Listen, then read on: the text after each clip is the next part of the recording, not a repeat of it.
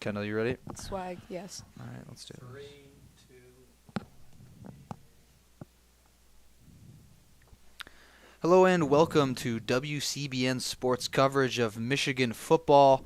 We are currently in a weather delay here at Michigan Stadium. My name is Kelin Flynn. I'm alongside Kendall Spencer right now, and we're going live here at 8 o'clock just to give you guys some pregame coverage. We're going to break down what's been going on around the world of college football today, and hopefully we'll be able to provide you some updates on what's going on at the stadium and going on with the weather, and hopefully, fingers crossed, we'll be able to get the kickoff sooner rather than later. Kendall, how are you feeling today on a rainy Saturday evening in Ann Arbor? I'm feeling pretty good. It's a little miserable outside, which is kind of upsetting because I was really looking forward to calling some Michigan-Hawaii football today. But it's been a pretty good day around college football. There's been a lot of really good upsets. So I'm in a decent mood, even though this game shows, it's not really showing any clear signs of starting anytime soon. Yeah, currently we have no update on a kickoff time. All we know is that due to lightning in the area, there's an extended delay of the game. Gates have not been opened. All fans that are currently in the stadium have been asked to seek shelter in the concourse. There's nobody in the seating area. It's a kind of an eerie sight here at the Big House. All the players and personnel for the teams have left the field. Field is completely empty. It is a bizarre sight to see. But we're going to just kind of take it around what's been going on in the world of college football today. A couple of big-time games, big-time upsets going on. Two ranked teams in the top 10 fell today, Kendall. We'll start off with a Michigan rival, number 8 Notre Dame, falling 26-21 to the Herd. Marshall heads into South Bend and knocks off number 8. This was a really interesting game because from the start, Marshall seemed to be keeping up with the Irish really well. It was close throughout the whole thing. The Irish pulled ahead out in the third, but then Marshall scored, and then there was a pick six, and then that was pretty much over. There was a couple minutes left in the fourth, and they just couldn't come back from that. Yeah, not a great game from Tyler Buckner, the new starting quarterback for the Irish. Notre Dame looked good in that game against Ohio State. Many were expecting that to be a complete blowout. Notre Dame covered the spread of that game easily and was even winning at halftime. Now they lose their first home game. Marcus Freeman is now 0-3 in his first 3 games as head coach of the Fighting Irish. Is there cause for concern in South Bend? I wouldn't go so far to say that just yet. I mean, I love to be reactionary as much as the next person. But obviously coming into a school, especially like Notre Dame, takes time to get adjusted. And you have a really hard opponent in your week 1 game with Ohio State. So that's going to throw them off. And Notre Dame played decently enough. I mean, a lot of people thought that wasn't going to be as close as it was. And this one, I think it was just kind of like a wheels fell off type of thing. Odd circumstances, kind of just like the mood around college football this week. And I think they just kind of fell into the trap of probably not preparing for this game as much as they did the week before. Absolutely, and we would now like to welcome in our FM listeners. You are tuned in to 88.3 WCBN Ann Arbor. We're really glad to have you with us, and as we were just talking about, we are currently in the middle of a rain delay here at Michigan Stadium. There is lightning in the area, and right now we're getting word that there is a tentative 9:15 kick. Tentative 9:15 kickoff, so that is subject to change, but that is the first news that we are hearing right now. We will continue to provide updates as we get more information, but we'll continue to talk about what's been going on across college football today. We're just talking about Notre Dame falling to Marshall at home today.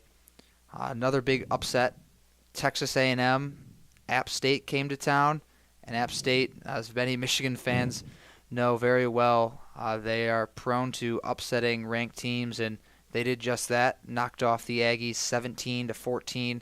A&M was an 18-point home favorite in that game, lost outright.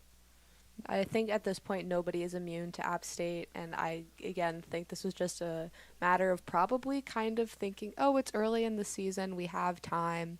I think a lot of the upsets that we saw were just like teams kind of prioritizing probably what they thought was going to be efficiently, but ending up bearing the brunt of that.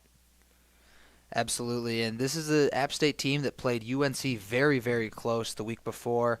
Probably should have won that game, but definitely a team with Chase Bryce at quarterback that's a very explosive offense. But this game, they got it done with the defense, holding the Aggies to 14, and were able to grind out a win on the road. Across the Big Ten, we had some big news as well. Washington State came into Madison and knocked off the Badgers. Wisconsin currently ranked number 19 in the country. They fall also 17-14 to Wazoo. That's also Washington State's first win against a Big Ten team. A ranked Big Ten team, that's correct.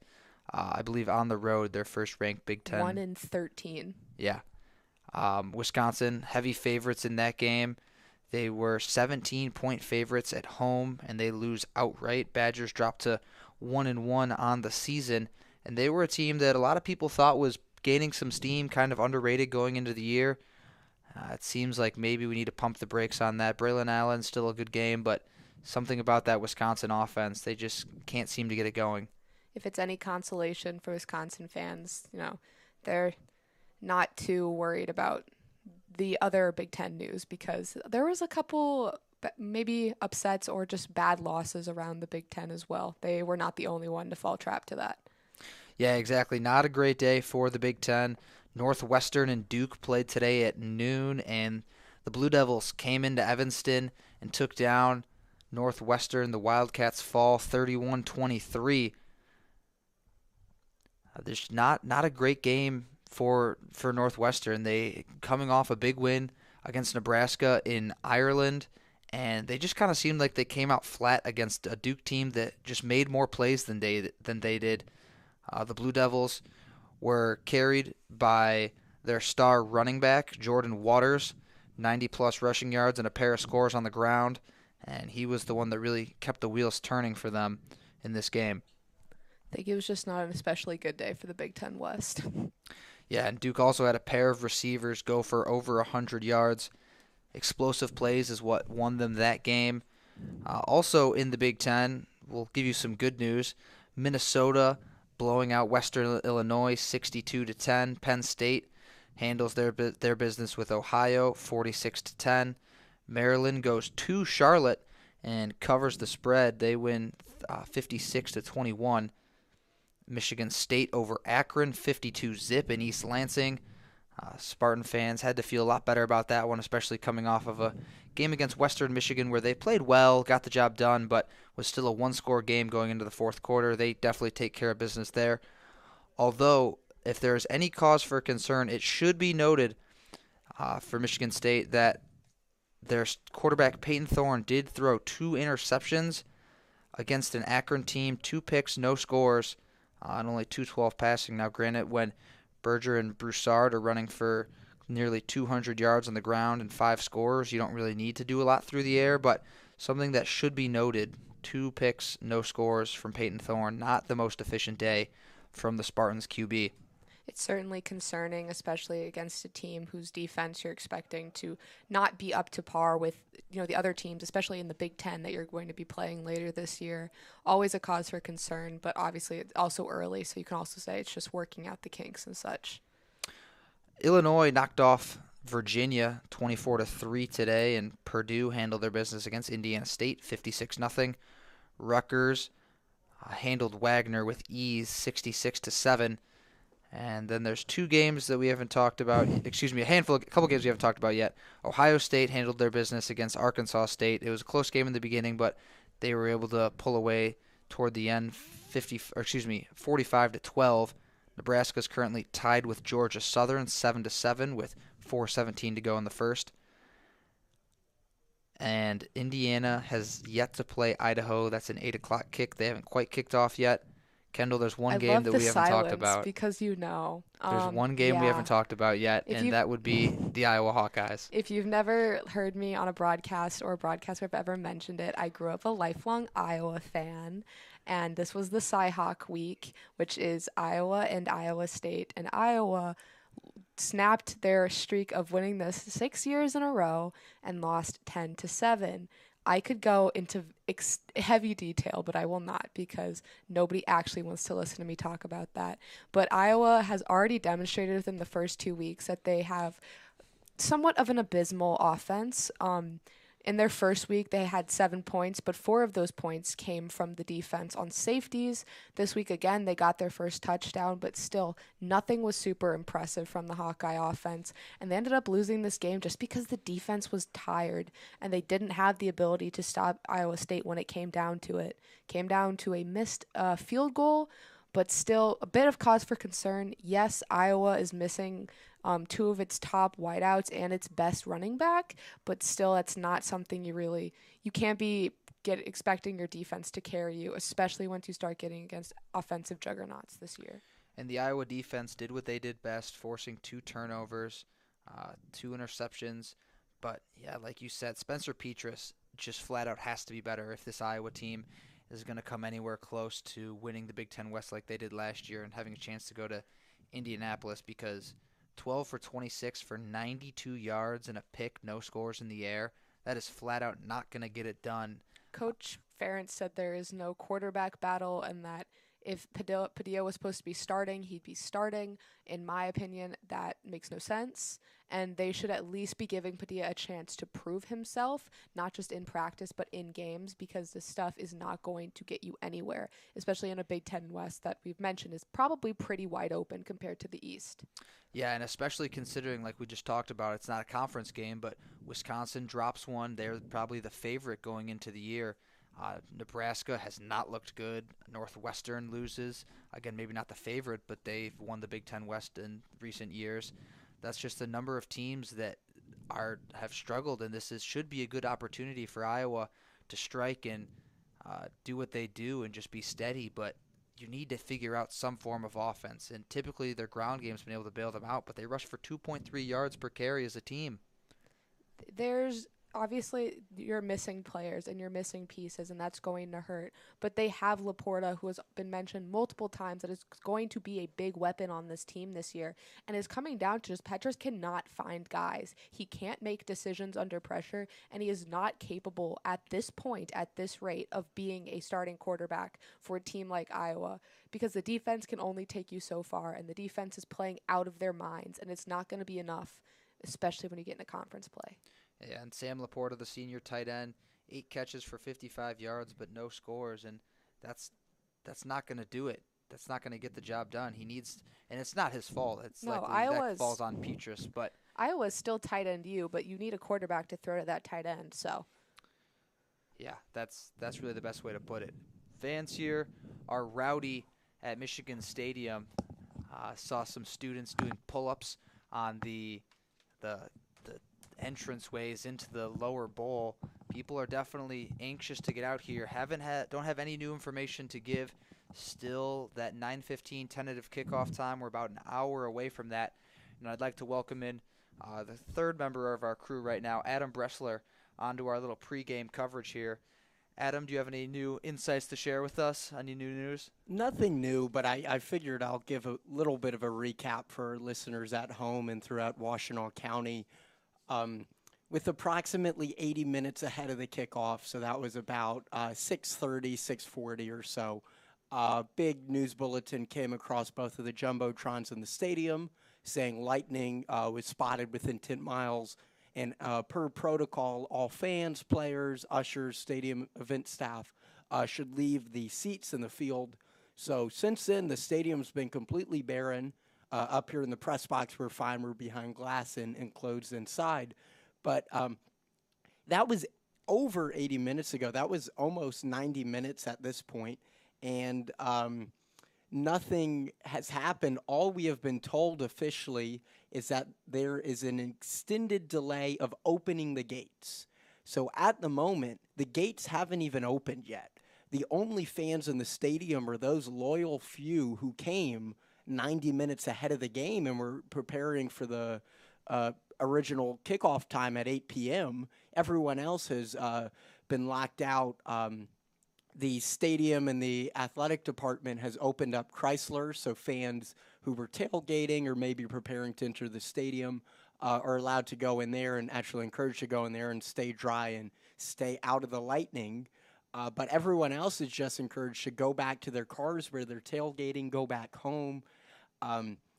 What I've heard, might be a bit out of date, but about 45 minutes or so, there was notice that the earliest they even open the gates is 8:30. So that'll be 15 minutes from now. And that's the earliest they would open the gates. That was about 45 minutes ago. So no update on whether that has changed or not. But even when they open the gates, the game can't just instantly begin. They can't just start at 8:35 after opening the gates at 8:30. I imagine it'll take at least half an hour to get all the fans in, get the team ready. The team was in the locker room, and there was talk of them going to Schembeckler Hall, where they have an indoor field house, and potentially getting loose and staying warm. I'm unsure if they actually left or not, but what we're hearing is a 9:15 kickoff. So we'll be live here for at least the next couple hours until we hear otherwise, preparing ahead of this wonderful broadcast between Michigan and Hawaii. These two teams don't play very often. This is only the fourth time in program history these two teams have faced off, but should be a good one. Earlier today, before the game, there was, in fact, a rainbow over the big house, and it was arching from, like, Chrysler to Ferry Field.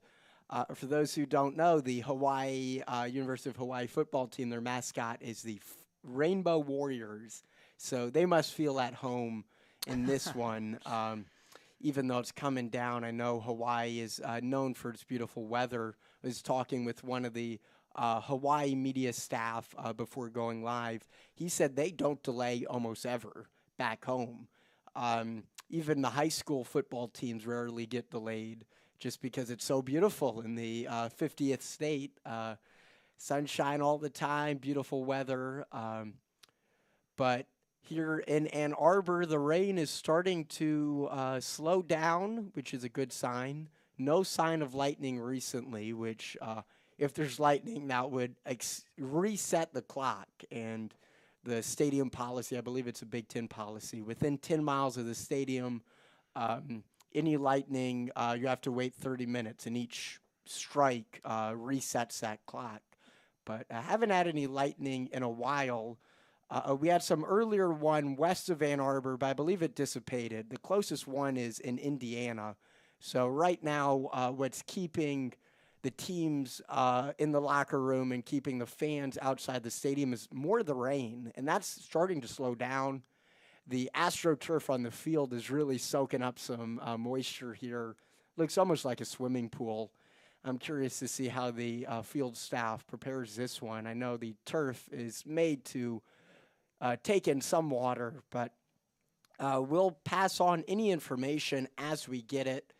And it should be a really great game here. So stay tuned to WCBN FM Ann Arbor 88.3. Also on our YouTube page, we'll have live play-by-play commentary. Until then, we'll continue our pregame updates, and we'll provide any word that we receive about the status of this football game. Yeah, thank you, Adam, for that. And just to pass this on, the Michigan Department of the security here, they have made these shelter locations. Adam mentioned Chrysler Center. They also have, for people seeking shelter, the Indoor Training Center, the Student Theater Arts Complex, Chrysler Center, like we mentioned, and the Sports Coliseum.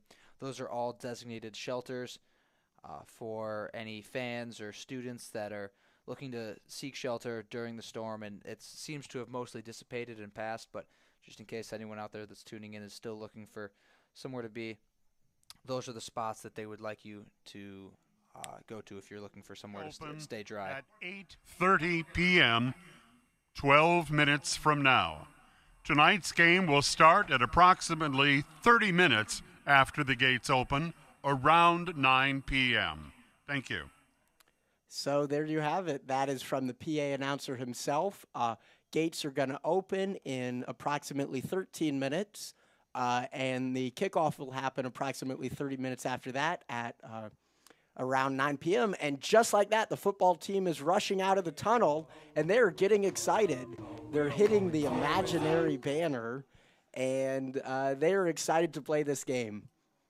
Yeah, absolutely. Still weird with no fans being in here. Looks like the ushers are starting to make their way down into the lower bowl. Fans are now being let in. I'm sure the gates will be opening up here soon, and the fans that were able to get in about that 10 to 15 minute window where it was open are now starting to pour out into the lower bowl. Yeah, these are the loyal fans who not only came to the game early, over 90 minutes early, at least for these fans to just be in the stadium at this point, but they stuck it out. So they've been waiting for 90 additional minutes, even longer, just preparing for this football team to come back. And they're rushing out of the concourse, finding their seats, and they must be very excited to be back. And just like that, all precipitation is pretty much stopped. It's a little bit of mist, but it looks like this game is going to start only about 60 minutes late, which is a surprise considering how hard it was coming down earlier. Yeah, and we'd love to see the student section now opened up, students pouring down, trying to fight down for that front row there. Looks like we're still going to have football tonight in Ann Arbor. Love to see that, as this team has been hungry. These fans are waiting for this night game atmosphere, one of my personal favorite times of the year, favorite types of games. Whenever the lights are bright in the big house, it's always a good time. I know last year for Washington was just an incredible atmosphere. The maize out, not a maize out, but many fans still wearing maize because it just pops so well under the lights. Yeah, it's very rare that we get these night games. It's kind of unwritten, but the university doesn't like scheduling a lot of them. I'm sure ESPN and Big Ten and Fox would love all these games to be in prime time, but the community just doesn't like it, and the students don't like it either. I know I was talking with friends, and I'm sure even professors and university administrators don't love having people out partying, people being rambunctious this late at night on a weekend, and just all the traffic that entails with it. So it's a very special treat. It was only a couple years back when they first began these night games. I believe it was Notre Dame was the first one when they started that. And they keep it to one, maybe two a year. Last season we had two. Only one scheduled for this season, but it's very likely a second one will be scheduled as well. Last year it was the Washington game, which was also week 2. And then they had the Indiana game in November. I can't imagine they have a late game that's also at night. I don't think that went particularly well for anybody. It was just so cold and dark. Yeah. I have a feeling it would be one of those October games. If right now, I believe that, I'm not sure if it's been 100% confirmed, but I think it's pretty likely that one of Michigan State or Penn State will be a night game. I know Penn State's already been confirmed as the maize-out game, so I would not be shocked if that turns out to be the night game, because it's well known that the state and both Michigan and Michigan State university officials aren't huge fans of having that game held at night, just because of the amount of people that'll be at whichever campus it's at and everything that entails. Yeah. But we do have eyes on both JJ McCarthy and Cade McNamara down on the field, both getting some work in, throwing to trainers, throwing to receivers, trying to get loose here. And as we all know, this is JJ McCarthy's first start in a Michigan uniform. He is the starting quarterback today for the Wolverines. Jim Harbaugh, discussing the quarterback competition, gave Cade McNamara the Week 1 start against Colorado State last week, and then deferred the night game against Hawaii Week 2 to J.J. McCarthy. So he will be the one leading out the Wolverines for their first drive tonight. And Week 3 against UConn is yet to be determined. Now, Cade McNamara left a little bit to be desired. We discussed this on the DSR Monday. Adam, what does J.J. need to do to kind of secure that role, because the door was left open by Cade McNamara? Last year, JJ's biggest concern was his ball security. he got more than a handful of drives, and he was very successful. But he also had some drives that ended prematurely due to fumbles and such. And I think that's the biggest liability that he has. The hope is that he was just a young player. He was a freshman last year, and he'll develop out of that when he transitions from facing high school guys who that's likely the highest level of ball they'll ever play versus a lot of guys who might be in the NFL one day. It's a big step up. And the question becomes, over the summer and in the spring, has he been able to develop that ball security that he'll need to be a starting quarterback at a top 5 football program? For Cade, he's a known quantity. He could bring the team to a Big Ten title game, as we saw last year. He could lead them to victory.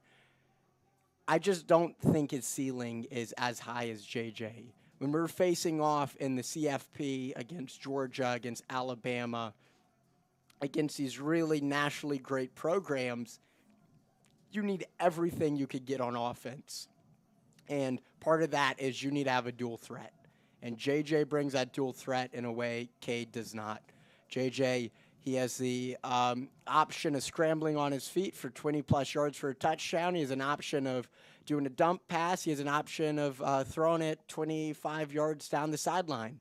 He really leaves everything open in a playbook, which I know Coach Harbaugh really respects. But Cade, if he does scramble, it'll be a marginal gain, a gain of 5 yards at most. He's not the type of guy who's going to be scrambling, finding the seam, and laying out in the end zone 20 seconds later. He's the type of guy, if he sees an opening, he'll get the first down, but you can't really design plays around it, and that's a real concern. So they're really two different types of players. We know what Cade could do passing-wise. He could find any of the receivers that Michigan has streaming down the sidelines 40, 50 yards. We saw last year with Cornelius Johnson, just that connection. I'm sure Ronnie Bell, too, finally getting back in that system healthy again.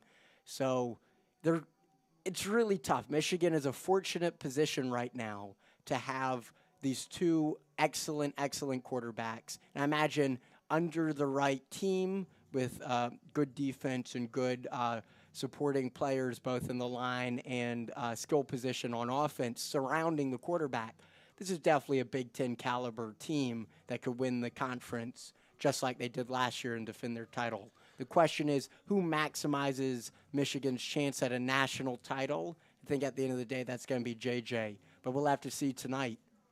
Absolutely, and I think fans across the board are really excited to see JJ McCarthy in this kind of position.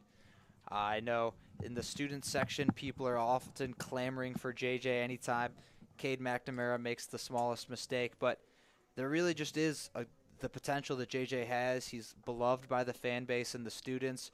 He's got that kind of that swagger, that personality that really draws people in, and I think it's going to be really telling how he does stay. Granted, Hawaii is not a strong opponent. They got blown out at home by Vanderbilt. They lost to Western Kentucky as well at home.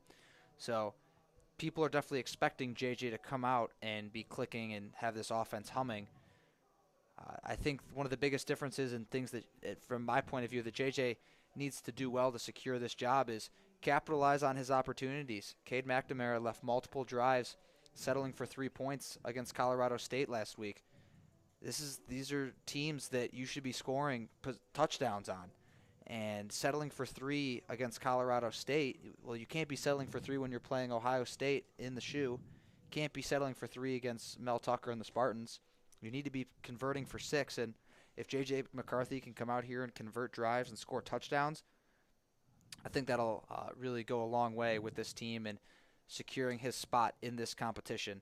I think also with JJ, and I'm back, by the way, there's like almost a mythos that's been built around him where like the idea of what JJ could be is almost more exciting than what JJ is. Cade is a phenomenal role player, and last year his role was very clearly defined. He just needed to connect when he absolutely needed to and keep the offense moving. He wasn't necessarily asked to do anything special. So when he did, it was a plus, but when he didn't, it was more of just, okay, that's what we're expecting from him. But now, knowing what JJ could potentially bring to this team, especially with the way that fans treat him, especially many underclassmen, I think he is completely convinced anyone who's a sophomore or below at this point. I think just people are more excited about the possibility. JJ's shown what he's capable of. He's shown he's a very talented guy and he has an incredible arm. And I think they're more willing to look past perhaps when he doesn't connect or when he doesn't do what he needs to do, just because he has the possibility to make so many more exciting plays. So if he can bring that like enthusiasm, but also is able to, like has been mentioned, connect when he needs to and make those drives that Cade couldn't, it's kind of impossible to argue taking the starting job and giving it to Cade. Yeah, absolutely. Cade McNamara in that game against Colorado State, there are just a couple throws that are throws that you need to make, and throws over the middle. There was one to Eric All where Eric All kind of slipped, but the pass was high and it got picked off. It later was called back, but just multiple throws over the middle that were behind a receiver or not where it really needs to be to maximize the run after the catch or put them in the best position. And if JJ McCarthy can come out here and put the ball where he needs to, I think he's really, the job's all his, all but his. His legs, like we've mentioned, is just such a difference maker. There was one play last time against Colorado State where JJ McCarthy was able to escape the pocket and hit a receiver on the run, which led to a first down, and that's just not something that Cade McNamara can bring to the table. And like Adam talked about, the ceiling capabilities of J.J. McCarthy. And I think for both quarterbacks, there's kind of become this misconception, Kendall, that one for Cade, that Cade can't be a ceiling guy, that this team's ceiling is severely capped by Cade McNamara. I don't think that's completely untrue. I mean, this is a guy that led the Wolverines to a Big Ten championship. He was the starting quarterback that beat Ohio State. He vanquished Ohio State. And I also he took think the team to the CFP. I mean, I think that has to count for something. No, I also think like they weren't asking him to be the star of the team. They weren't asking him to make the phenomenal 50-yard throws. They were asking him to do what he needed to do, and he did it exceptionally well. I feel like because he was maybe more limited in game plan and the plays that he was running, people think that he's not capable of those plays, which isn't necessarily true. It's just he didn't really get a chance to show them last year. And this game against Colorado State is maybe evidence for what people saying he can't do those things. But regardless, I think that, and on the other side of that coin, I don't think JJ is this guy that is just a turnover machine that some people have kind of made him out to be, that he's this huge liability and that he's super boomer bust. I think in the times that he's been on the field, he's shown he can take care of the football. He can take the checkdowns, do what he needs to do, but he just has more of a tendency to, and a confidence maybe, to be able to go for that big play. The problem, I think, that kind of continues that JJ can't hold on to the ball is he picked the worst moment to make the worst mistake of his very short and very young career, which is the game against Michigan State. Everybody knows what I'm talking about, so I'm not going to beat a dead horse. But I think that moment, and since it was so pivotal and it was so important, really instilled itself in a lot of people's minds and then just refused to let go. And therefore it put worry in people's heads that he can't hold on to the ball. He's too volatile. He wants to make the big play, and so he's going to, let himself get sacked or he's going to fumble the football. And I think it's just very reactionary for a guy who, well and truly, we did not see very much of last year. Yeah, absolutely. And I really think this is going to be a fun game to watch and see how the offense goes. And another thing is, for people that are expecting J.J. McCarthy to come into this game and just start slinging the football all over the field and for the Wolverines to totally open it up and look like a completely different team, I would advise you to really temper those expectations, because this is a team that does not like, in a coaching staff, that does not like to open it up in the beginning of the season. We saw that last year in the first few games of the season. It was a lot of running the ball. It was a lot of simple passing plays that really were just easy throws to make, keep the chains moving. And they took their shots when they needed to, and they did that sparingly, but they're not going to open up the playbook. Just because JJ McCarthy's starting at quarterback does not mean that they're going to be running a bunch of different plays that they would with Cade McNamara. They want JJ McCarthy to come in here and execute the offense. That's not to say later in the season against an Ohio State, against the Michigan State, that they won't have more confidence in opening up for some downfield shots, but it's just not something to expect for him to come out here and throw for 500 yards and 6 TDs. He's probably not even going to play the whole game. He'll probably play a half, maybe a drive or two in the third. Cade will get some opportunities, and then it'll go to Bowman and Orji. I think that's also partially the reason why Harbaugh sort of backtracked and was like, well, I said I'll have a starter decided for the third week, but now saying maybe I won't, maybe I'll keep deciding for each game, because I think both quarterbacks we'll definitely see today, but we definitely know with Cade are capable of executing this offense, because while Hassan Haskins is gone, we still have Blake Corum, and so our run game is still going to be such a huge part of this team. So I think for the first couple weeks against opponents who maybe leave a little bit to be desired, he still can go back and forth, seeing who slots in and who can execute this offense well. But like you mentioned, it's going to be those big games, the important games, where it's going to be decided, okay, who can really get the ball downfield, who can make that special play, who can deliver on that one last drive. And I don't know necessarily who he's going to decide, but I think in a lot of people's eyes, that's JJ. And we'd still obviously have a whole game to be played today and decide that, but that's something we've kind of touched on here, is that this is a very different team. The makeup of this team is very different than it was last year. Last year's team was built on a tremendous pass rushing duo of Hutchinson and Ojabo that attacked the quarterback, a defense that was very, very good at holding their opponents, making them uncomfortable, causing issues getting to the quarterback. They had the best pass rush duo in the country. That's not the same this year. However, they returned nearly all of their offensive starters, losing center and right tackle, but they replaced center with a Remington Award finalist and have a guy in Trente Jones who's sliding in at right tackle and looking to be okay so far. And so this is a team that's going to have to rely more on its offense. Like I just mentioned, they lost Hutchinson, they lost Ojabo, Josh Ross, the middle of that defense is gone. Daxton Hill, the best defensive back on the team, is gone. So there's a lot of turnover. The safeties are gone. This is a team that's going to be different, and the offense is going to need to take a bigger step this year and be kind of more of the driving force of this team. Hassan Haskins is gone on that side of the ball. Now, granted, you have Corum and Edwards, which is a tremendous running back duo, among the best in the country, but it's just a little bit different. It's going to be a different style of football, and I think this may be something that JJ McCarthy fits into better than Cade McNamara, because I think Cade McNamara was the perfect quarterback for last year's team. For sure. I understand the quarterback battle this season. Last season, I completely agreed with playing Cade, because last year, I don't know how exactly to explain it, but it was like power, and it was heavy, and that's the way that the team felt to me, especially with Hassan Haskins being the driving force of that offense and the exceptional talent on defense. They were able to just kind of push and kind of wear down teams until finally they just kind of imploded, and then they could let it loose.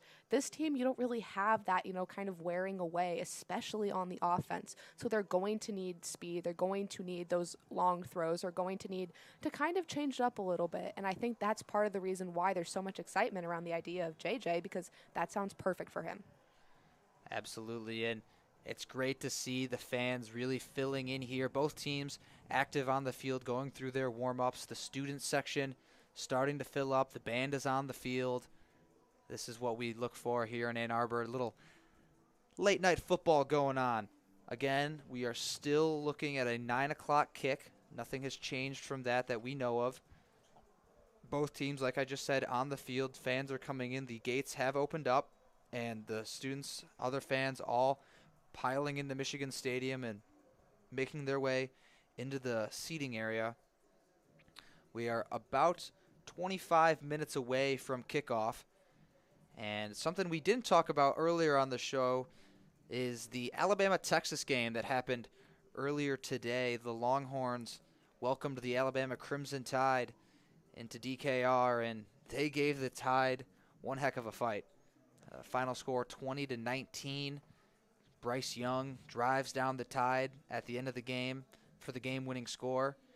Kendall, what does this tell you, one, about the number 1 ranked team in Alabama, and 2, team in Texas that for so long has been claiming to be back?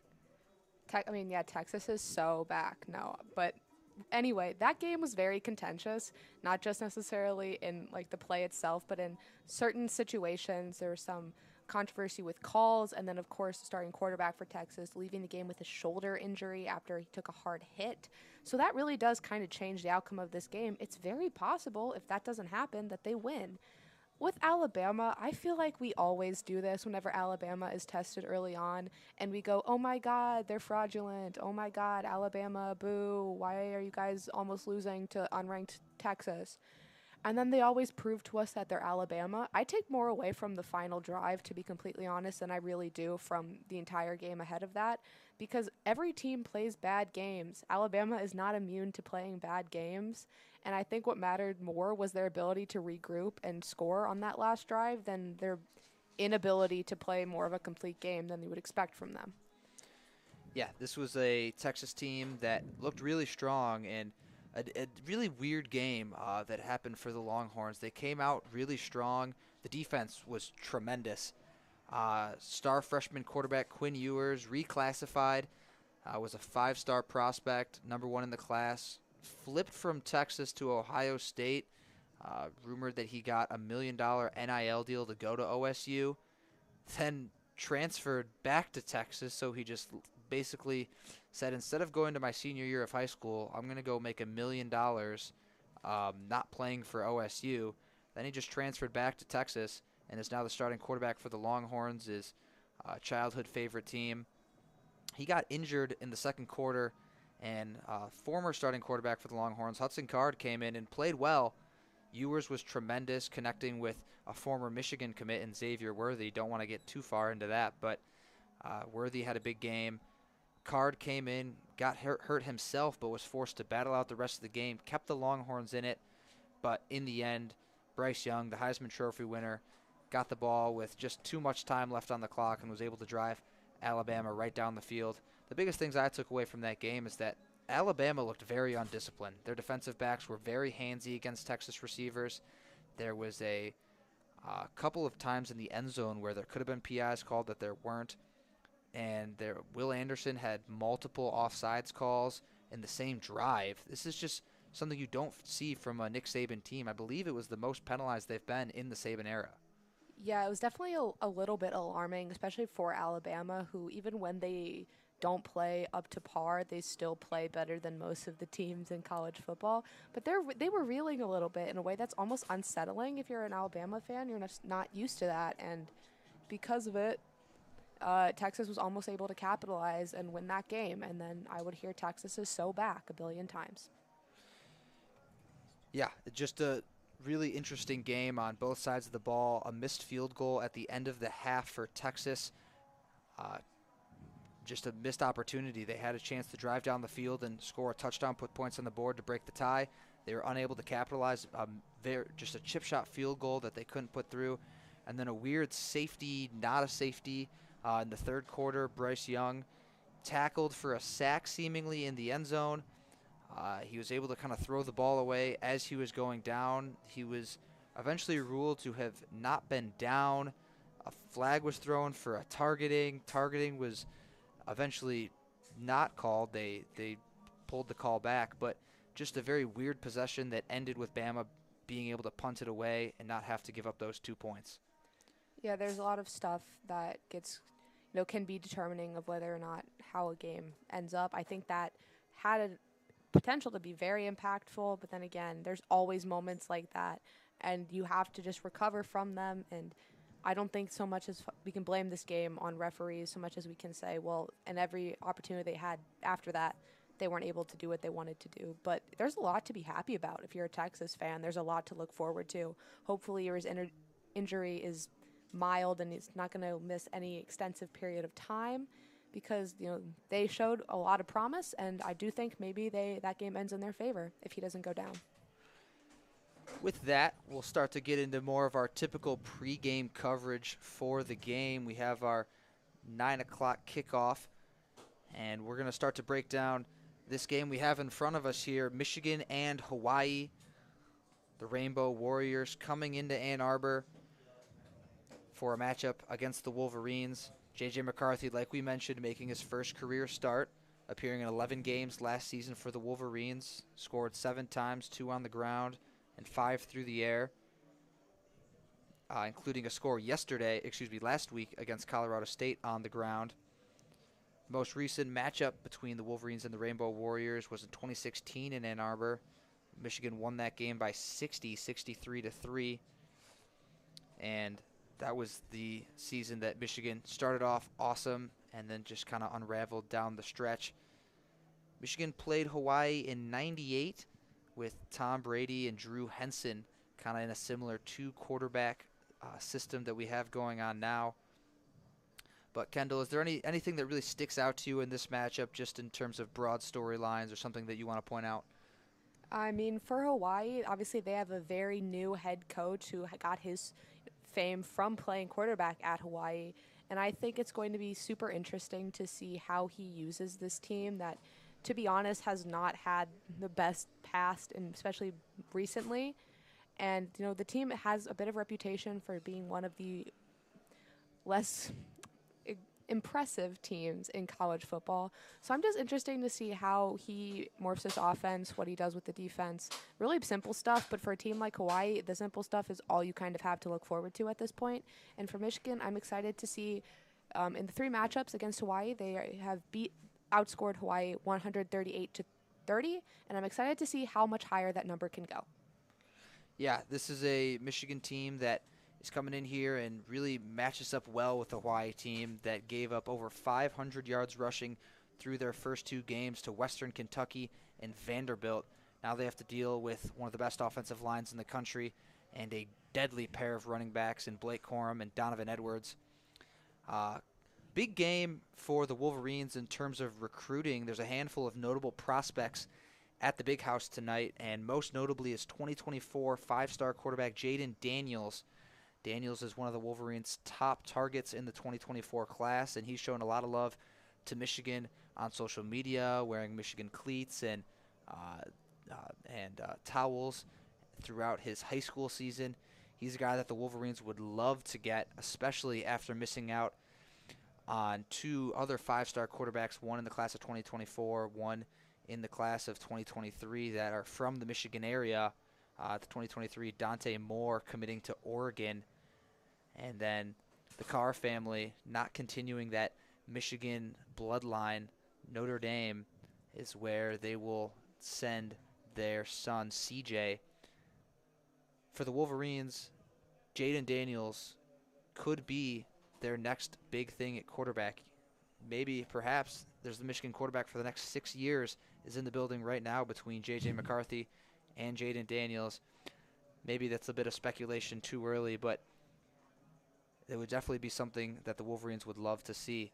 Also, 2023 4-star Caden McDonald from North Gwinnett High School in Georgia. Same high school that DJ Turner attended. He's a big target for the Wolverines in this 2023 class, still uncommitted. 2023 3-star D lineman Brooks Barr is committed to the Wolverines, and he's here to watch the Wolverines take on the Rainbow Warriors and just kind of get a feel for what the Big House is like. Again, he is currently committed to Michigan. And then the last prospect is 2024 4-star wide receiver Jordan Shipp. He's a teammate of Jayden Daniels, so they made the trip from Charlotte, North Carolina to Ann Arbor, Michigan together. And this is definitely going to be a big opportunity for the Wolverines to make a good impression on both of them under the lights, big-time atmosphere, in a game that they should win very handedly. Oh, I think this is an exceptional game because you're going to see all of the best that Michigan has to offer in this on both sides of the ball. And even with the 1-hour rain delay and the fact that everybody here is soaked, fans are still showing up, so should be exciting. Absolutely, and just to run through everything we've talked about at the Big Ten again, we'll recap some of those games. A couple games currently going on still. Nebraska locked up with Georgia Southern 21-21. Idaho and Indiana, that game's underway. They're still knotted up at 0 early in the first. Again, Ohio State knocked off Arkansas State 45-12. Minnesota over Western Illinois 62-10. Duke upsets the Wildcats of Northwestern 31-23. Penn State handles their business at home against Ohio. Washington State heads into Madison and knocks off the Badgers 17-14 in a big upset. Badgers were 17-point home favorites in that one. Maryland goes to Charlotte and wins 56-21. Michigan State handles their business and looks a lot sharper against an Akron team that has struggled 52-0. Iowa State goes into Kinnick and knocks off the Hawkeyes 10-7 in a game where Spencer Petras again did not look very sharp. The Hawkeyes have major questions on the offensive side of the ball that need to be figured out sooner rather than later. Virginia falls to Illinois 24-3. Purdue over Indiana State 56-0, and Rutgers demolishes Wagner 66-0. That's been what's going on in the Big Ten today. Across college football, we ran through some of those scores, notable ones. Alabama hangs on against Texas, winning by 1 point, 20-19. Marshall upsets number 8 ranked Notre Dame in South Bend. Appalachian State knocks off number 6 Texas A&M. The Aggies fall 17-14. Number 24 ranked Tennessee goes to Pitt and knocks off the number 17 team in the country in overtime, 42-27. A lot of big games going across college football today, but the one we're most excited about is kicking off in about 12 minutes. The Wolverines and the Rainbow Warriors of Hawaii. A lot of upsets around college football today, and despite Adam's rainbow warning, because there was a rainbow earlier, I'm not too afraid that this will be one of them. But I don't know, knock on wood, I'm exceptionally superstitious, so I'm not going to go ahead and confirm anything. Confirm nor deny anything, because I don't want to bring that and then have people blame me for it. Again, just about 10 minutes away from kickoff, and we're going to bring in Adam Bressler back over to discuss some in-depth kind of matchups for this Michigan-Hawaii game. Adam Bressler will be on the call for the first half with Zach Linfield. Adam, you're running color in the first half. What's at stake here for Michigan? For the Wolverines going into this game, obviously they're big-time favorites in this game, over a 50-point spread. What makes this game a success for Michigan? This is a trap game in every sense of the word. Coming into this, Michigan had the highest spread in program history. This program dates back over 100 years, the winningest program in college football, and this alone is the largest spread. Granted, like spreads are like a modern conception and hasn't been a historical thing. I'm sure if you went to the 1912 team where they were putting up hundreds or whatever, you'd find a larger spread. But at least it still means something to have a 52.5-point spread coming into this game. And Hawaii, they did not look good in their first 2 games, but we've seen upsets all day today. I'm afraid Michigan might be the next one. The delay, you never know how that affects the players. You never know how that affects the quarterbacks, the skill position guys, the receivers. The field is not ideal. It's relatively dry with the AstroTurf and the drainage, but it's not like it was baking in the sun all day. It's not. It might be a bit more springy than these players are used to. And that's a real challenge in this one, is making sure Michigan does not let up, even if they don't win by 52 or 53 or whatever the spread is, making sure this is a convincing win for the fans who stuck it out in this night game under the lights, for those watching at home and those listening at home. Absolutely. And so for this game to be a success for Michigan to walk away from this game saying we got everything we could out of this game, because clearly this is not a game that Michigan is going in circled on the calendar thinking this is a big-time game that we need to put our necessarily, obviously you try to win every game and you want to put your best foot forward in every game, but this is not a game that Michigan is necessarily getting amped up for. Just winning this game is not enough to call it a success. What are the games within the game that Michigan needs to do to come away with this as a success? Because it really is a tune-up game in every sense of the term. There's a couple of things, and I'm glad you asked this because I was thinking about this all day as I was walking to the stadium. First off, you need to make sure Michigan has control the whole time. If Michigan even looks like they might not win, that's a failure. They should, from the moment the coin is flipped until triple zeros in the fourth quarter, Michigan needs to control the tempo, the pace, the scoring, all of that. Second off, you need to make sure in the red zone you punctuate it with a touchdown. You don't want to see any field goals. I know points are points, and later in the season they matter, they add up. But in a game like this, if you can't even punch it in, what are you going to do against Penn State? What are you going to do against Michigan State? And what are you going to do against Ohio State? Completely unacceptable last week that we had a couple of drives into the stadium, into the red zone, and Michigan just unable to get it in the end zone and find it. I know it's good to get Michigan's nationally renowned kicker some practice, but let's do that later in the season and let these tune-up games tune up the actual receivers who could use the practice and show what they're capable of. And yeah. Just going to say, for the Michigan Wolverines, obviously injury is a part of this one. Nikai Hill-Green is hopeful for this one, and Tucker Barnhart is out, that kind of sixth offensive lineman for Michigan. He suffered an injury against Colorado State and will be out for this game against Hawaii. Now, Adam, obviously the quarterbacks are the biggest part of this game. That's kind of the big storyline.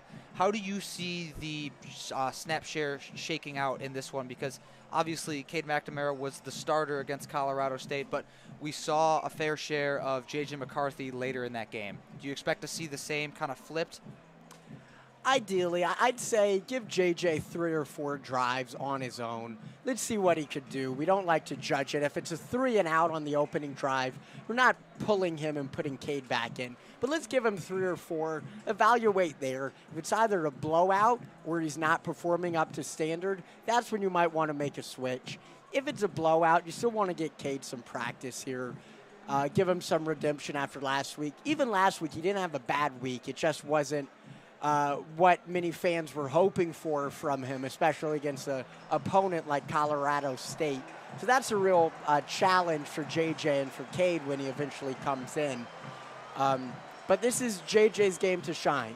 He's starting for the first time in his young career, and the question becomes, will he make the most of this opportunity? Absolutely, and I think it would be not shocking at all to see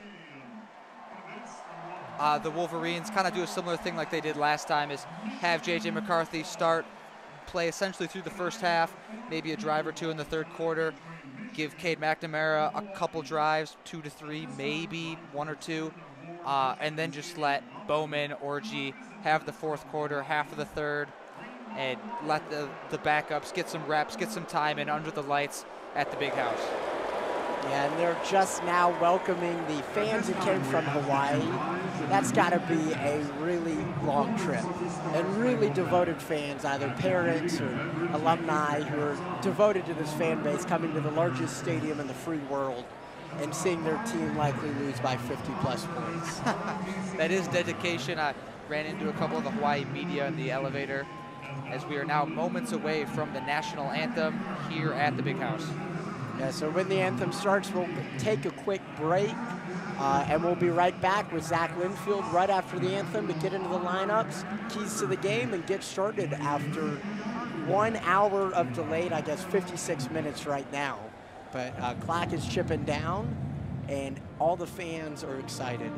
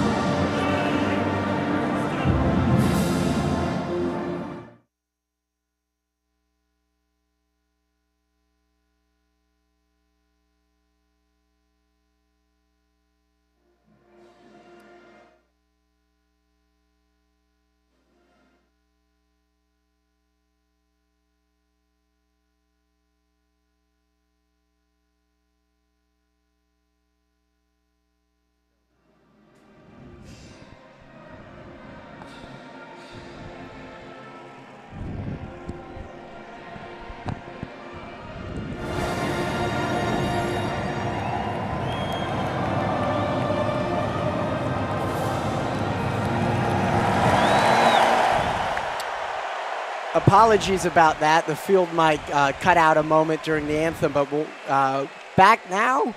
2 minutes, 38 seconds till kickoff, and this game's about to begin. I'm joined for the first time since, I guess, January 1, 2022, I guess the 31st, New Year's Eve.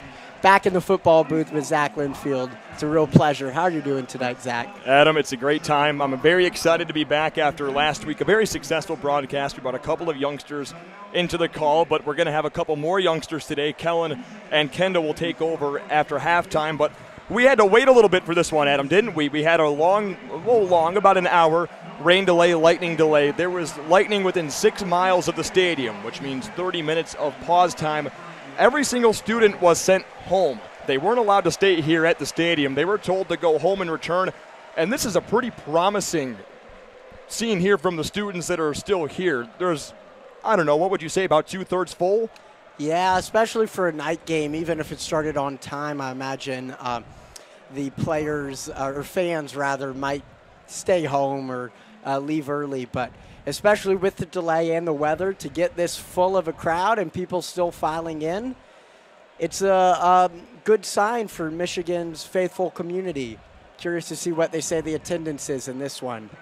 Yeah, we're certainly going to see. Well, it was going to be a very good crowd. A lot of fans were here very early in today's game, but the coin toss down on the field has been concluded. Referee Larry Smith is the head official today. Hawaii will receive against the Wolverines this afternoon, and this is a bit of an odd scene, Adam, because the Michigan Marching Band did not get a pregame show for the first time since 2017. Wow, yeah, these weather games are when that happens. I'm sure the band's a little bit disappointed, but they got to understand. Tonight's game was anything but normal pregame with the lightning, with the heavy rain. They'll be out at halftime, and they'll make the fans excited for those who stay. Let's quickly go over the starting lineup for the Hawaii Rainbow Warriors at 0-2.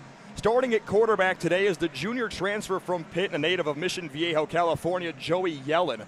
He's gotten one start on the season, but across the offensive line, Elm Manning, Stephen Bernal-Went, Iliki Tanuvasa, Micah Vanterpool, and Austin Hopp from left to right. Jonah Pinoke, James Phillips, and Jalen Walthall are the leading receivers for Hawaii. Jordan Murray and Caleb Phillips at the tight end position. Detriot Parson is the running back for the Rainbow Warriors. As Kelin mentioned in the pregame, Michigan has Nakai Hill Green questionable for today's game. We'll see if he'll be out there, but Michigan will be kicking off to Hawaii to begin game number 2 of this 2022 campaign. Adam, I love saying it every week. What a football game we have here this afternoon. It's 1-0, 4th-ranked Michigan against the 0-2 Hawaii Rainbow Warriors from the islands. Jake Moody is set to kick it away for the Wolverines. In Hawaii, they'll use a different combination of return men back deep.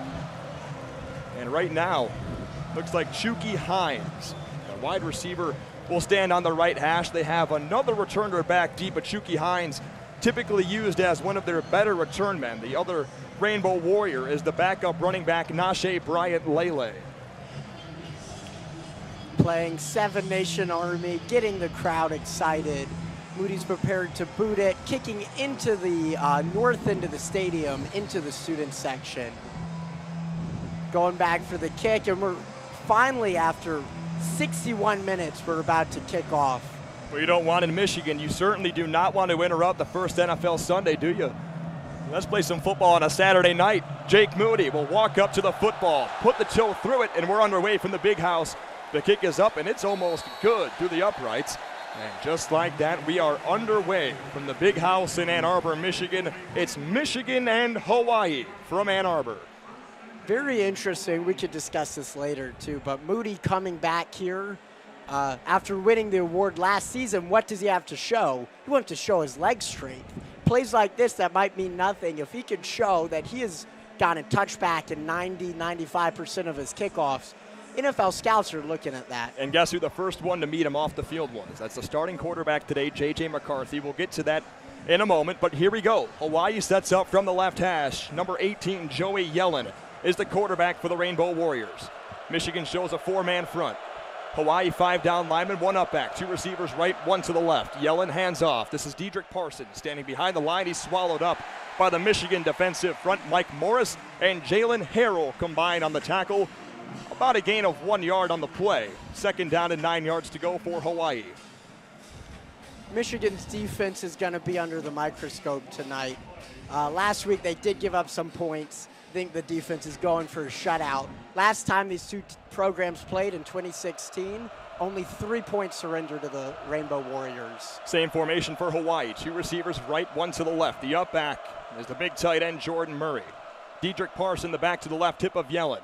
He'll get the handoff again. Mike Morris comes from his opposite side edge position, and he rips him down from behind. A pickup of 2 yards on the play. It's 3rd down and 7, and we get to see about, what would we say, Adam, 90,000 rise to their feet and cheer on the defense on 3rd down and 7 yards to go. I have a feeling they'll put their thumb on the scale when they announce the attendance, try to get over 100K, but we'll see. 3rd down, 7 yards to go from the left hash. 5 down linemen for Hawaii, 2 receivers wide to each side. The running back remains Detriot Parson, the senior transfer from Howard from Philadelphia.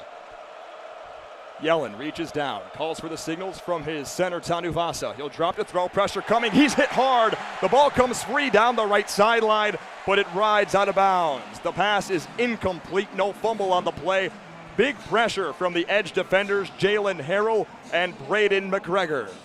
4th down and 7 yards to go. A quick start, Adam, for the Michigan defense. Huge first drive. Very close to being a fumble right there. It would have gone out of bounds, so Michigan likely would have had to wait at least for the punt to get recovery. But huge statement from Michigan's defense on this very first drive. Punting for Hawaii, Matthew Shipley. He's got a big leg from Liberty Hill, Texas. A.J. Henning is deep to return. And the lights were playing tricks on the Wolverines pregame. That's not a great kick. It lands down to the 40. A.J. Henning will touch it. He'll bobble it for a moment, keep his footing underneath him, and he'll be brought down at the 33-yard line. That's a bit of an ill-advised pickup from A.J. Henning. And also a little bit gingerly off the field goes Hawaii's backup running back, Nashe Bryant Lele. But for the first time, here's the story of the game. JJ McCarthy, Adam, his first collegiate start, and he had to wait over 1,000 days since committing to the University of Michigan. Here's JJ McCarthy's first start in the maize and blue. Blake Corum is the deep back. Number 9's under center. One wide out to each side. Ronnie Bell in motion from right to left. 2 tight ends in the formation. McCarthy from under center. Hands off Corum, right side. He's got a lot of space to the 35-40. Makes a man miss, 50. Corum's inside Hawaii territory. There is a flag down on the opposite side of the 50-yard line, which would be in Michigan territory. It might be a hold. Nope, it looks like the officials on the far side are going to give Hawaii a warning for coming too close to the field. That's a big pickup on the play by Blake Corum and a good start, Adam, for the Michigan offense. Huge for Michigan's offense. Keep those chains moving. He was 2 or 3 men away from the end zone there if he would have gotten a move. Still what you love to see, huge pickup on the very first play from scrimmage for the Wolverines. All the way down to the Hawaii 42-yard line. JJ now in the shotgun. One running back to his right is Blake Corum. 2 receivers left, one right, one up back is Eric All. JJ fakes the handoff. He'll fire deep for the Hawaiian, Roman Wilson. He'll make the catch. Touchdown, Michigan. What a start for the Wolverines. You mentioned the Hawaiian Roman Wilson. He's only one of 4 players in program history to be from Hawaii. He's making a statement against his hometown team. What a pass from McCarthy to Wilson. How about JJ's first pass as a starting quarterback, a 42-yard strike to Roman Wilson. That's his second touchdown of the young season. What a piece he's going to be for the Wolverines next year as well, as they're going to lose a number of receivers to graduation and the NFL draft. 6-0 Wolverines. Jake Moody will try and put it through the uprights to give the Wolverines a 7-0 edge. Good snap, good hold, kicks up, and it's good. What a start for Michigan. 2 plays, 66 yards, all of 36 seconds to take a 7-0 lead. I love what I've seen from JJ. His biggest concern last season, besides the ball security, was those deep passes. This time, first time stepping back in the pocket and throwing, it's a deep ball, and most of it was in the air, too. It's not like it was a shallow play and the receiver had to make some moves on his feet. The ball moved in the air over 35 yards. Showing his arm strength is what you love to see.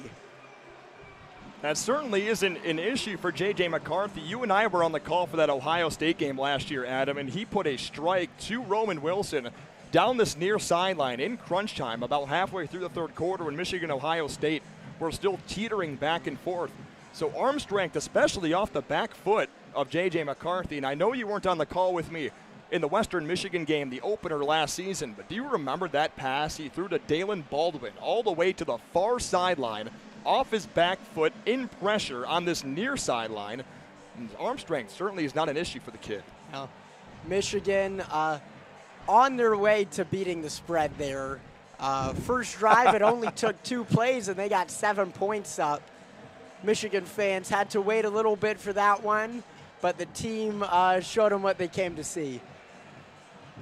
Now, as far as expectations for the rest of this game, Adam, it's obvious that Hawaii is an inferior team to Michigan. The talent gap is a little bit too far for these guys to cover up. But it doesn't take away from the fact that there was still an hour of weather delay. There aren't all that many fans in attendance compared to what we would usually see. But is Michigan really on upset alert against a Hawaii team that's 0-2, has allowed 545 yards of rushing already this season? I was concerned before the game. It might just be me as a Michigan fan. Also because nervous. of the landscape today with Texas, Alabama. You see that with Texas, Alabama. You see Notre Dame as well. Texas A&M with Appalachian State. Ohio that State name before, right? even played closer. They didn't even cover the spread. In the first half with Arkansas State, it was close. Wisconsin got another loss in the Big Ten. Northwestern losing. So a lot of upsets here in the Big Ten. I know Hawaii's probably one of the worst teams in D1, but I was a little bit nervous with that upset. After that first drive, I have zero concern. And just like that, we're about set to play football again. 15 seconds remaining on the first media timeout of the first half. Michigan, a 7-0 lead, a 42-yard connection from J.J. McCarthy to Roman Wilson. 12:48 remaining in the first quarter. And it's a Michigan 7-0 lead. Jake Moody set to tow it away. Shuki Hines and Nashe Bryant Lele is deep to return.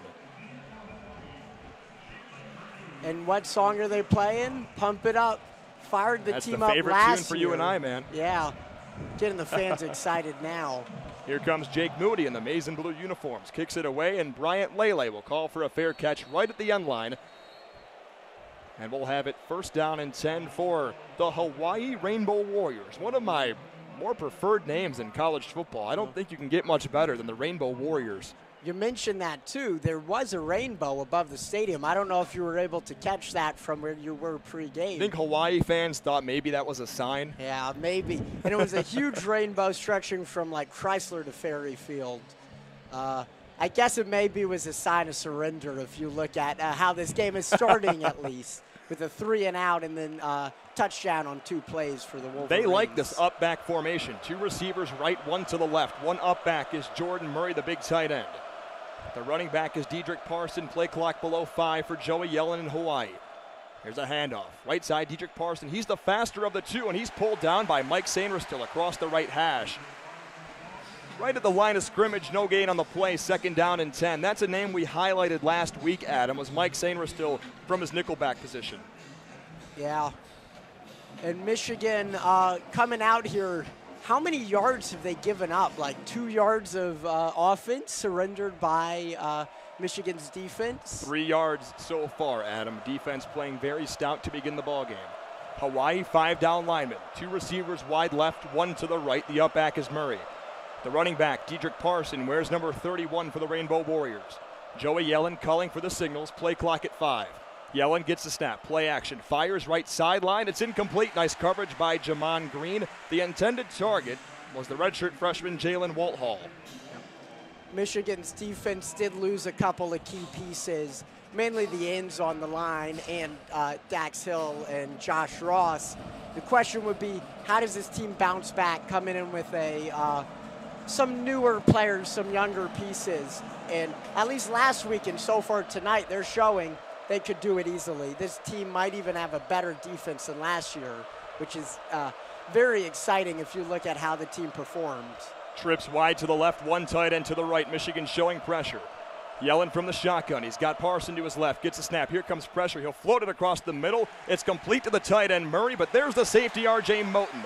A pickup of 1 yard on the play. It'll bring up 4th down and 9, and Michigan likely to get the football back right away, Adam. So there you go. 4 yards of offense for the Hawaii Rainbow Warriors. Going to kick it off back to Michigan as they will attempt to top last drive, which is a pretty very hard to do. 36 seconds. Task. 36 seconds, 2 plays, and how many yards did it end up being? It was whole drive down the field. 66 yards, a 42-yard strike from McCarthy to Wilson for the score. Kicked away by Shipley, bounces at the block M. And A.J. Henning points straight down to the football, which bounces around, spins around at the right hash, and it's down at the 39-yard line. There is a late flag here on the near sideline. We're going to have to see what it's all about, but this side official, I think, maybe threw the flag due to Michigan being on the field a bit prematurely, maybe, before the play was really over. We had 1 warning already given to Hawaii. Michigan, 15-yard penalty. It will remain first down. Media, timeout. Sideline interference is the call on the Wolverines. It's a 15-yard penalty, as you heard from the head official, Larry Smith. So that was our ref microphone we have hooked up in our thing. Still tested out after last week. Engineer and color commentator. You can do it all now, man. That's what you have to do in today's media landscape. But that will also be a media timeout. So those tuning in, stay tuned to WCBN as we got another Michigan drive coming your way. 11 minutes, 11 seconds remaining in this first quarter. It's been an exciting one for Wolverines fans so far. And now, although I'm well more involved with the football team, basketball, and baseball, they're going to honor the Michigan hockey team here today. And Joshua Tenzer, who does a lot of coverage for WCBN Sports with the ice hockey team. The Big Ten tournament champions from last season, the expectations you think are maybe a little bit lower for the ice hockey team this season with all the loss they had. They're still going to be a good team, but that's a lot of loss that they had, especially with Owen Power moving along. It's tough. They lost a lot of players to the draft. I think at one point, like 6 of the top 10 players were either on Michigan or committed to Michigan in the NHL draft. It's going to be tough to replicate last year. If they wanted a national title, last year was their chance. Very interesting to see how the team's going to rebound for hockey. WCBN will be covering them, though, so stay tuned.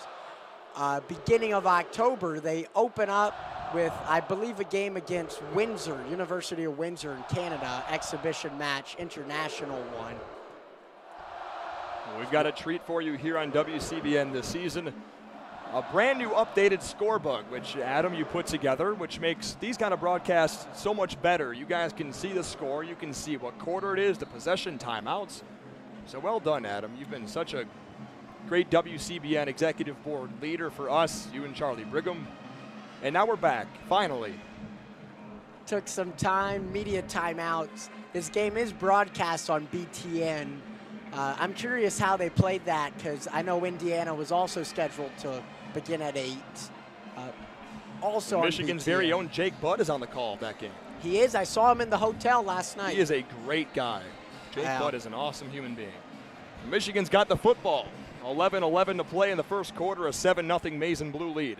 JJ McCarthy from the shotgun. Blake Corum is his running back.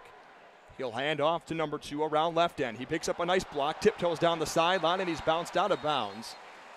Just beyond the 30, the 31-yard line is the mark. A pickup of 8 yards, 2nd down and 2. No defenders in the area around the Michigan running back. If he would have stayed in and tiptoed on, like inbounds, he would have had at least another 15, 20 yards. He had open field. It just was leaping over one of the defenders, unable to stay in. And you want to know one of the more impressive things? He got a big block from the right tackle, Trente Jones, who pulled all the way around the offensive formation. McCarthy from the gun. Same exact formation with Corum to his left. McCarthy will fire. Open field, Ronnie Bell. 40-yard line, 45. Makes a man miss inside Hawaii territory, and he's dragged down just beyond the 40-yard line. A big pickup from McCarthy to Ronnie Bell, and he'll get another nice ovation from the Michigan faithful. Ronnie Bell last year had a very tragic season. Had an awesome first game, especially in the first half. Got injured, sidelined for the rest of the team, but he committed to coming back. He had that passion. 31 yards on the pickup from McCarthy to Bell. In the pistol, Blake Corum is the running back. 2 receivers wide to each side. Michigan playing from the right hash, the tight end Eric All in motion. McCarthy will throw a slide route to Eric All down left sideline. He's beyond the 30, down to the 28-yard line. He's close to the first down mark. I think he might be just shy, but nope, the officials will move him forward. 1st and 10, Michigan. A nice pickup from McCarthy to Eric All, who did not have a catch last week. Yeah, he was a key component last year, had a couple of clutch plays. He'll be a key component of this offense. Became a father just 7 days ago to a young baby boy, Houston. JJ hands off to Blake Corum. He's got some space, finds a crease up the middle to the 15, dives down to the 12. A nice pickup for this Michigan offense. They are not met by any resistance, Adam. I don't know if it's the offense or if it's the defense, just not being up to Michigan's normal competition. But I'm very excited to see how this team fares against a better team when Big Ten play begins. Maybe a big loss for Michigan right now. Trevor Keegan was holding his wrist running off the field. That's the big left guard from Illinois.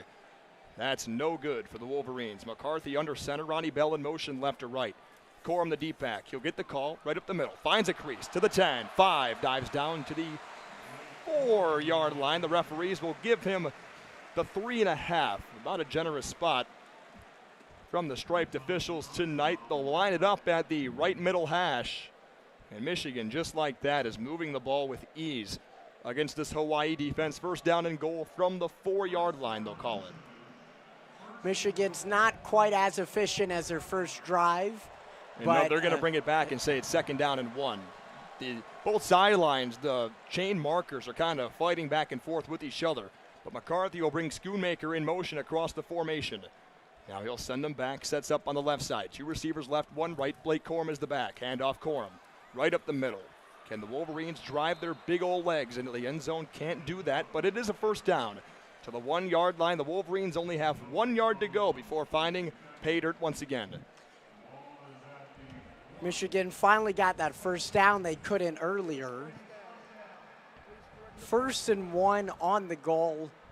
Michigan had a lot of success last year with their goal line pushes, mainly from their departed running back. I'm curious to see if Corum is going to step up in a way that Haskins did last year. Maybe JJ tries to make something happen on his feet. We know he can. Maybe one of those bootlegs we've seen Michigan run. Jim Harbaugh with a nice 40 time running down the near sideline. Calls a timeout to the side official, John Hayes. And we'll have a pause just before Michigan tries to punch it in. We will not have a media timeout. The Wolverines looking to go ahead by 2 possessions early into this ball game, and what a start it's been for Michigan, Adam. This second drive, I said it earlier, not quite as efficient as the first drive. There's no disrespect to this drive. This is about as best as you could hope. They kept the chains moving pretty much every play, just wasn't as explosive as that very first drive right out of the gate. But this is what you love to see from Michigan. Getting the ball distributed to a handful of receivers, a handful of backs. And Michigan comes out of that timeout. I'm curious to see if they have a trick play up their sleeves after that timeout.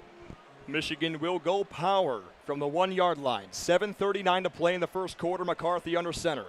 A power set. JJ turns, hands off Blake Corum, up and over into the end zone. Touchdown, Michigan. It's a 13-0 lead, and Blake Corum's got his 2nd of the season. Blake Corum doing his best, coming off last year and stepping up as the lead running back.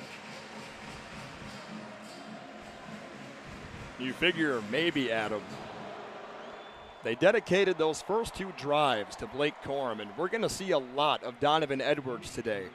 It'd be nice to see a lot of Edwards and also a lot of C.J. Stokes, the freshman.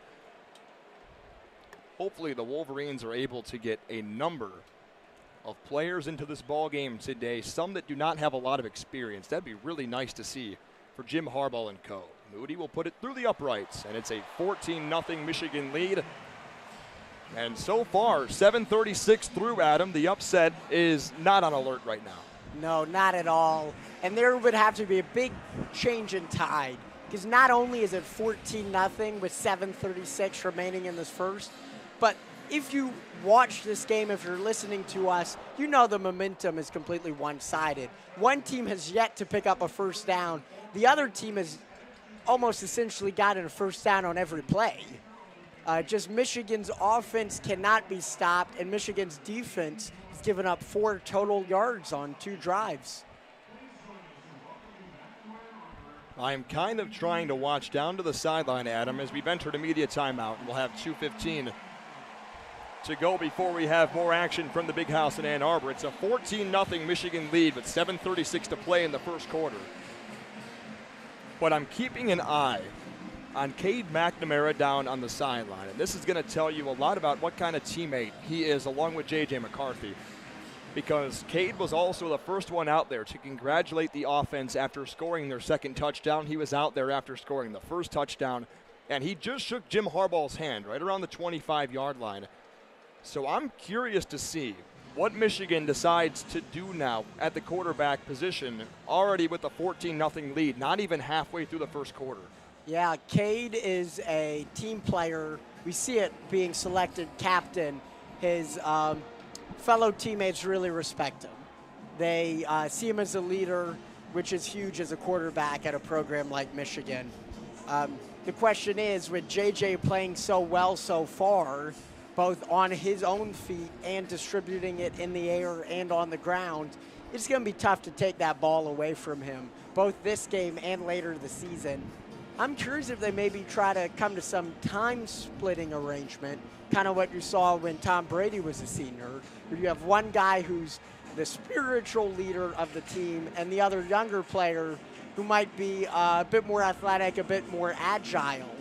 And I see a lot of parallels between that 1999 team and this 2022 team. And now he mentioned it briefly while Michigan was about lined up to score that second touchdown, that Trevor Keegan ran off the field holding his wrist, and that's not a good development for Michigan, considering Trevor Keegan was one of the bigger names as a returner.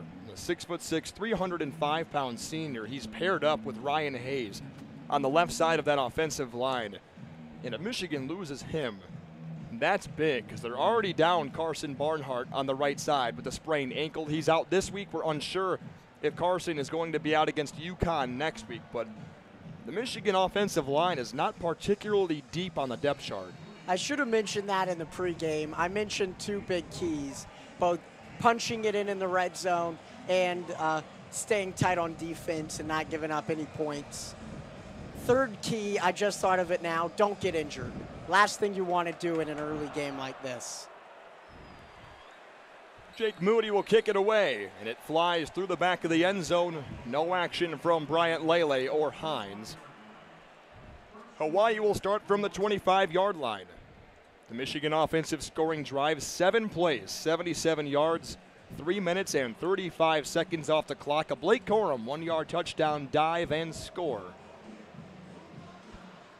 I mean, this is completely one-sided right now, Adam. 143 yards on 2 drives compared to just 5 for Hawaii. You have to think that if Blake Corum has another year like he did last year, he'll be in the Heisman consideration. I don't want to jinx anything, but before he got injured, he was phenomenal. Joey Yellen, the quarterback for Hawaii. To his left is Bryant Lele. He'll air it out deep down the right sideline. It's incomplete.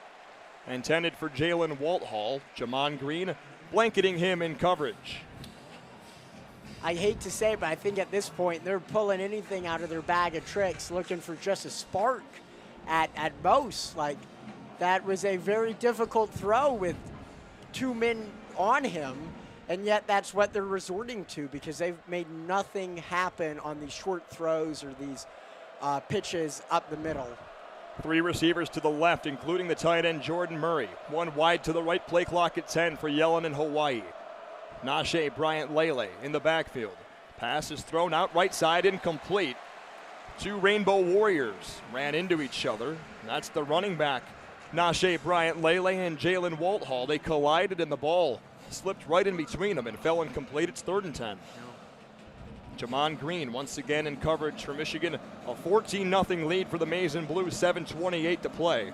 Michigan looking for their 3rd straight 3-and-out, yet to surrender a single yard this drive. Michigan already going through some rotations on defense. Yabi Anoma in his first play last week sacked down Clay Millen, the quarterback for Colorado State. He's in the game on the far right side. Trips to the left, one tight end right. Bryant Lele is the back. Here comes pressure on Yellen. He fires out left side, got his man to the 35, and he spins down to the 38-yard line. And that's the sophomore safety, Adam, Makari Page, came down hard, but was unable to make the tackle in open field. Biggest gain of the game for Hawaii as they moved the chains for the first time all night. Ball's placed at the 38-yard line. The receiver was Jonah Pinoke. That's the top wide out for the Rainbow Warriors. Two receivers wide right, one to the left. The up back is Murray. Bryant Lele in the backfield to the right of Yellen in the shotgun. Gets the snap, drops to throw. Fires out right side. It's almost intercepted by Jamon Green. He's been targeting Jalen Walthall. That's his 4th target now on the day, and he's still without a catch. He's been covered tightly by one of the twins, Jamon Green. You're seeing Hawaii start to rely almost exclusively on the air ball. I'm curious if maybe the weather had something to do with it, with the dampness on the turf, with also just Michigan's great interior defense, not giving anything up on the ground. 3 receivers right, one to the left on 2nd down and 10 from the left hash. Bryant Lele is the back. Yellen the quarterback. Hands off to him left side. He's met immediately. Oh boy. The Michigan interior defensive line right on cue for you, Adam. Rayshon Benny on the stop. Michigan just giving up almost negative yards on that play. I think they'll mark it as 0 gain on that one. And Michigan brings up a 3rd and 10 here. And Hawaii's yet to even cross midfield.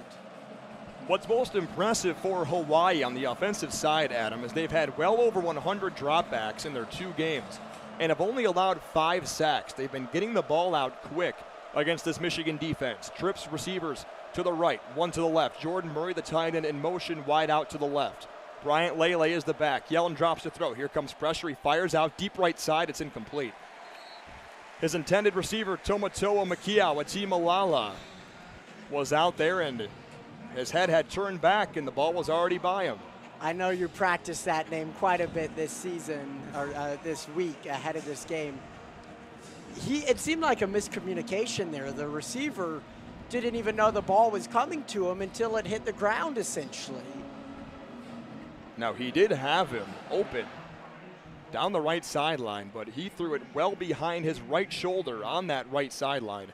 A.J. Henning is deep to return. Matthew Shipley's punt. Good coverage from Hawaii down the field. Henning will return it from the 22. He breaks free down the left side. Now he'll cut back to the 40. Henning's got a block to the 45-50. Inside Hawaii territory. Makes another man miss, and he's down to the 42.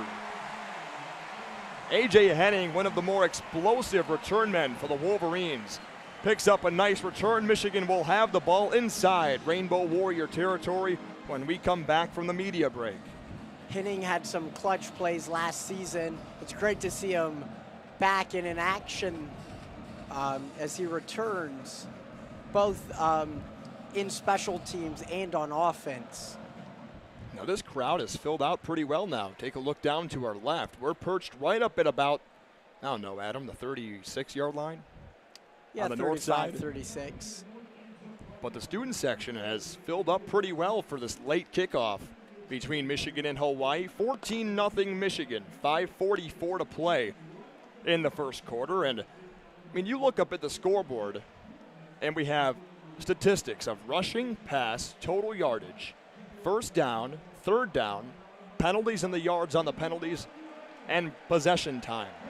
And what shocks me is Michigan's had the ball for 4 minutes and 11 seconds, and they have 14 points. Hawaii, 5 minutes and 5 seconds, and they're scoreless. Yeah, I guess when you're Michigan's that getting explosive. touchdowns and you're moving the ball, it doesn't take a ton of time off the clock. If you get a first down every drive, the clock stops momentarily, at least to reset the chains here in college. The team is so good, they're not even getting much time on the possession. Normally, whoever has possession for longer wins. It is not the case today. Another question of mine, Adam, is how long do we see JJ McCarthy? I said before the game about 4 drives. I'm sticking with that, especially if it continues this good and he's so dominant. Michigan men, we don't gloat. When we're up big, we bring in the second team. But the question becomes, some of these second-team players want to prove that they got the goods. They're not going to slow down the scoring even when the backups come in. In fact, sometimes you might even see the scoring happen even more than if the starters stayed in. In the yardage category, Michigan now gaining Hawaii 143-18. 5:44 to play in the first quarter, and the Wolverines have a 14-0 lead. Donovan Edwards, for the first time in this ballgame, is deep in the backfield, 7 yards behind number 9, JJ McCarthy. A.J. Henning in motion. McCarthy the snap. Fires out right side to his big tight end, Luke Schoonmaker. He's down around the 37-yard line. First reception for the big tight end. It'll bring up 2nd down and 4 for the Wolverines, a pickup of 6 yards from McCarthy to Schoonmaker. And that might have been the least explosive play all game, and it was still a gain of 6 yards. That's a very efficient play come Big Ten season. 2 receivers wide right now. Bell will come in motion to the left. McCarthy will keep around right edge. He's got a block from Eric All down the sideline, tiptoeing, and he steps out at the 20-yard line. That's a nice block from Eric All. We've seen him do that now for years in the maize and blue uniform below. Yeah, and you see McCarthy himself taking the initiative, taking the lead. He gave his own stiff arm to his defender just to keep him moving.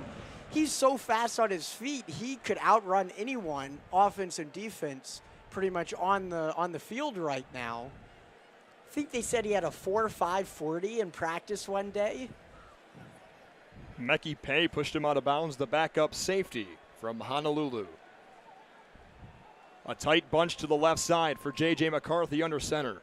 Donovan Edwards is his deep back. The lone wide out to the right is Roman Wilson, who will get a reverse left side. 20, 15, 10. Needs a block to the end zone. He's in again. Touchdown, Michigan. The Hawaiian has his 2nd of the game against his native team.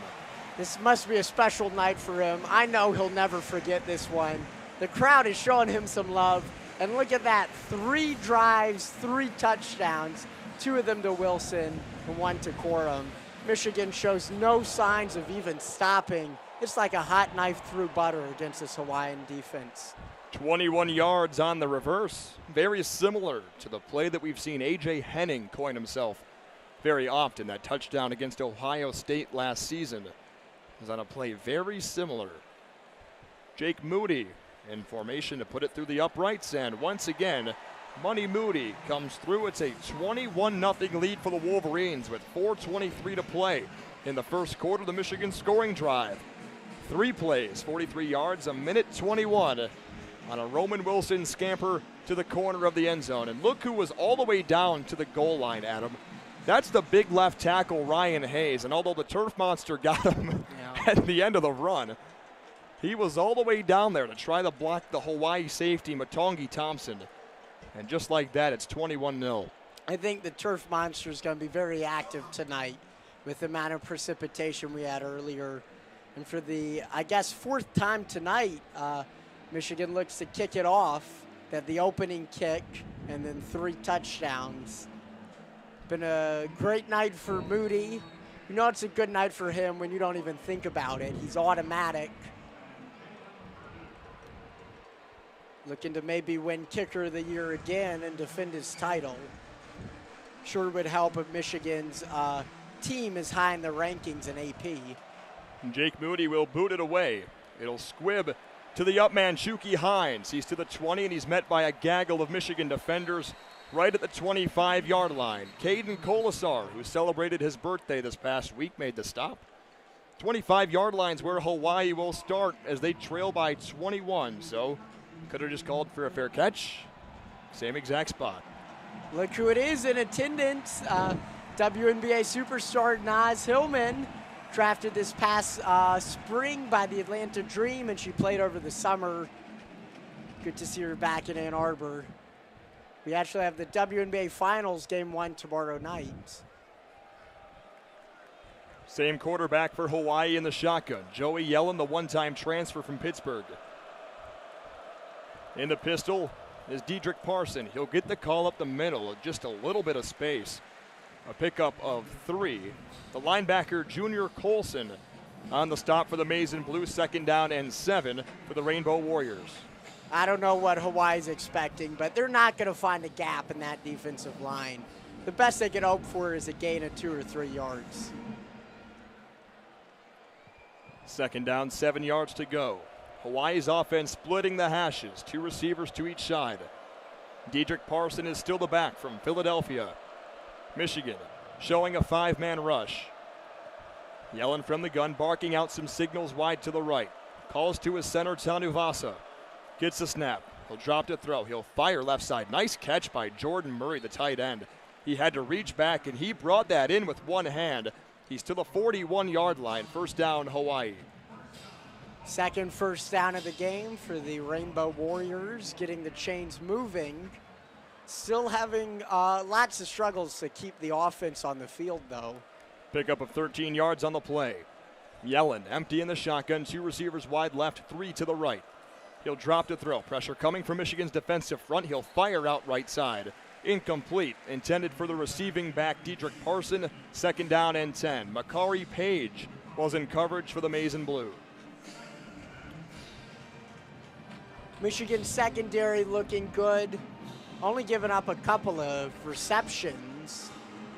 28 passing yards so far this game for the Rainbow Warriors, and most of that came on just 2 plays.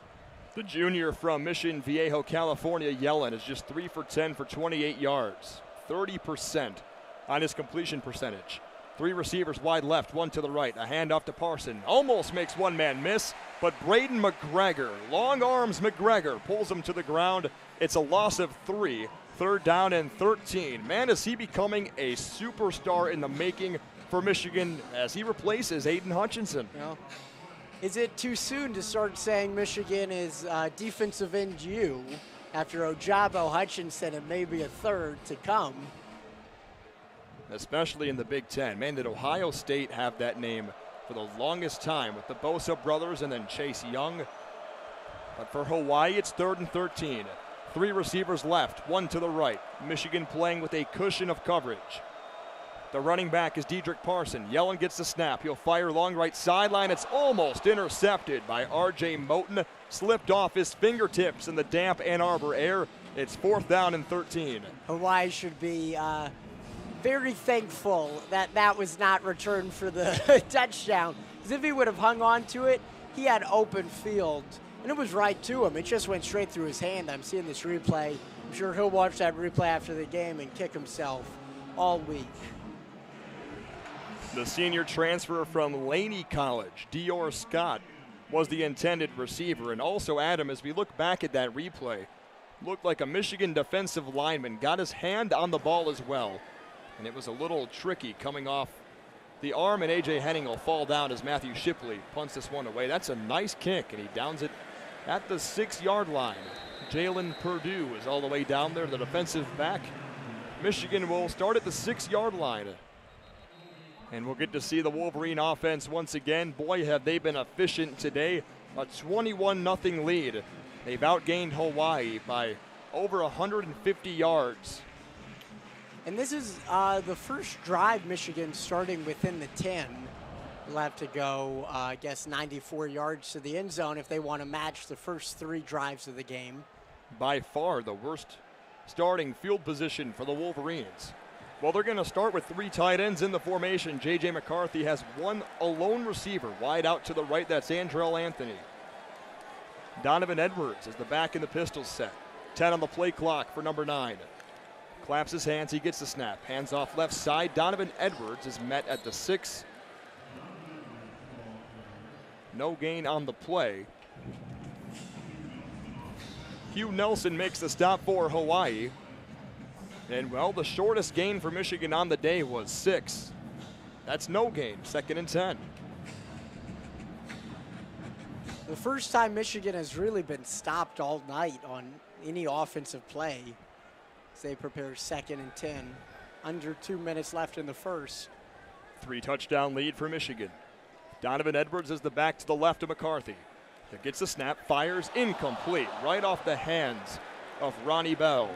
That was a nice pass from JJ to Ronnie, but for the 2nd straight week, Ronnie, who's usually a sure-handed wide receiver, has a ball bounce right off his white gloves.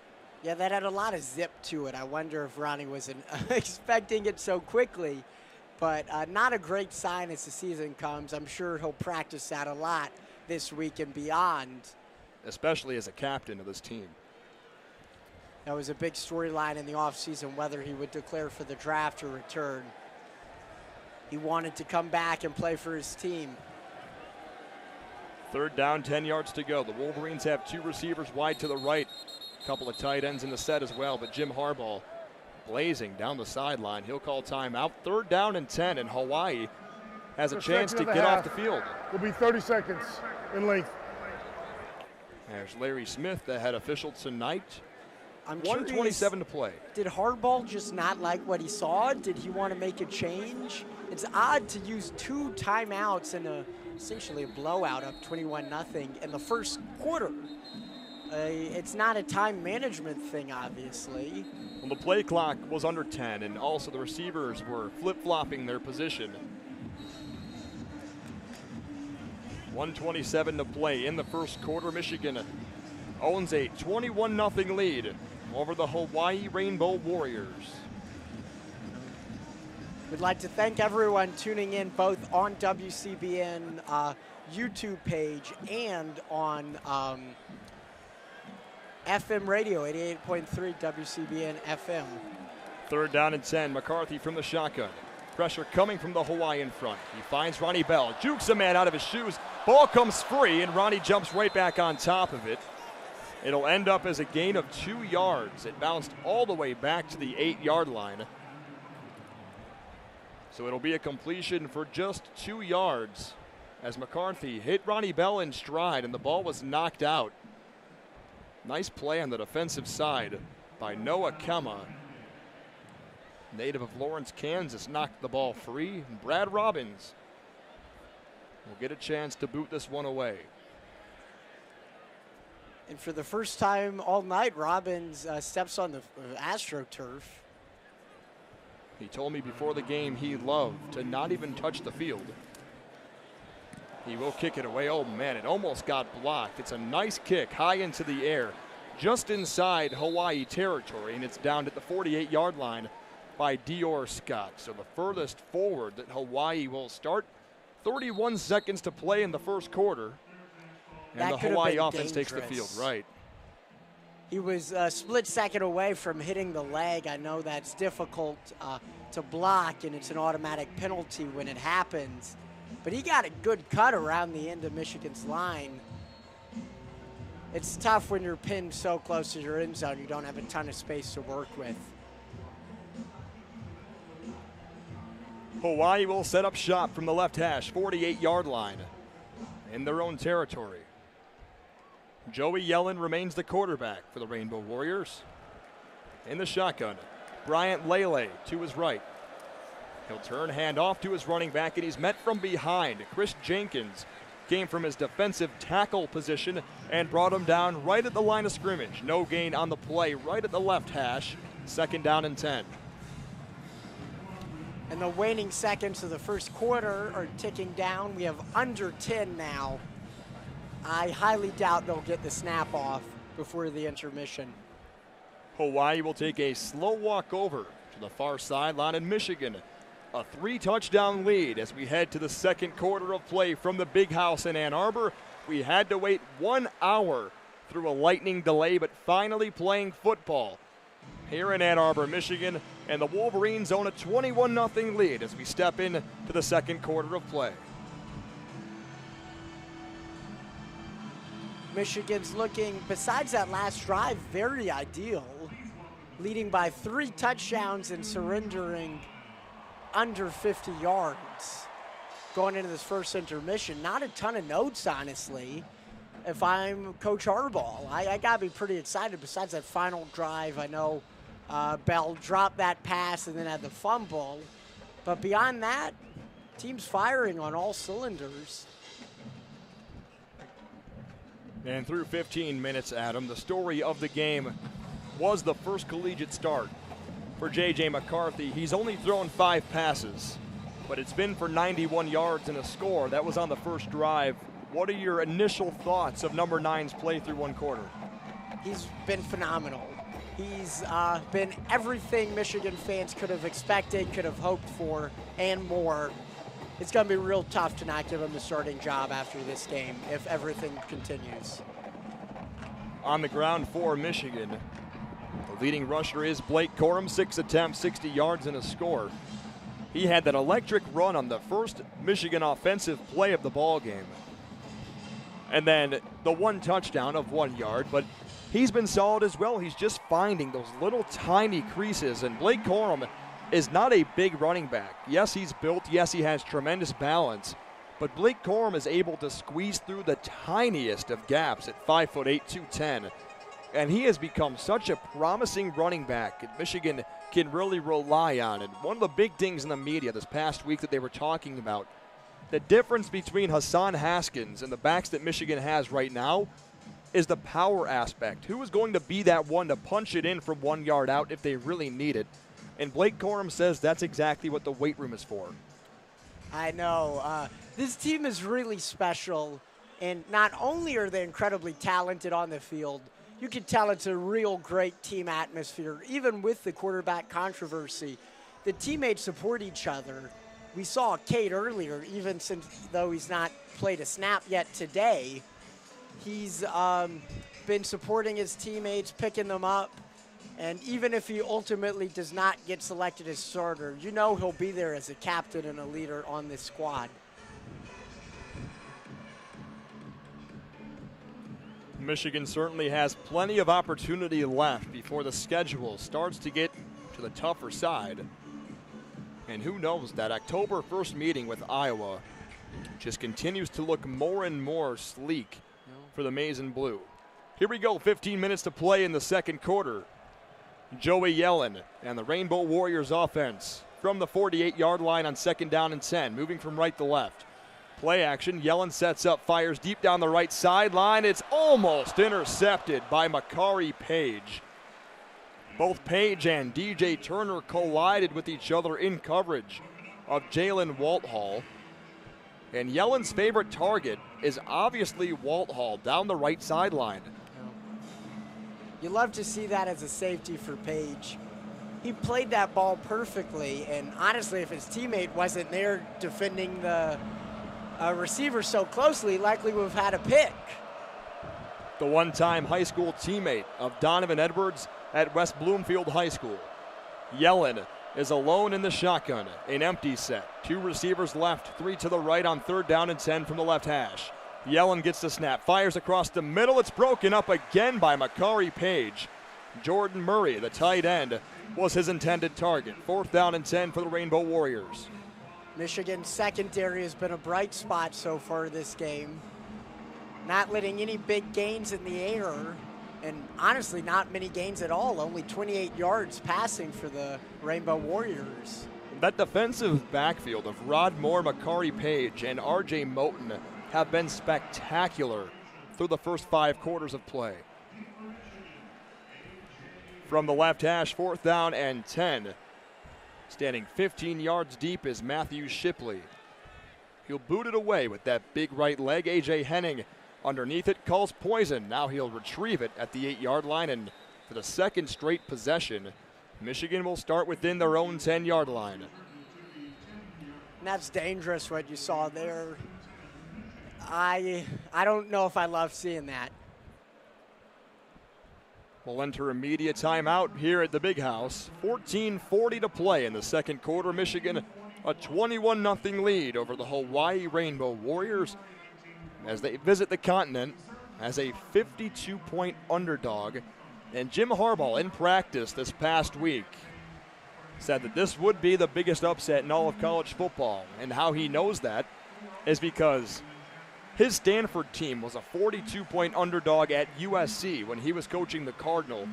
And he made that a point of emphasis this past week to this Michigan team after they had one bad practice this past week. Shows you the kind of leader that Jim Harbaugh is. He's pretty straight up. Yeah, real tough position for the Wolverines. They're coming into this game fourth ranked in the nation. Honestly, probably their ceiling, they might move up with Bama playing it so close against Texas. We could discuss that a little bit later. But it's really tough to be in the driving position. Last year they started unranked, had that chip on their shoulder, only one direction to go. They still have one direction to go today, but not the same direction as this time last year.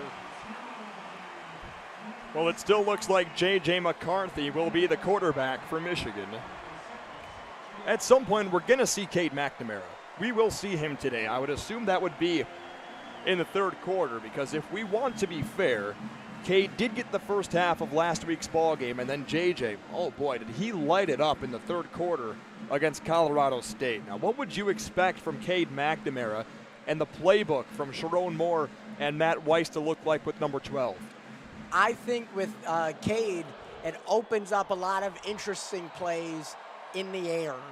That's his real strength. He was a passing leader in Nevada. He was a real excellent gunslinger last year. I think Michigan should lean into that with him under center in a way you can't really as much with JJ. I guess JJ's maybe disproving that a little bit today with his superiority passing. But lean into that with Cade. That's his strength. Play to his strength. First down and 10 from the Wolverines from the left hash. They move from left to right, beginning at the 10-yard line.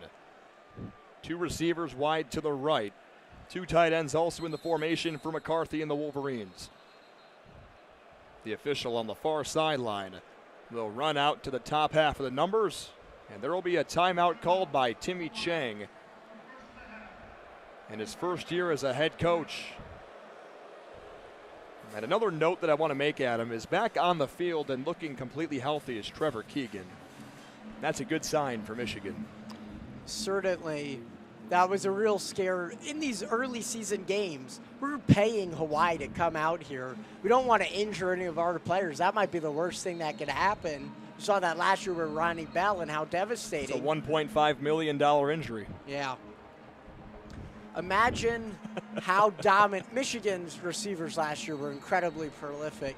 Imagine how even better they would have been with Ronnie Bell in the mix for the entire season. We might not have seen the emergence of Andrell Anthony if that was the case. That's a good point, because in the vacuum it did open something up. First down and 10 for Michigan. McCarthy the snap, hands off Blake Corum, almost makes one man miss, but he's dragged to the AstroTurf. Pickup of 2 yards on the play. Bring up second down and 8 yards to go. Isaiah Tufunga on the stop for Hawaii. Michigan outgaining the Rainbow Warriors 190 to 32, but yet 1 minute less in time of possession. Two receivers tight to the right. One receiver, Ronnie Bell, to the left. McCarthy from the pocket fires. Ronnie Bell, 25-yard line, makes a man miss. Makes his way to the 26 before being gang tackled. First on the stop, Noah Kemma. The native of Lawrence, Kansas, makes the stop, but first down, Michigan to the 27. Those are the types of passes I'm really excited to see out of JJ. I'm not asking him to throw 30, 40, 50 yards down the field. He could just connect for a gain of 10, keep the chains moving, add some threat in the air so people don't rely slowly on the ground when he's in the field. That's what I want to see. Two big tight ends in the formation. Two receivers to the right. McCarthy, hands off. Blake Corum finds a small crease beyond the 30-yard line. He dives down to the 33. Noah Kamana On the stop, the transfer from Pacific University out in Oregon. Pickup of 6 yards on the play, 2nd down and 4 for the Maize and Blue. Just above 13 minutes to play before the break. From the Big House in Ann Arbor, Michigan, a 21-0 lead over Hawaii. A trio of receivers tight to the right for JJ McCarthy in the shotgun. Blake Corum is running back to the right. Play action for JJ. He'll fire deep down the middle of the field for Cornelius Johnson. He's got it beyond the 15-yard line. What a pitch and catch from JJ McCarthy to the senior receiver from Greenwich, Connecticut. I feel like I just ate my words. I said JJ does not need to make those 40, 50-yard passes. And what does he go out and do? 54 yards to Cornelius Johnson, right in the middle of the field. The defender had a step on him even. It was just perfectly threaded. Love to see it. He beat the cornerback, and the champion, the transfer from Georgia, Hugh Nelson, was in coverage of Cornelius Johnson. 3 receivers to the left. 2 tight ends are in that bunch. The lone receiver to the right, Andrell Anthony. Fakes the handoff to Donovan Edwards, fires to the end zone. Touchdown, Michigan. It's Ronnie Bell, his first of the season and his first since the home opener last season against Western Michigan. That's got to be really special for him. Back in the Big House, under the lights, made a tough decision to return. And not only did he return, he's excelling. Michigan leading by 27, looking to make it 28 here in the second quarter. And that's really good to see. An individual congratulations from every single offensive player on the field. Just like that, 13-yard pitch and catch from McCarthy to Ronnie Bell.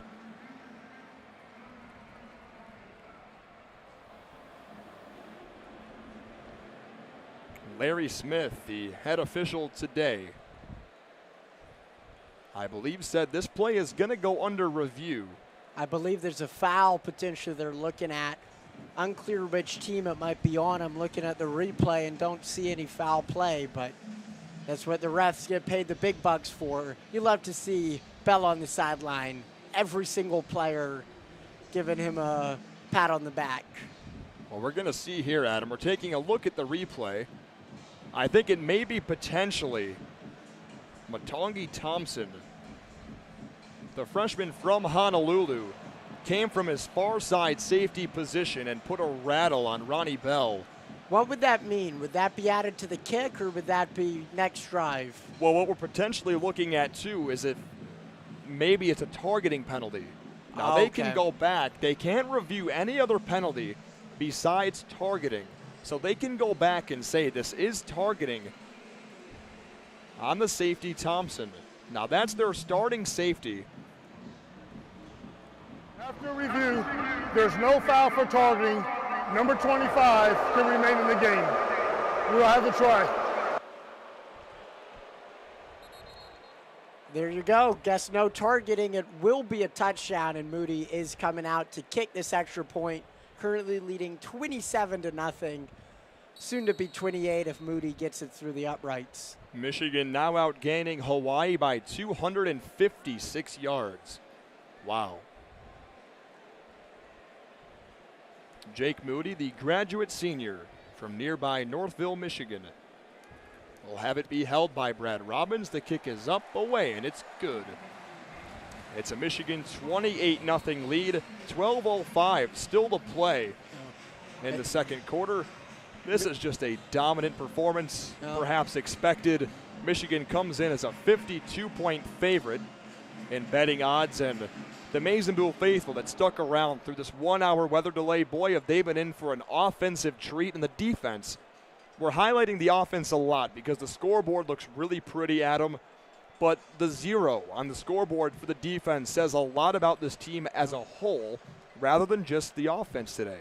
Even last drive, Michigan had a punt from deep in their own territory, started Hawaii barely on their own side of the field. To be able to step up and still not surrender any points and not even give up a first down, that's what you love to see from the defense. My question is whether that's a function of Michigan's defense really excelling and clicking, that's a function of Hawaii's offense just being not very good. Someone's holding up a iPhone on the Jumbotron saying JJ for president. The students and the fans really love him.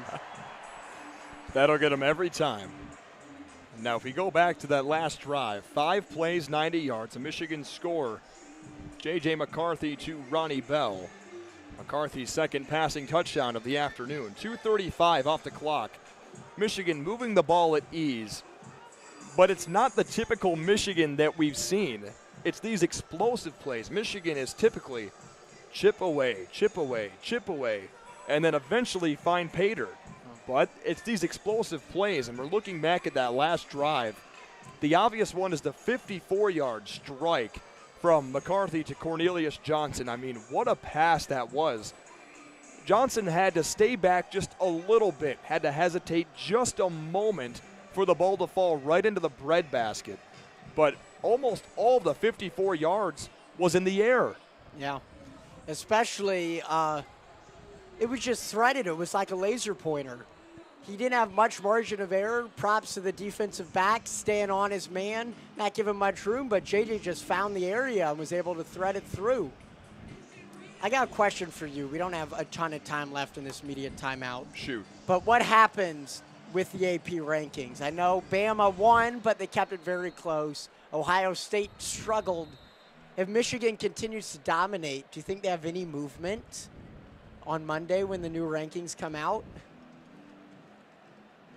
I think Georgia's coming up for the top spot. I think that's pretty clear. How did they do today? They won pretty big. Let me pull up the exact score. Shows you how much I pay attention, huh? You focus on the team. They won 33-0. So that is Samford, huh? Yeah. All right. Big win for UGA. I don't know. I think the committee is going to respect the strength of schedule for Alabama. Now, Texas is not an easy place to go. Michigan will go there, and I believe 2025 is when Michigan will visit the great state of Texas. Questions will be with the SEC now taking Texas if they keep that out-of-conference game. Right. Jake Moody will kick it away, and Jalen Purdue will call for a fair catch. Hawaii will start from the 25-yard line. Michigan leading 28-0 over the Rainbow Warriors as they visit the Big House and had to wait 1 hour due to a lightning delay, but this is a beautiful crowd that waited around the great city of Ann Arbor and is taking in one heck of a Michigan performance this afternoon. And props to the student section. This game is all but settled. It's still full, and some students are even coming in now. It's up to the upper deck and still filling up. For a night game like this, I'm quite impressed. Yelling the quarterback from the shotgun. He pulls it out on the read option. Now he's actually hands it off. Dedrick Parson got the carry. He faked me out. No gain on the play. He was brought down by 3 different Michigan defenders. But the first one there was Jalen Harrell and Khalil Mullings. Jalen Harrell is playing like an animal on the edge for Michigan. Second down, 10 yards to go for Hawaii. 11:30 to play in the second quarter. 2 receivers wide to the right, 1 to the left. The up back is Jordan Murray. Just off the left hip of the left tackle, Elm Manning. That's one of the best players for the Rainbow Warriors. Yellen fires out right side. Knocked down hard. DJ Turner makes a nice play, but it was brought in by James Phillips. A gain of about 4 yards on the play. It'll bring up 3rd and 6. Boy, did he put a licking on James Phillips, and that's exactly how you're taught not to tackle either. Yeah, that's a dangerous play, a lot of manpower. You know what they say, low man wins, and that just proves it to you here with 3rd and 6 coming up. 28-0's the Michigan lead. 3rd down, 6 yards to go. Clock moving to 10:45 in the second quarter. 3 receivers wide left, 1 to the right. Yellen from the pocket, steps up. He's hit low, and he's brought down. Sacked by Mike Morris. Michigan finally gets to the quarterback. It's a loss of 6 yards on the play. 4th down and 12. You mentioned this earlier. Hawaii, despite their struggles so far this season, they haven't given up a ton of sacks. they get the ball out earlier, they hand it off. Michigan seems to finally crack the code there as they look to get the ball back yet again here in the first half. A.J. Henning deep to return for the Maize and Blue. Matthew Shipley, his heels at the 8-yard line. He'll punt from right to left into the Michigan student section. The junior from Liberty Hill, Texas, Matthew Shipley, receives the snap, punts it away. Just inside Michigan territory, A.J. Henning will call for a fair catch at the 41-yard line. And we're going to have a media timeout, Adam. Yet another one. You love them.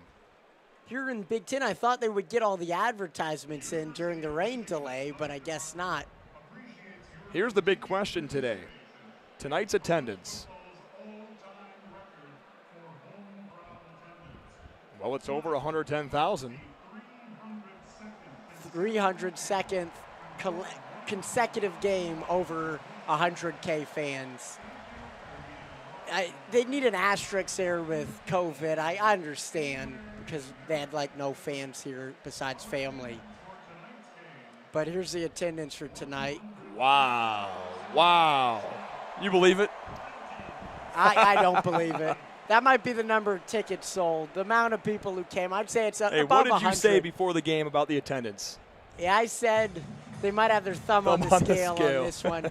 It is filled out, but this is I certainly think it's 110,000 or 100,000. I think it's 100,000. It's at least 100,000. This filled up really nicely. Last week was 109,000. I find it hard to believe that today's game is more than that. It would have probably been more if it were a beautiful night and if there were no delays, but I think some people in the event staff might have their thumb on the scale with that one. Maybe amount of tickets sold or amount of tickets downloaded. I don't think that's the amount of turnstiles moved in this game. Now a question to you with 45 seconds remaining on the media timeout is what kind of approach does Michigan now take to this offensive drive? With a 28-0 lead and 9:49 to play. This is like a playground. It's like they booted up the Xbox 360 and have Madden or NCAA football. They are just trying to pull everything out of the playbook, see what works, see what doesn't. Maybe keep the top secret trick plays under wraps. You don't want to give any film to any of the opponents. But I think at this time it's just try out different formations, try out different receivers, see what sticks. It'd be nice to see something from Andrell Anthony. He takes the field with the offense along with JJ McCarthy, who sticks around as the quarterback.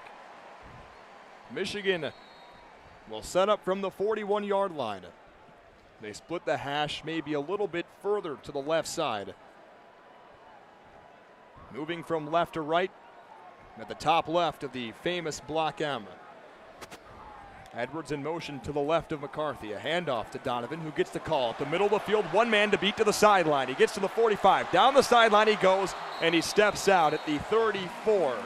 A nice pickup from Donovan Edwards, and Michigan, just like that, is inside Hawaii territory.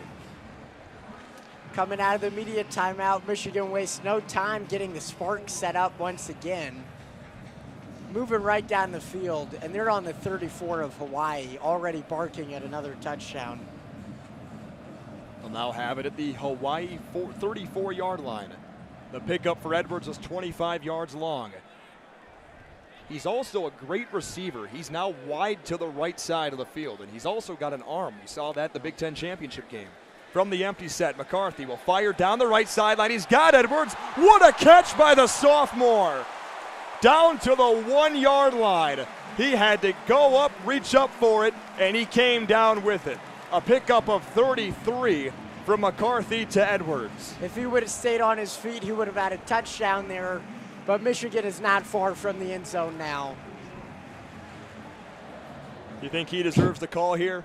Yeah, he does. Give McCarthy from the shotgun, hands off Edwards into the end zone. Touchdown, Michigan.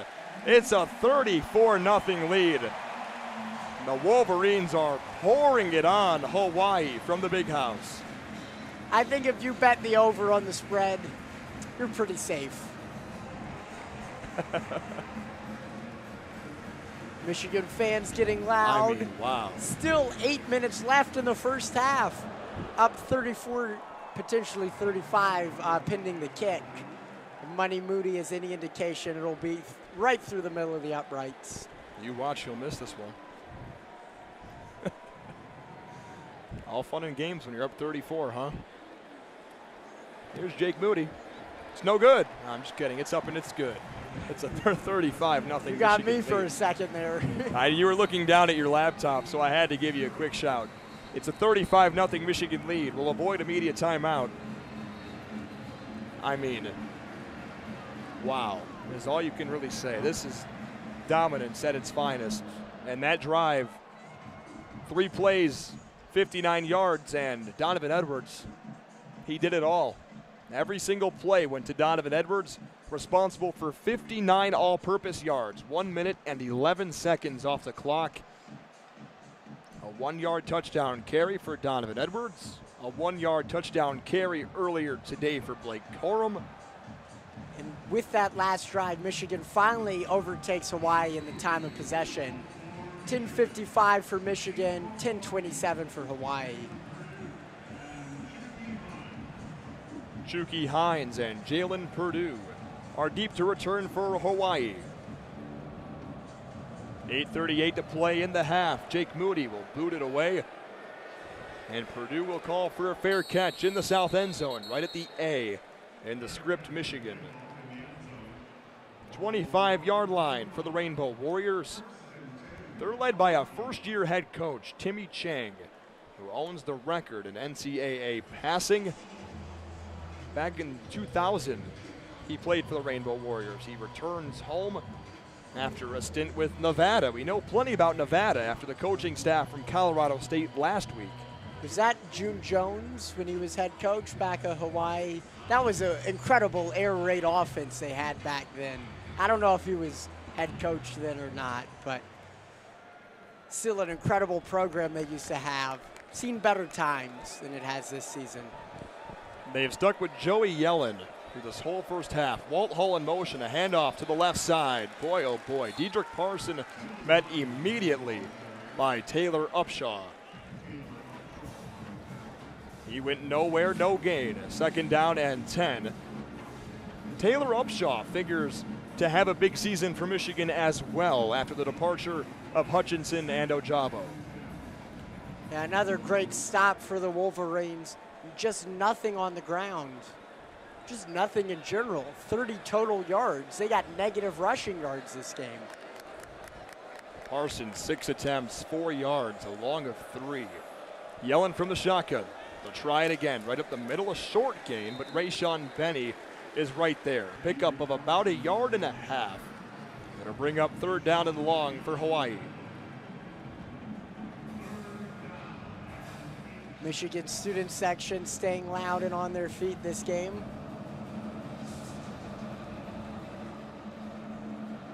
Michigan owns a 5-touchdown lead. Clock now ticks below 7 minutes and 30 seconds to play in the second quarter.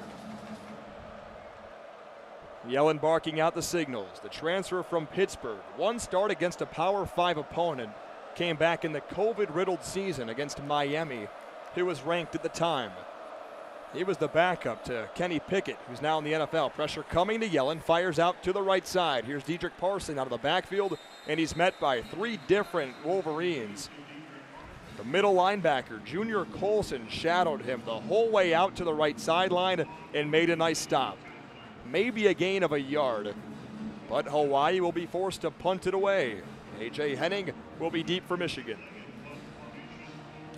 Michigan just dominant on defense. It's hard to say what's more dominant, the defense or the offense. I'd argue the defense, because unlike the offense, every single drive has been pretty much perfect. 15 yards is the long for Hawaii today. Shipley boots it away. It's a good kick, and A.J. Henning will catch it at the 35-yard line. Somehow stays in bounds and is brought out of bounds right at the 34.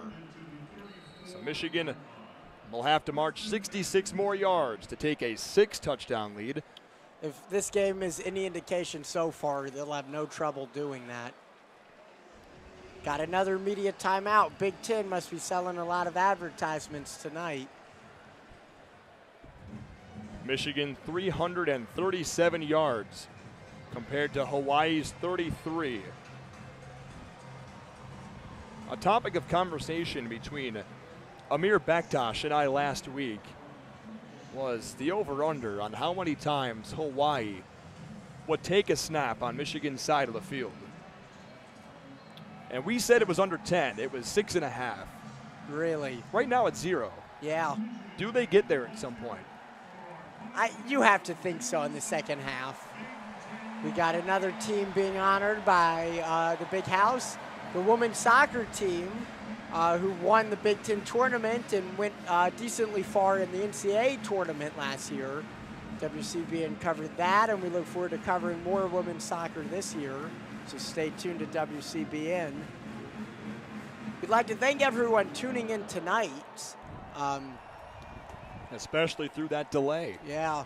Right. We are on both the FM airwaves and YouTube. So regardless of how you're tuning in, thank you. This is WCBN FM Ann Arbor 88.3. So we do have to say that every hour. It's mandated by the FCC now that we're on the airwaves. We got another game on the airwaves next Friday. I believe Michigan field hockey. I think they're playing Penn State. We'll be broadcasting that live over the FM band if you want to tune in anywhere in Washtenaw County. And I believe you could get the bit of the feed all the way from like Detroit to Lansing. Yep. If you've got a good enough car antenna. It's been a real blessing with WCBN to have those opportunities to call games on the live airways. And you know, a lot of people don't necessarily want to tune in to a game like Michigan and Hawaii, especially when there's a 35-point spread right now between the two. So both Adam and I, and then Kelin and Kendall. Kelin was on the Penn State call last year, but this is the first broadcast for Kendall Spencer. And is she the first female in she's got to be the first female in quite some time. We had some a couple years back, but yeah, it's good to have some diversity up in the booth. And she does a great job as well, doesn't she? Kelin and Kendall will be taking play-by-play in color in the second half, so stay tuned for that. As Michigan finally concludes a media timeout, looking to go up by 6 touchdowns with 6:22 remaining in this first half. This is a really special team that Michigan has. Special team, special environment, and special camaraderie between JJ McCarthy and Cade McNamara. McNamara, the quarterback, now in the ball game for the Maize and Blue. He'll drop the throw, fires across the middle, got it complete. Ronnie Bell, 40-yard line, stays on his feet, picks up a push from Blake Corum. They'll mark him down at the 43-yard line, although he fell at the 39 after being driven back by a couple different Warriors. Second down and 1 yard to go for the Maize and Blue. Kind of a mixed reaction from the Michigan crowd. We heard a couple of boos, but also some cheers. A lot of people know the situation between McNamara and McCarthy as Cade will go under center on second down and 1. Tries to get Hawaii to jump off sides. Saw that a lot last season, a lot in the first game too. We haven't really seen J.J. McCarthy do that in his short time in a Michigan uniform. McNamara turns hands off to Blake Corum inside Hawaii territory, bounces away from a defender, and he's pushed down from behind. Beyond the 40-yard line, the 37 is the official mark. Verdell Edmonds on the stop for Hawaii. 1st and 10 Wolverines. I don't think it's any stretch to say that among the student body, JJ's a fan favorite. 35 points in a quarter and a half with ease. They did not meet much from the Hawaii defense.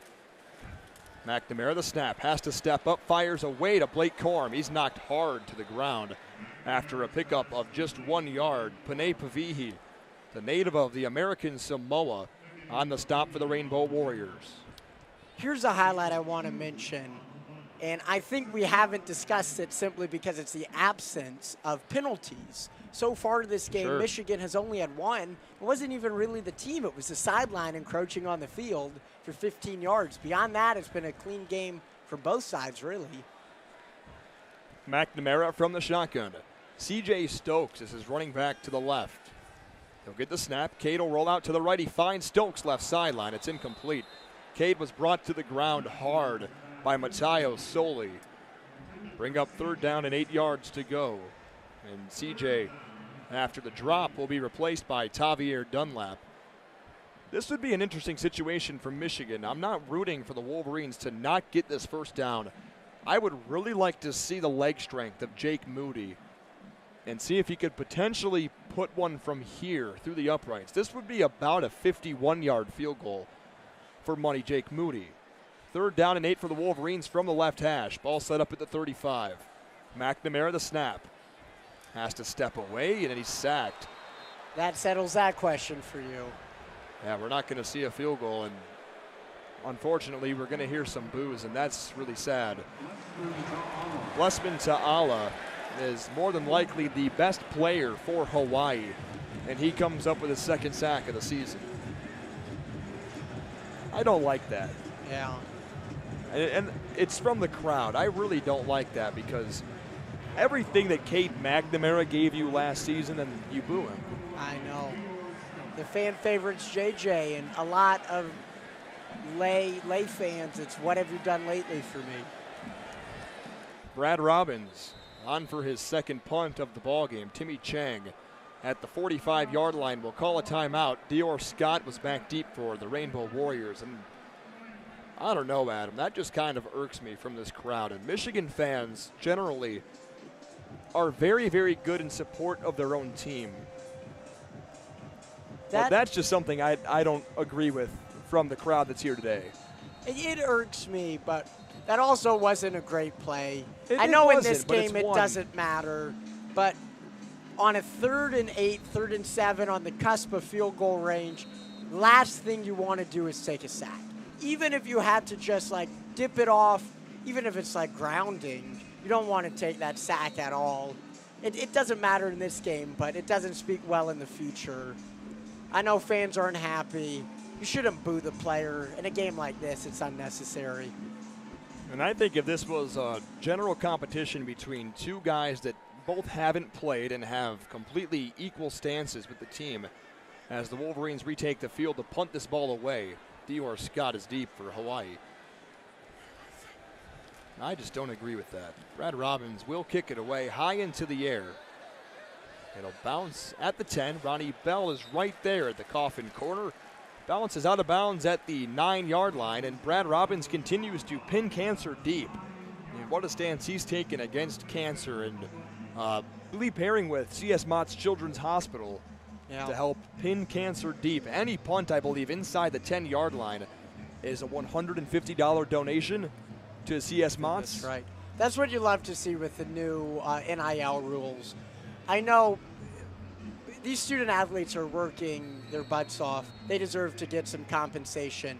But when you see them give back too in ways like that, that's what you really love to see as well. 3:18 to play in the second quarter. Michigan leading by 35. Joey Yellen from the shotgun. One up back to the right, two receivers left, one right. Nashe Bryant Lele is the back. He'll get the call right up the middle. He'll bounce outside, and he's brought down by R.J. Moten. That's an efficient pickup for Hawaii. 6 yards on the play. Second down and 4 upcoming for the Rainbow Warriors. 39 total yards for the Rainbow Warriors. Michigan has 358 in the game. They're on pace for 700 yards of offense. I'm not sure we'll see it won't it. keep up, but it is on pace. Second down and 4 for Hawaii. From the right hash, two receivers wide left, one right. Caleb Phillips, the tight end, shifts as the up back from right to left. Bryant Lele, still the back from Orlando, Florida. Yellen fires right side. Boy, incomplete. Jonah Pinoque, the intended receiver. DJ Turner running step by step down the right sideline, and Yellen missed him by about 5 yards. 3rd down and 4. So this is more of a challenge now for the Michigan defense on 3rd down and 4. Hawaii today on 3rd down is just 1 of 8, and perhaps an issue for Michigan. They're 0 for 2. But they really haven't needed much on 3rd down. But Hawaii, boy, have they really struggled on this down today. 2 receivers wide left, 2 to the right. Bryant Lele remains the back, the redshirt junior. Yellen claps his hands.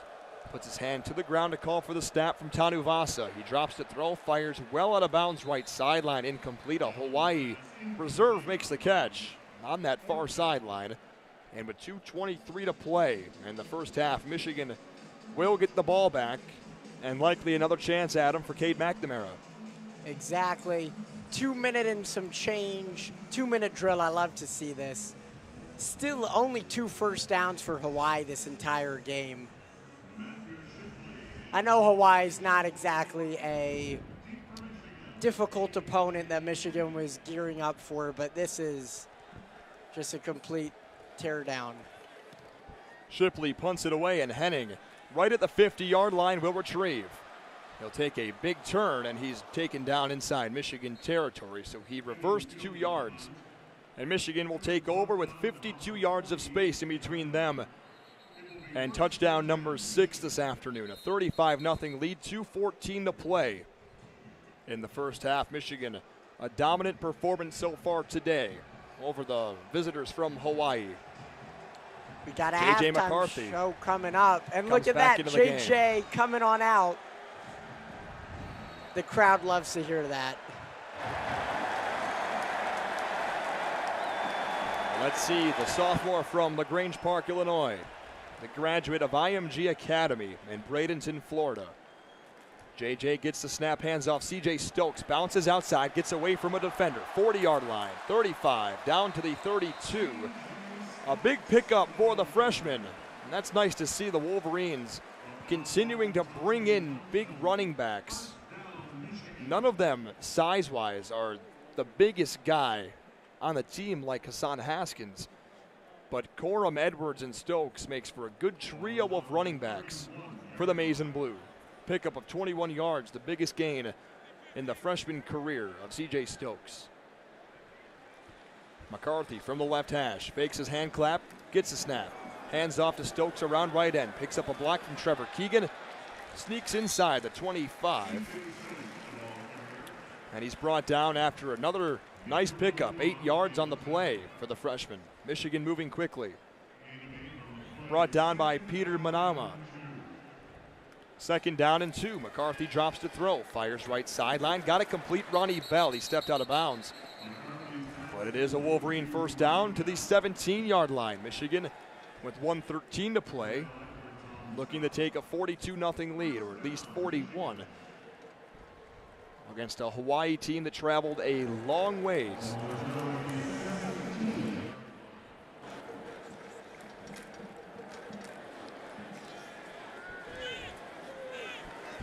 Michigan a tight bunch to the left. Ronnie Bell, the receiver, isolated to the right. CJ Stokes is the back for McCarthy, who gets the snap. He'll drop to throw. McCarthy steps away, fires back corner of the end zone. Touchdown, Michigan! Cornelius Johnson in the back left corner. What a pass from JJ McCarthy. It's 41-0. There you go. JJ, I think, has won the starting job right there. That was one heck of a pass. On a back foot, 1 foot, finds the open man in the corner of the end zone. You love to see it. Michigan now leads 41-0. Only 10 shy, I guess 11 shy at the moment, of breaking this huge record-setting spread that the program is facing. We'll talk about it after this kick, but I think JJ has won the starting job with that drive right there. Jake Moody. It's up and it's good. 42-0 Michigan over Hawaii. So Cade comes in, he's given a drive, doesn't do too well, takes an inopportune sack. They have a 2-minute drill opportunity. Who do they go with? JJ. He doesn't even need the whole 2 minutes. He does it in under a minute, finds the end zone, caps it off with a beautiful pass, finds the open corner of the end zone to Johnson, and that's all you need from JJ. Everyone in the stadium, all 110+ thousand fans know it. JJ will be starting next week, and very likely. Let's look at it, right? 7 drives for JJ McCarthy in the Michigan offense. How many touchdowns? Yeah, 6. Cade? 0. And granted, Cade only had 1 opportunity, but he had good field position, too, when he started. Just unable to make it happen. I'm sure Cade will get some more starts in the second half, maybe, but he'll likely start the second half. This was JJ's spot to lose, and he did everything right so far. Jalen Purdue calls for a fair catch. The question with JJ was his risk-taking and whether he would give up the ball too easily and whether he would give up all these unnecessary turnovers. We saw that last year. We saw that in Michigan State especially. So far, none of that. No turnovers, nothing even remotely close to a turnover, in fact, besides that Ronnie Bell play, but that was a fumble. Right, not even that necessarily. There was one pass, and it was the Ronnie Bell drop right off of his hands. That was a bit of an ill-advised pass because there was a linebacker that shot right underneath it, but JJ had just enough velocity to put it by him. First down and 10 for Joey Yellen in Hawaii. Hand off right side, Detriot Parson in open space. Pickup of 7 yards. RJ Moten makes the stop at his safety position. If RJ's not there, that's going a long ways for Hawaii. Yes, it is. Man, he took Braden McGregor right out of his shoes. Second down and 3. Hawaii not moving with much urgency, down by 42. I mean, they're going to let this thing bleed all the way down. 30 seconds to play in the first half. Michigan by 6 touchdowns. What a dominant first half for Jim Harbaugh's Wolverines. Yellen hands off. Parson to the right side. Slips underneath Rod Moore. There is a flag down. That's pretty rare for today. Parson makes his way to the 36. Here's Larry Smith.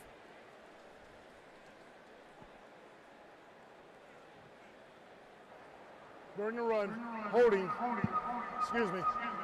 during the run, holding, offense, number 7. 10-yard penalty, second down. That's the tight end, Jordan Murray, on the right side. 17 seconds to play now, Hawaii. I mean, at this point, do you even run a play and take a knee? I don't know. I think they're being paid how much? $1 million to come out here. You run a play.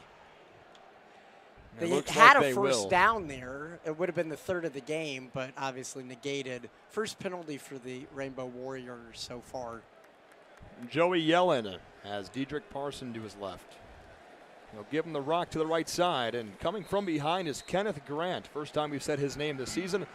The freshman makes the stop, and just like that, there's the first half, Adam. We had to wait an hour through a lightning delay. The clock ticks down to 0. Michigan will follow the Rainbow Warriors up the infamous tunnel on the far side of the 50-yard line. What a dominant first half performance from Michigan, and safe to say, Adam, this was a bit expected from the Maize and Blue today. This 410 to 47 yardage-wise. So they're on pace for 820 yards, assuming second half goes as scheduled. I don't even think we see a single snap from JJ the rest of this game. I agree. Think he's done. I think he could rest happy. He's won the job. Now let's go through a couple of things. Statistics-wise, Joey Yellen has been inefficient as the Hawaii quarterback. 5 of 17, 33 yards. Hawaii has 47 yards total, and their best player on offense has been Detriot Parson, the running back. He's found 1 or 2 creases that's helped him out, but the number that I see on the board besides the yardage, because that's the obvious difference, Michigan's 17 first downs compared to Hawaii's 2. Yeah. JJ had 7 drives, 6 of them resulted in touchdowns. 7 drives, he threw 12 passes. Yeah. But those passes, it was a good variety. It wasn't like last year when JJ came on the field, defenses know he was running it. It was a handoff or maybe a dump pass.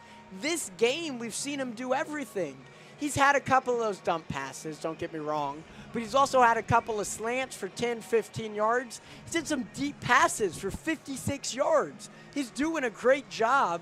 He's finding spots all over the field. I'm sorry. I'm laughing because I just put into my calculator. Michigan's ran 32 plays of offense. They've scored 42 points. Michigan has scored .76 points a play in this ball game. Well, it would be dominant. even more, right? If it would be like 1 point something. Yeah, I think you may have divided it, but yeah, it's pretty wild. Wow. My Michigan education is showing through, isn't it? 1.31. You've been focusing so much. Here we got the marching band coming out. I hear they might be playing Olivia Rodrigo's song today. That's your favorite. That is my favorite. I was hoping they'd play it last week, and they snubbed me. Well, we didn't get our infamous pregame performance today. It's a shame. They've been waiting for it. But we're very glad we are getting this football game in here today. The weather delay for an hour did not get the Michigan marching band before the game. Michigan plenty fired up. It's a 42-0 lead for the Maize and Blue. They've outgained Hawaii 410 to 47 through 30 minutes of play. Well, we've got a treat for you. Kelin Flynn and Kendall Spencer are going to be taking over here soon for Adam and I. And we got about 18 minutes left in the half. And Michigan will retake the field, and they're probably going to have a longer warm-up after the halftime break than they had pregame. I would imagine. They were ready, though. Yeah, they were ready. You mentioned the offense. They stayed warm even in the break. You love to see it. But here we're going to switch on over to Kelin Flynn and Kendall Spencer. I guess right now, thank you for tuning into WCBN Sports, 88.3 FM Ann Arbor, both over the FM waves and on YouTube tonight. Stay tuned for a second half of coverage. We're about to welcome in Kelin Flynn to the broadcast. And Kelin, we brought you guys over into the booth on the left side. Well, we were calling the game, Adam and I. Adam, always an awesome job. But for you, I wanted to talk quickly with you about the performance from JJ McCarthy in the first half. You and I made eye contact a number of times. How impressed were you with 9 today? He's making the plus throws. He's making the throws that are game-changing throws that not every quarterback can make. That throw to Donovan Edwards along the sideline near the end zone, that's a special throw. That's not a throw that you see every quarterback in the country make. That's a game-winning throw. That's a playmaking throw. That's going out of your way to create offense. That throw for the touchdown to Cornelius Johnson when he broke contain in the pocket, stepped up. A lot of quarterbacks there, especially young quarterbacks like himself, just see the green grass in front of him, they'll take off and run. He stays behind the line of scrimmage, sees his player get open, and delivers a perfect ball above the defender in the shallow coverage. And the just ball placement was perfectly to Cornelius Johnson's hands, leading him toward the sideline, away from his defender. Just textbook. Now, I want to bring Kendall Spencer on real quick before I hand the broadcast over to Kelin and Kendall, and I get to head down to the field and pump it up with the Michigan faithful. But, Kendall, number one, welcome to the broadcast. It's your first football broadcast as a member of WCBN. We're very happy to have you, and this is really big for WCBN, too. As a woman, we're very glad to have you up here representing the female side of things. I'm very excited to be here. I did football a little bit in high school, but we were really, really bad. So this is a very different experience. Good for you. You don't have to worry about that with this team right now. You're very right, because this is a very different experience. And I've always pretty much been the only girl on broadcast, but I'm really hoping that'll change because it's super fun. And I feel like they don't know about it as much, and I hope we get more girls involved. Right. Well, we really hope that you do that. But you and Kelin were sitting over there, and I'm sure chatting about the game and maybe a bit of butterflies in your stomach about the broadcast. Is we do have some listeners that I'm sure are very happy to hear a female on the broadcast for the first time since, I don't know, Adam, I'm looking over at you, 4 or 5 years. That's really incredible. Hi, Dad. The conversation between you and Kelin, was there anyone specifically you were impressed by besides JJ McCarthy in the first half? I'm going to just go with a unit because I'm going to go with the running backs because obviously the whole story like for the past 2 weeks has been, is it going to be JJ? Is it going to be Cade? We saw some really impressive runs from Blake Corum, especially that catch by Edwards. So I just think they're putting in like a really impressive game, especially now that it's not close and they're going to be running the ball a bit more. I think it's going to be fun to see them. There's going to be a nice competition in the second half too. I'm very excited to see this competition between CJ Stokes and Tavier Dunlap, but what I didn't mention with Kelin, I mentioned the offense with him. I wanted to look at the defense with you. Now, the offense has taken over this game with 42 points, and the story is JJ Cade. There's a big old donut on the board for Hawaii, and the offense has allowed less than 50 yards in the first half, almost outgaining Hawaii by 400 yards. This defense is special, and they had to replace a lot.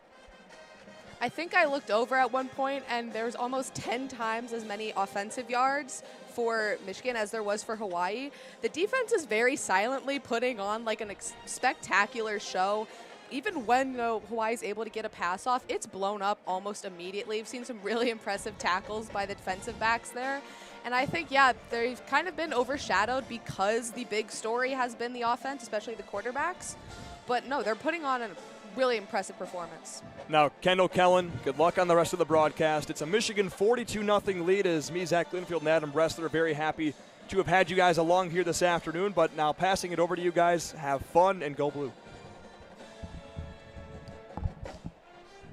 Thank you, Zach, so much for leading us in here and doing a great job with Adam, as always, on the first half there. Obviously a dominant showing from the Wolverines in half number one. And like Zach and Kendall were just talking about, the defense hanging up that 0 for Hawaii. That's something that really can't be understated because obviously an opponent like Hawaii, you expect Michigan to dominate on both sides of the ball, but this is exactly what they're supposed to do, and we've seen plenty of teams throughout today especially not do what they're supposed to do. Multiple teams that are double-digit home favorites lose outright, and just because you're the more talented team, you doing what you're supposed to does not always happen, and that's something that the Michigan defense did. They took care of business in the first half, just absolutely dominating Hawaii in every facet. Yeah, today of all days, especially watching, Michigan come out here and not just play well, but play like unbelievably dominantly because, even when there's a team that is expected to get blown out, you still let them put up, a touchdown maybe, or, let them get less than a tenth of the yards you've gotten on offense. So watching Michigan not only come ready to play, but come ready to play well, even against an opponent who may not be as highly touted as some of their upcoming games, it's refreshing, especially after a day like today. And absolutely, you had guys that I'd want to highlight here. Mike Morris was really getting after the quarterback on that defensive side there. DJ Turner with a couple of big plays. He absolutely lit up a Hawaii receiver in that first half, laying the boom. But just overall, Michigan's done a great job getting after the quarterback. R.J. Moten leading the team with 4 tackles in the first half. Just an overall fantastic showing from that Michigan defense. Exactly. They've put so much pressure on Hawaii, especially on the quarterback. Just the running game. They have allowed almost nothing. It's been really incredible the way they've been able to close up, force Hawaii to throw, and even when Hawaii does throw, they aren't doing anything that's going to cause this team any concern. So, Kendall, going into this second half here, obviously it's been talked about it ad nauseum. JJ McCarthy and Cade McNamara. We saw a lot of JJ McCarthy in that first half. I don't think it's a stretch to say he played perfectly. He was 11 for 12, his lone incompletion being a ball that hit Ronnie Bell squarely in the hands that he just dropped. Like I said, 11 for 12, 299, 3 scores, no picks. Just absolutely masterful performance from McCarthy, adding in a 16-yard carry on the ground as well. Is there anything else you can ask for as a coaching staff? We're going to keep bringing it up, but to decide this starting quarterback, if you're J.J. McCarthy going into this game, do you feel like there's anything more you could have done in that first half? I feel like you have to have shown that you've checked all the boxes.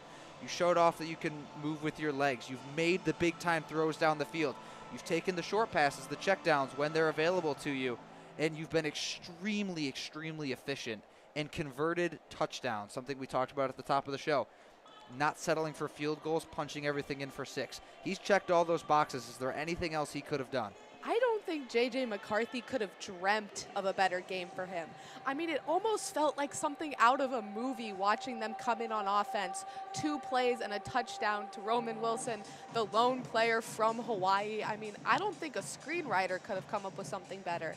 And on every single drive since then, he just showed that not only is he an incredibly talented football player, but he's calm, he's collected, and most importantly, he's confident, and that shows in the way he's played so far.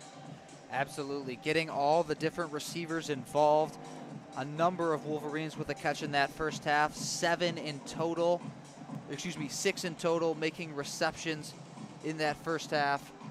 Just all over the field, the Wolverines dominant, getting different players involved. Ronnie Bell led the way with 6 catches for 74 yards and a score.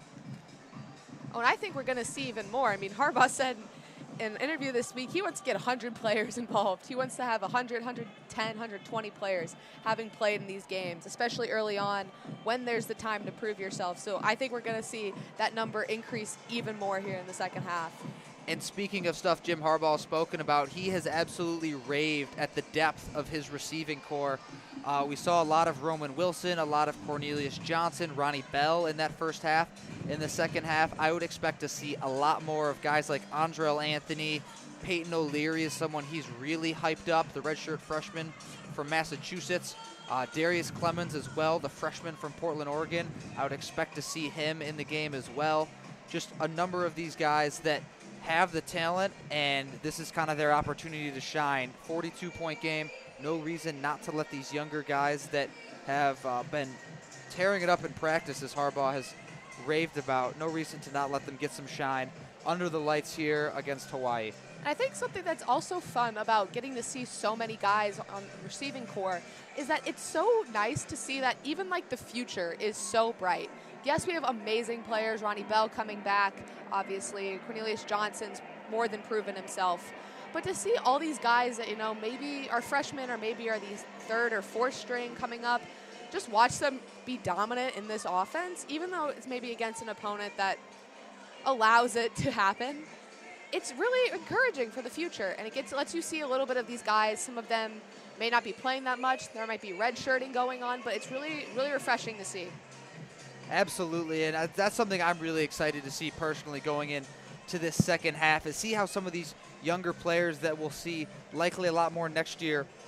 As Zach said, the Wolverines have a lot of wide receivers that are going to be not with the team next year, whether that be to the NFL draft or to simply graduating, but there's going to be some room to grow for this receiving core with guys like Ronnie Bell heading off. Cornelius Johnson will likely be going to the draft, or he could return, but obviously the possibility he is not with the team next year as well. Roman Wilson could very well leave. Just a number of potential openings for these young guys that I just mentioned to really step up and make a name for themselves. Obviously, we saw Andrell Anthony in the game against Michigan State last year really break out in a big way against the Spartans, and I expect to see him throughout the year to continue to develop and make a name for himself. But this receiving core is just so deep that it's hard to show off all these talented guys. Part of the bane of being a program like Michigan is that you lose a lot of high-end talent early, especially to the draft. But it's games like this that remind you that, yeah, while guys like Bell and Johnson might be gone at the end of the season, there's still so much talent on this offense, and that they're going to be fine as the years go. And yeah, you talk about kind of the issue with that. You look at the running back position in recent years. Have a guy like Zach Charbonnet that came in here as a freshman, very highly touted recruit, played very well, and then just kind of got buried on the depth chart behind a number of other really talented running backs like a Hassan Haskins, like a Blake Corum. And then you see Charbonnet transfer to UCLA, have a dominant season there, and some fans get frustrated with that, but it's kind of think of the flip side. So that's kind of a good problem to have, because you still have a number of dominant running backs still here in the program that are playing well. And like we've seen, CJ Stokes has looked really solid through this first game and a half so far for Michigan, and I'm expecting to see a heavy dosage of CJ Stokes in this second half. Yeah, it's almost like in some cases having too much talent can hurt you. But Hassan Haskins was such an integral part of the offense last year. Obviously, him getting picked up in the draft. Corum is an incredibly talented running back, but you aren't guaranteed that he's going to be able to carry that load all by himself. So watching what Stokes has been able to do in these 2 games so far is really encouraging for me and probably all the Wolverines fans, including Coach Jim Harbaugh, because now you know that you have that second option that you can rely on, you can count on, and know that workload that was pretty split between Corum and Haskins last year, you can continue to do plays like that. You can run schemes like that where you have 2 really talented running backs. Absolutely. A couple of updates from around the country. Georgia Southern up 3 with the ball on Nebraska, 38-35, 6:26 to go in the fourth quarter. Definitely one to keep an eye on there. In the Big Ten, Nebraska has looked very shaky to start off this season. They were 23.5-point favorites at home against Georgia Southern. The Indiana Hoosiers up 16-10 through 3 against Idaho. The Baylor Bears down 3-0 with 4:54 to go in the first at BYU. And the Kentucky Wildcats able to knock off the Florida Gators in a ranked SEC matchup earlier today. That game ended fairly recently. Ended with a final score of 26-16. The Wildcats go into the swamp and knock off a Florida team that was coming off a really big win against a ranked Utah team. About 3 minutes and 20 seconds to go here at the Big House until we're back in action. Both teams on the field getting loose, getting warm again for this second half. Kendall, Hawaii obviously in a big hole and just got dominated in essentially every facet of the game. Is there anything they can look to do in this second half? Anything they're going to try to do to try to change up that the way this game's been going, change their fortunes? Well, though it might be little to ease the spirits of Hawaii fans, Yellen has played decently well given what he's been given. He hasn't thrown an interception yet. He's looked decently confident when the pocket doesn't collapse on him. So that's almost reassuring, is knowing that your quarterback has been able to withstand, honestly, one of the better defenses in football and hasn't managed to turn the ball over yet. Yeah, absolutely. And no interceptions for Yellen. That's a good thing. He, this is a Hawaii team that really struggled with turnovers early on in this season. That was really a big issue for them against Vanderbilt and Western Kentucky. And that was one of the reasons that this coaching staff and Timmy Chang decided to go with Joey Yellen over Braden Shager, the guy that they had been starting the first 2 games of the season. Under 2 minutes to go here. The fans are rowdy. Student section still pretty full here in Michigan Stadium. It's very late, obviously, as there was about an hour rain delay, but there's still a pretty impressive crowd considering that it's a night game and there was an hour-long delay. Yeah, I completely agree. I mean, this is something you don't necessarily expect to see all these fans stay throughout the whole duration of a game, especially in a blowout like this against Colorado State. The student section especially really thinned out at the half, and that was a 23-point game at halftime. But the energy's great here in the Big House tonight. People are active, great atmosphere for recruits. We mentioned that. There's a number of recruits here in the building tonight. Most notably, 5-star quarterback Jayden Daniels from Charlotte, North Carolina. He's visiting with a teammate. I think it's got to help seeing that performance from JJ McCarthy, too. Absolutely. I mean, if you're a quarterback and you come in here and you see the current Michigan quarterback coming in and making plays all over the field, showing off the dynamic receivers and running backs and other skill position players that the Wolverines have to offer, I think it's a really great thing for recruiting, especially at the quarterback position. Absolutely, as teams will take the field. Yeah, both teams now on the field. Wolverines will receive the football here to open up the second half. Very excited to get going. My first broadcast here in the Big House for WCBN Sports. Was lucky enough to go to the Penn State game last year and call the Orange Bowl. Narco playing. Energy in the Big House is high. Hawaii ready to kick it away to Michigan.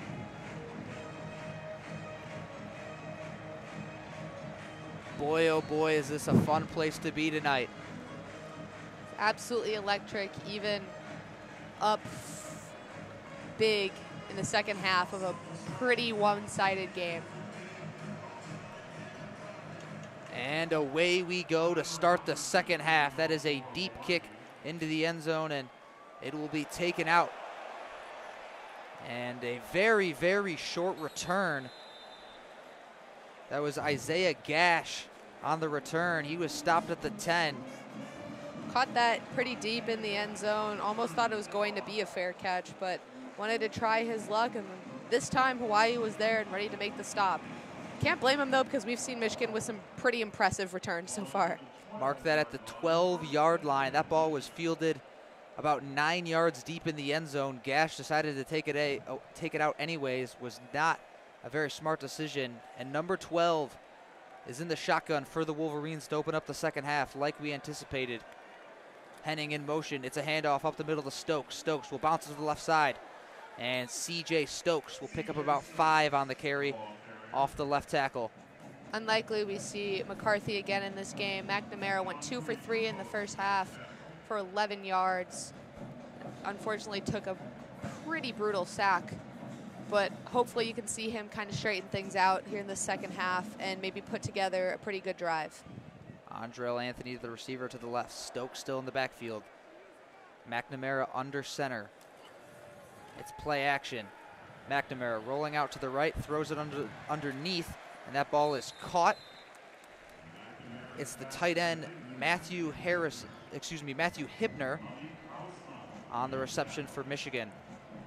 Hawaii's defense had Anthony pretty much covered there or in the backfield. One thing I do like about McNamara a bit more than McCarthy, what he does a bit more than McCarthy, is he really utilizes the tight ends in a way that JJ doesn't. Mainly because JJ's going for much longer throws compared to those short inside passes. Cade McNamara in the gun. Dunlap to his right. It's a handoff to Dunlap, and Dunlap will be stood up at the line of scrimmage. Nothing doing there on a 3rd and 2 handoff. Much more impressive start from Hawaii's defense. As they start the first half, they allowed a touchdown on only 2 plays, and here they have 4th and 2. Dunlap absolutely stood up. That was great penetration by the Rainbow Warriors. Not very much push from the Michigan offensive line. And Brad Robbins is at about the 11-yard line to punt it, the 6-yard line to punt it away.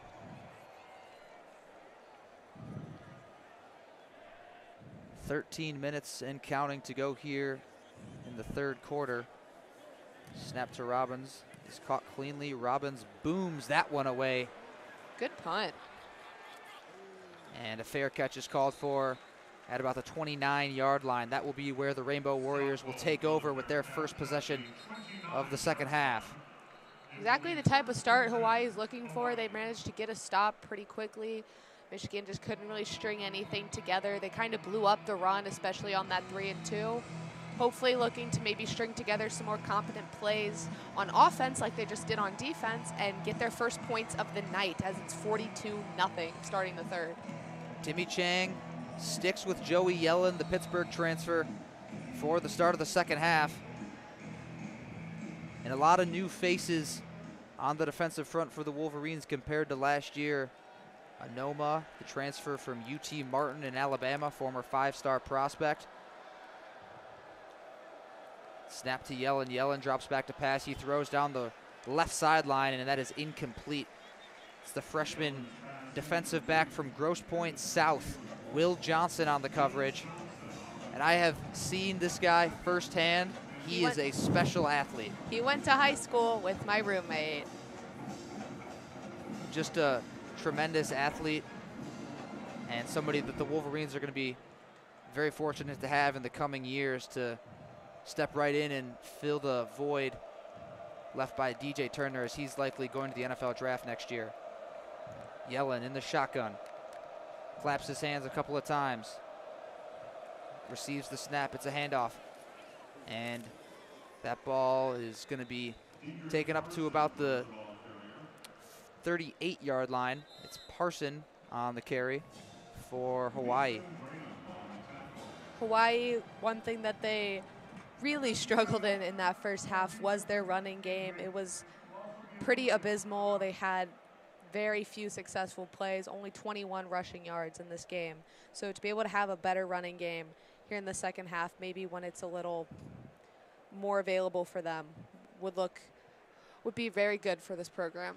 And there's an injured Wolverine on the field right now. We don't quite have a good look at the number. And it's Jaylen Perry receiving some attention from the medical staff. Always hate to see it, especially in games like this. Injuries just really, really hurt. Absolutely, and that's really something that I know Adam talked about in that first half, is that if you're the Michigan Wolverines, this is not a game where you want to lose key pieces. And obviously having most of the starters sitting already in this second half, but just not something you want to see. Perry, a very promising defensive back for the Wolverines. Currently being helped off the field, which you always hate to see. It looks like he'll be heading towards the locker room. Sorry, I need to do this. It's the what year was it game? I'm so good at this. Is oh my God. Kendall was raving about this game. I'm so good at these. During the first 2011. half. It's 2011. A fan favorite game here at the Big House. Wait, never mind. No, he was dead by then. 2009? 2010? I think it's 2009. 2009. 12:33 to go here in the third quarter. 3rd and 3 for Hawaii. I never saw Game of Thrones. I don't know when it started. When did William and Kate get married? That seems not very tasteful. That wasn't tasteful, bringing up the Royals at a time like this. And Timmy Chang and Joey Yellen. I don't know. Will look to convert here. They just showed a graphic. This is the year when Michigan beat Notre Dame in the Big House. 2011. I was and right. It is 2011. I'm so good. I'm so good. I just don't know when Steve Jobs died, I guess. Sorry, no one cares, but that means so much to me personally. And Jaylen Perry was taken into the locker room, not into the medical tent. Don't like to speculate too much with injuries, but his night is likely done considering the score of this game. No need to We'll be looking for updates later. Hopefully it's nothing serious and that he won't miss any extensive time. About 15 seconds left in this media timeout. Give the Big Ten Network a chance to get some ad revenue. 3rd and 3. Kendall, 3rd and 3 here for Hawaii. This is a down and distance where you can run or pass. See, I would say run, but they have not demonstrated a consistent ability to do that. So honestly, I'd pass it. Dedrick Parson has probably been the most effective skill player for Hawaii so far. A pair of receivers split out to the right for Yellen. Parson to his left, one receiver to the left. In the shotgun. 4-man front for Michigan. Yellen drops back to pass, and that ball is tipped at the line of scrimmage.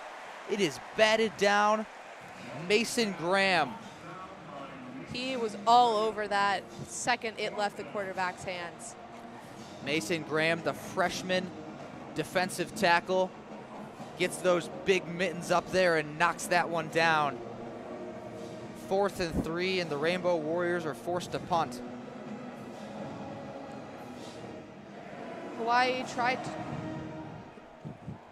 tried to string together a more successful offensive drive there. Unfortunately, they were pretty stifled. Hawaii will have to punt this one away. It's Shipley as the officials throw a flag. And the clock has... 5-yard penalty, 4th down. The play clock runs out there on Shipley, and the Rainbow Warriors will... To the expiration of the clock, timeout, Hawaii. That was the first of the half. It'll be 30 seconds in length. So Hawaii is going to take a timeout here. It appears that Hawaii got the timeout off before the play clock ran out to 0. Timmy Chang elects to spend a timeout here. Punts have been pretty decent from Shipley so far. The last one, very well executed. Got the stop inside the 20 for the defense, so they'll see if they can do it again here. Jake Thaw standing at about the 21-yard line, back deep to receive for Michigan. Shipley receives the snap cleanly, and that punt is low. But it's going to take a bounce. Thaw makes one man miss. Thaw up a seam, cuts out to the right. Jake Thaw, flag thrown, and he's tackled down at about the 33-yard line. Looked like it was going to be a good punt for Hawaii, but once he had it in his hands, instantly made a guy jump at him and fall over. And a flag on the play, awaiting the signal here from the official. You'd have to imagine it's likely on the Wolverines. Potentially an illegal block in the back or a hold. They're finished deliberating, so. Block in the back. Return team number 89. Half the distance from the spot of the foul. First down, media, timeout. Exactly as you said, block in the back. Illegal block in the back is the call. And we're in another media timeout here as the fans here at the Big House get their Slippery Rock update as a cheer erupts from the Michigan faithful. Just under 12 minutes to go here in the third quarter. And Kendall, a 42-0 game here. Slippery Rock with a big victory today. The fans love to see that. Kendall, next week, the UConn Huskies come to Ann Arbor. Likely to be a similar story to what we've seen so far through this game and in week 1 against Colorado State. Obviously, the big story in that game is going to be supposedly Jim Harbaugh will have named a starting quarterback. Right now, obviously the assumptions are that would be JJ McCarthy, just with how he's played today and how Cade McNamara played in that week 1 game. Obviously, Cade McNamara still has some opportunities here to maybe leave a lasting good impression here, but assuming that JJ McCarthy is the starter, how do you see that game playing out? Do you think it's a similar situation to what we saw here and in week 1, where whoever's named the starter gets about the first half and then it's kind of thrown it to the backups from there? Or do you think the Wolverines will look to maybe get some extended rhythm with that first unit? Talking about this as delicately as I possibly can be, because I don't want to be mean, to give 2 back-to-back weeks of teams that are not very good. So I wouldn't be surprised, honestly, if we see a bit more of Cade at the beginning of the game, just because it gives him a chance to go up against a similar defense and a similar team with all of the starters playing behind him. I don't necessarily think we have a set in stone starter, even though if we did, it would be JJ McCarthy. And if we do, I don't see him playing the full game. I think we can kind of use Maryland as a rhythm game. Then we can really see how probably at this point McCarthy plays through a full game. I don't think next week is that. And Maryland is the game 2 weeks away, obviously at home again. Wolverines with a big homestand to open up the season here, as it is still Cade McNamara for the Wolverines at quarterback. McNamara receives the snap from the shotgun. Big pressure coming from Hawaii, and that's going to be a sack. Cade McNamara goes down. And John Tuitupo is the one that applied the hit. McNamara dropped around the 6-yard line. Hawaii's defense really stepping up here in the second quarter. That again, they aren't as spread out as they were in the second half. They weren't as spread out as they were in the first half when you had more of an air threat than you do in this game. You can see they're playing a lot closer, playing a heavier box.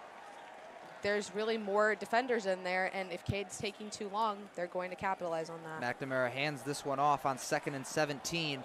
It's Stokes. Stokes picks up about 4 there to the 10-yard line.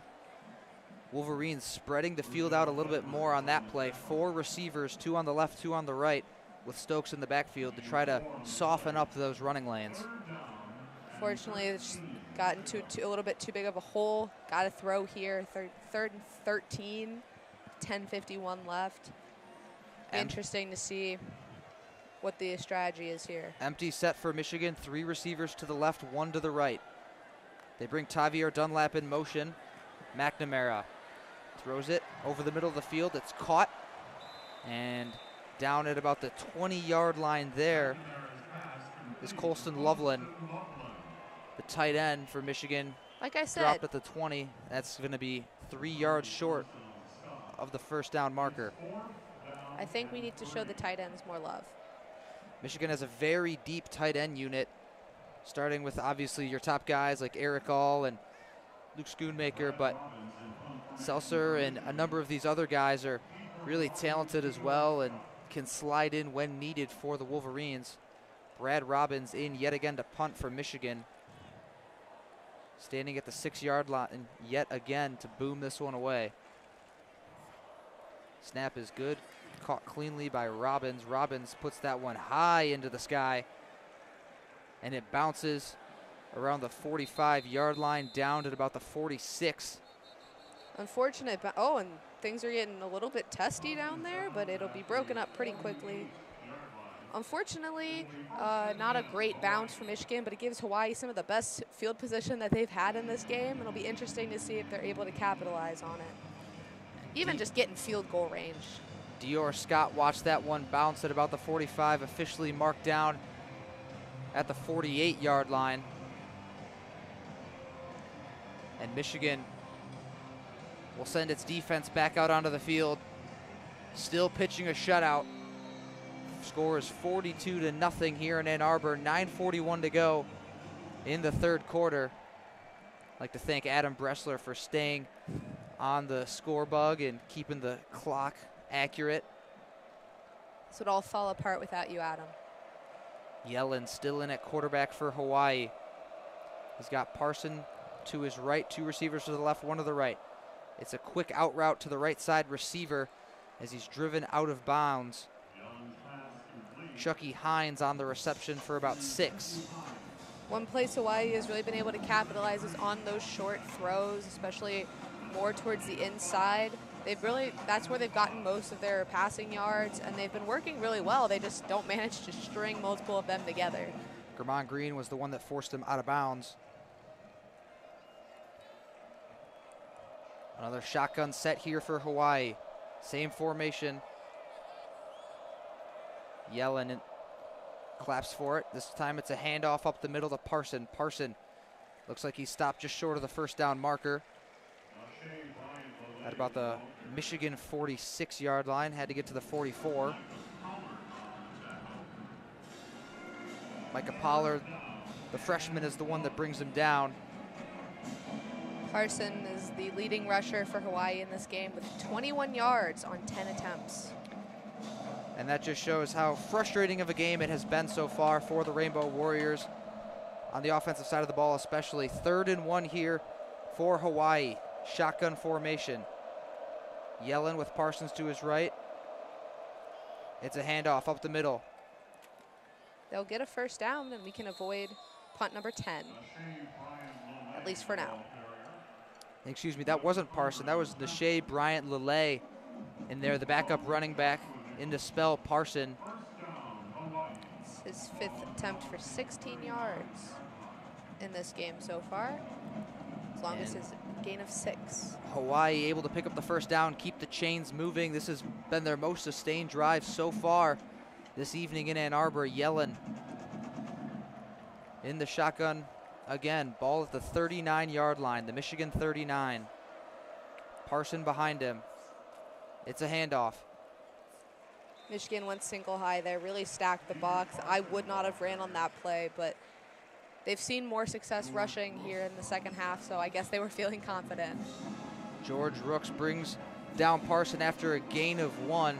That stout Michigan front. Rooks is in there. We already talked about Mason Graham. He batted down a ball a young group in there. TJ Guy as well. And Kenneth Grant. Michigan shows pressure here. They bring pressure. Picked up well by Hawaii.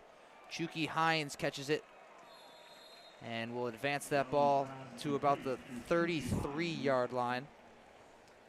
Hawaii had tight end Jordan Murray wide open there, but unfortunately Yeller just didn't see him, and they end up with a much shorter gain than the potentially pretty long and impactful one that they could have had.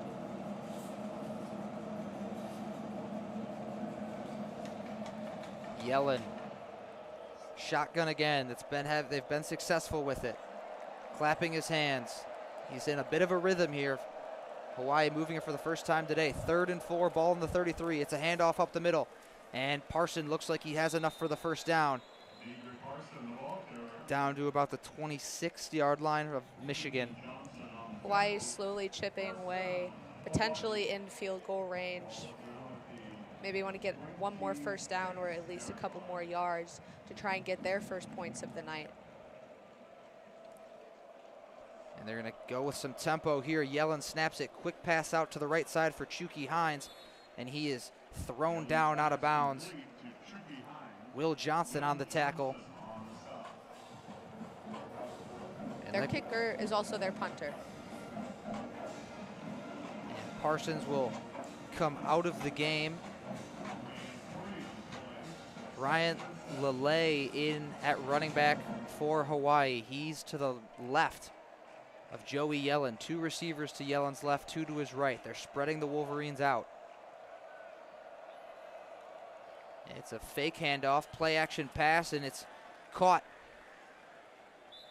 Phillips, James Phillips, the slot receiver, has it down at about the 8-yard line. Hawaii's doing a much better job of finding the open man, especially having an open man, as in that first half. That was pretty impossible, but now with the way that Michigan is set up defensively, there's a lot more places for short, quick slant passes to really make a difference here, as they're have the best field position that they've had all night. Yellen's been having some success with the tempo. They slow it down a bit here. They bring a receiver in motion across the formation to the left. Play action pass over the middle, and that pass is dropped right into the hands of James Phillips on a similar route combination. He had him over the middle. It slipped right through his hands. Could have been even picked off by the Wolverines. Michigan playing more of a man coverage here. Hasn't necessarily been working on certain plays, but definitely worked there, as there was no way he was going to get any sustained yardage if that was caught. The Rainbow Warriors with their best opportunity so far to put some points up on the board. Parson back in at running back. Still shotgun for Yellen. He's to the right of Yellen. Yellen has 1 receiver to his left, 2 to his right. It's a play action pass again. A slant route down to about the 9-yard line. Jonah Pinoque on the reception for Hawaii. And they continue to move the ball, taking these short passes underneath routes against the Michigan defense, against these young DBs for Michigan. This is Hawaii's first time in the red zone. This is really where this is where you get the experience as a rookie defensive back. If this is your first year, this is where it matters the most. To get a stop here could really, help a guy's confidence and get him his first real experience of NCAA football. Germon Green back in the game for Michigan. Snap to Yellen. Yellen scrambling under pressure. Yellen rolls out to his right, throws to the back of the end zone, and it's over the head of his intended target. The Wolverines brought some heat there. Derek Moore, the freshman, was the one that flushed Yellen out of the pocket. Well, we'll see. At this point, we're going to see an appearance from Hawaii's best player today, Matthew Shipley, also their punter. Brooks in pursuit of Yellen after Moore flushed him out. The pressured throw is off target, and Shipley will come out to attempt the first field goal of the game for Hawaii. Looking to finally put Hawaii on the board. Snap good, kick good. And Hawaii has their first points on the board. Shipley knocks that one right through the uprights. The 26-yard field goal is pure. Good for Hawaii to get that goose egg off the board, even if it is only a field goal. They had opportunities to get a touchdown there. There were multiple times where Yellen missed an open receiver, just didn't see him. But if you're Hawaii, you're going to take what you can get, and to not get shut out in this game, it's got to feel pretty good. And that was the Hawaii offense for the first time really got into a bit of a rhythm. Yellen on that drive was moving down the field, like I talked about earlier, taking the short stuff, not forcing it down the field like he was kind of doing in that first half. A lot of times in the first half, there were plays where he'd have a receiver on a deep route that was just well covered by DJ Turner or Gamon Green, but he'd throw it out there anyways. This time, a little bit of a more complex route combination.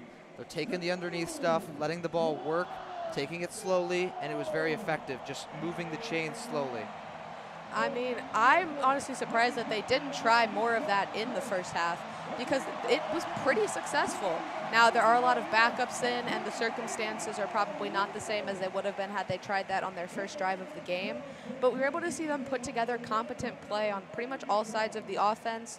Quarterback stopped trying to be the hero, just keeps doing those little short slants inside, and they finally had some sort of competent rushing attack, which we had not seen up until that point. And Mr. Brightside now blasting over the speakers here at the Big House with 3:51 to go in the third. Turning into a staple here in Ann Arbor. The student section loves it. The Killers like it, so This is something that's gotten national media attention as just one of the kind of feel-good college football moments that you see every year that is what makes this sport so awesome. Such a random little tradition, but it's so much fun to be a part of. And if the band that made the song approves of it, I think it's safe to say we should keep doing it forever. The Wolverines, after giving up the field goal, still holding on to a 42-3 lead here with 3:51 to go in the third quarter. Hawaii has outscored Michigan 3-0 in the second half. Outside of Michigan giving up the shutout, though, the biggest story of this second half has been Cade McNamara's inability to move the ball down the field against a Rainbow Warrior defense that JJ McCarthy, I think as Adam described it, as like a knife through hot butter, a hot knife through butter. JJ McCarthy moved the ball down the field to punch it in for 6 with ease. In McNamara's opportunities, he has struggled to really move the ball for the Wolverines. Because Cade isn't as dynamic of a runner as JJ is, he really does have to throw, and Hawaii has taken advantage of this. They've really crashed inside, gotten the sacks, and made him look like he was just lost. And the Rainbow Warriors ready to boot this one away. Give it back to the Wolverines. It's Tyler Halverson who will kick it away deep. And that one will just be caught in the end zone for a fair catch. Really want to see some sustained pressure from Michigan's offense. Keep utilizing the tight ends. Those have been really successful so far, especially with Cade under center. And just, relax. You don't need to be the hero again. Just play football. Play the way he did last year.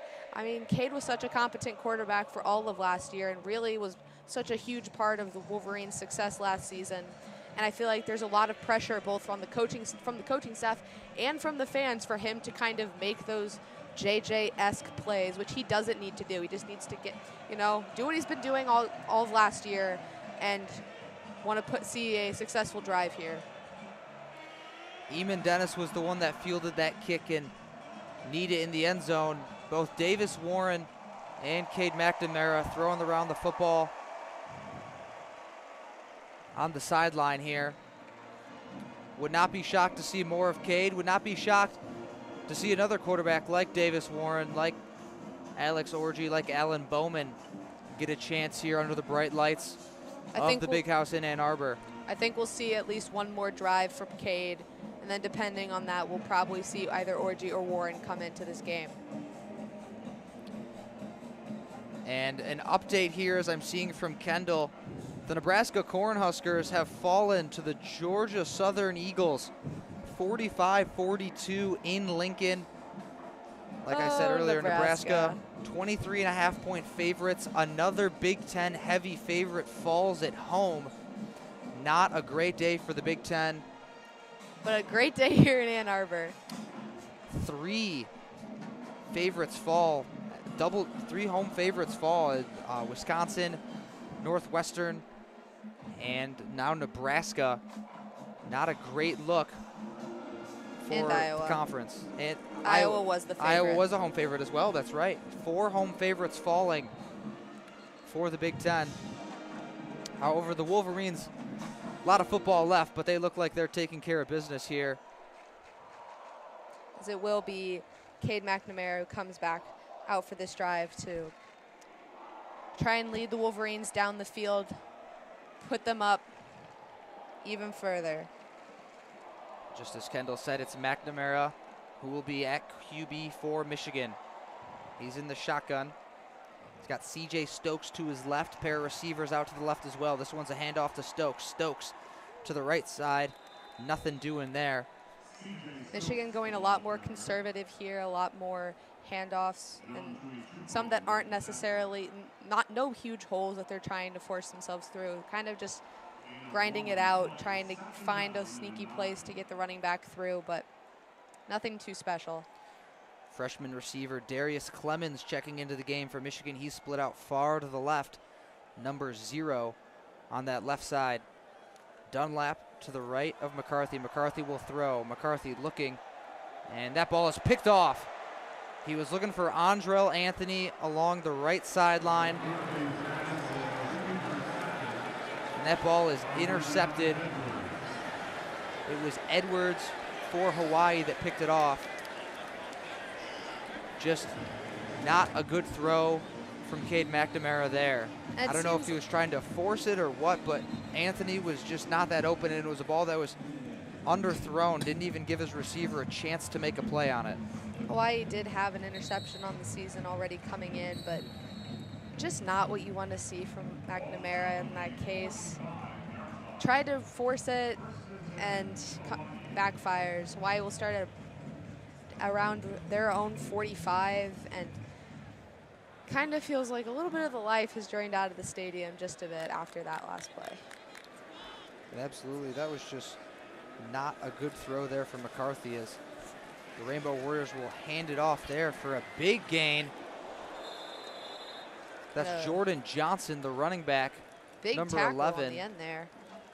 His Michigan has really kind of fallen off, not fallen off, like, I mean, they've gotten worse. I mean, like, stepped back on offense. They're not playing as aggressively. They're allowing Hawaii to get those more open areas for the running back to sneak through. So the rushing totals for Hawaii are not going to be indicative of how this game really went, because a lot of it has come here in the second half. Johnson with a big pickup there on the sweep. Moves the chains for Hawaii. Yellen, shotgun, receives the snap, looks to throw.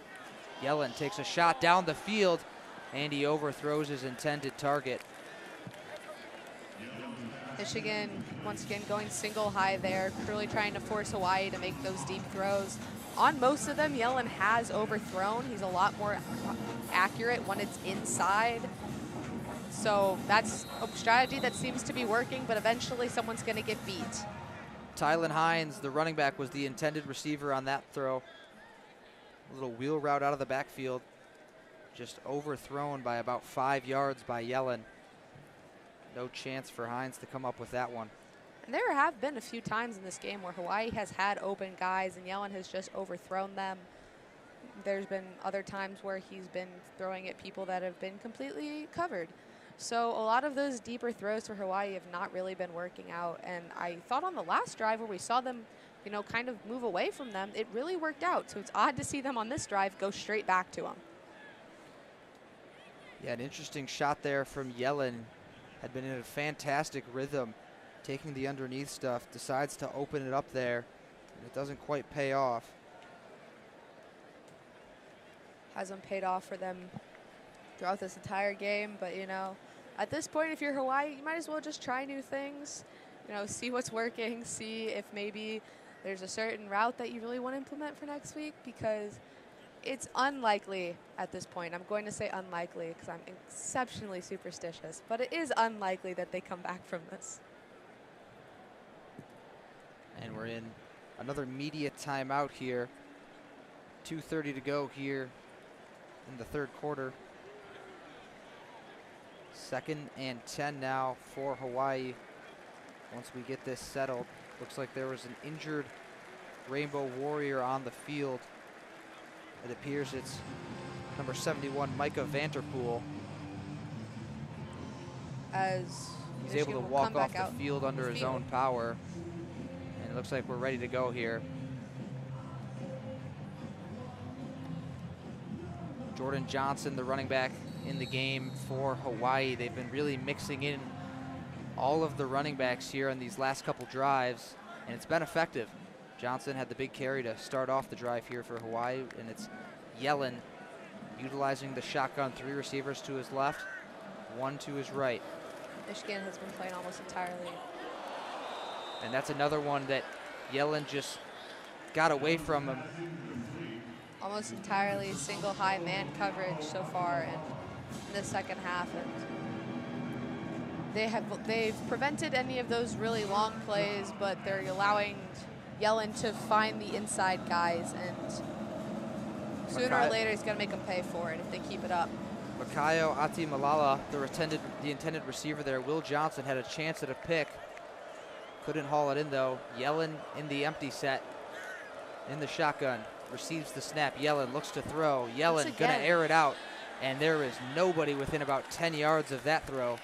His intended receiver was Jalen Walthall there, but once again, Hawaii loses some promising field position after the turnover on a deep ball to nobody. Nothing doing there. And Hawaii will have to send on the special teams unit. Gonna have to punt this one away. Shipley gonna look to pin the Wolverines deep. Shipley has undoubtedly been the MVP for the Rainbow Warriors tonight. This will be his 10th punt. Jake Thaw at his own 6-yard line to receive the punt. And it's a good punt. Bounces back towards the 10, and it'll be down at about the 9-yard line. That's where it'll be marked down. Good punt from Shipley as he pins the Wolverines inside their own 10. Took a bit of a Michigan bounce, but it'll still be not the best field position for the Wolverines, whose offense has really kind of sputtered here in the second half after 2 unsuccessful drives from Cade McNamara. And I think it's time that the Wolverines change it up at quarterback, and they do. It's Davis Warren in the game. Cade McNamara's night looks to be done after that interception. Warren in the shotgun. He turns around and hands it off to Stokes. Stokes has a hole here, and he is upended at the 15-yard line after a pickup of 6. Warren, the sophomore, hasn't seen much action yet this season, but they're trying to get everybody involved, and after the last 2 drives from McNamara, it makes sense that they're going to try and rotate away from that. Really, every drive McNamara's had in this third quarter has not been successful, and obviously capped it off with the interception there, and that kind of sealed it for him. I would have to imagine if there's any doubt that he'll be starting next week, that was cleared up there. Warren on the keeper to the left side. Warren with some space. He picks up the first down and more. Down to the 26-yard line. Davis Warren on the quarterback keeper takes it himself for a nice pickup. And these young quarterbacks for Michigan, Kendall, they've got some legs. Oh, they really can run, and I think that's part of the reason why they're so eager to get them both in the game, is because they provide an entirely new avenue on offense when you know that not only is the quarterback going to take it, he's going to probably beat you. Warren, shotgun. He's got Stokes behind him. Amarian Walker in motion. They hand it off to Stokes. Stokes bounces it to the left, stiff arms the defender, and is driven out of bounds at the 29-yard line. I know Michigan's obviously ahead, and therefore they can afford to run the ball more, but they aren't running the ball necessarily efficiently. They're running a lot into really tight spaces.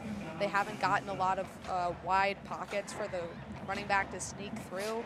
Mostly just kind of pitching it to the outside and trying to get around Hawaii, but it hasn't really been working, and I think they're going to need to start opening it up, spreading the ball out more for some passes. And JJ McCarthy the first one to greet the players as they come off the field. Warren airs it out over the middle of the field, and it's caught. Still going down to the 40, 30, 25, 20. Inside to the 15-yard line. What a catch and run there from Max Bredesen, the tight end. Just Caught like it over the middle of the field. Davis Warren delivered a strike, and Bredesen, with some nice catch and run action there, takes it to the 15-yard line. Just like I said, being willing to pass, that not only will potentially have a huge impact like it did there, but getting the mind off the run, because Hawaii had really been stacking the box for that. They had been ready, and now they have to, watch the deep ball, especially knowing that they'll do it. And that is the end of the third quarter there. Triple zeros. 15 minutes to go here from Ann Arbor as we start the fourth quarter with a media timeout. And Kendall, Davis Warren obviously not in contention for the starting job, but he's looked good in his first drive here, his first action we've seen him in this season. It's a little scamper there to start off the drive, and then obviously hits Max Bredesen for a big completion down the middle of the field. Bredesen doing a lot there after the catch, but it was about a 15, 20-yard pass through the air as well.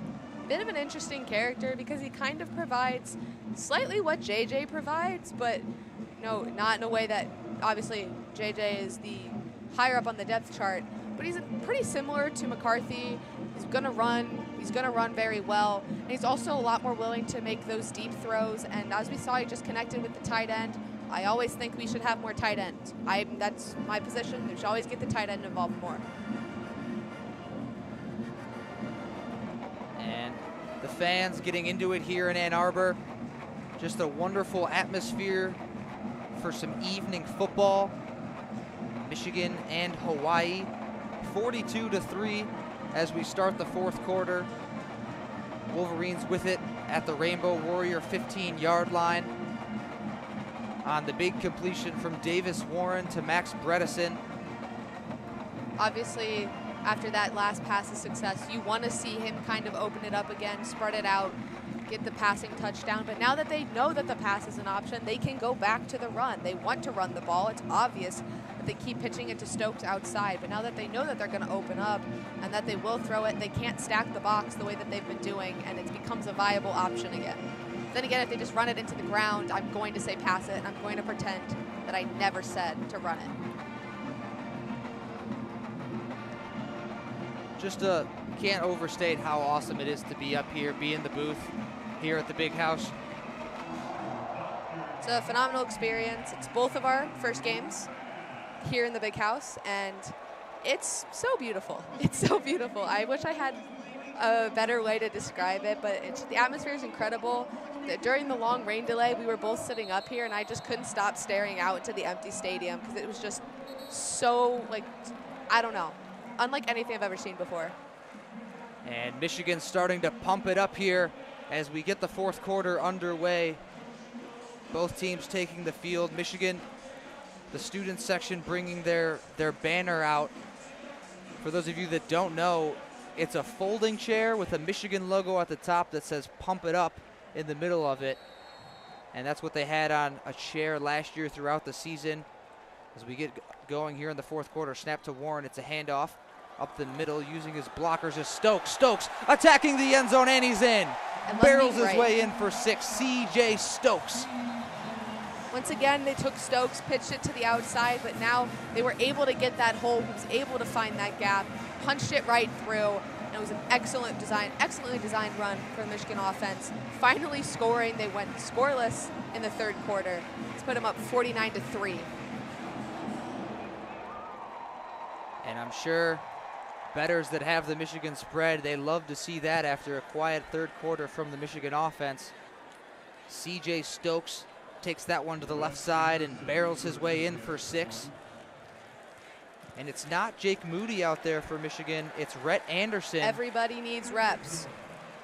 Rhett Anderson, the backup kicker, puts that one through the uprights to complete the touchdown and the extra point.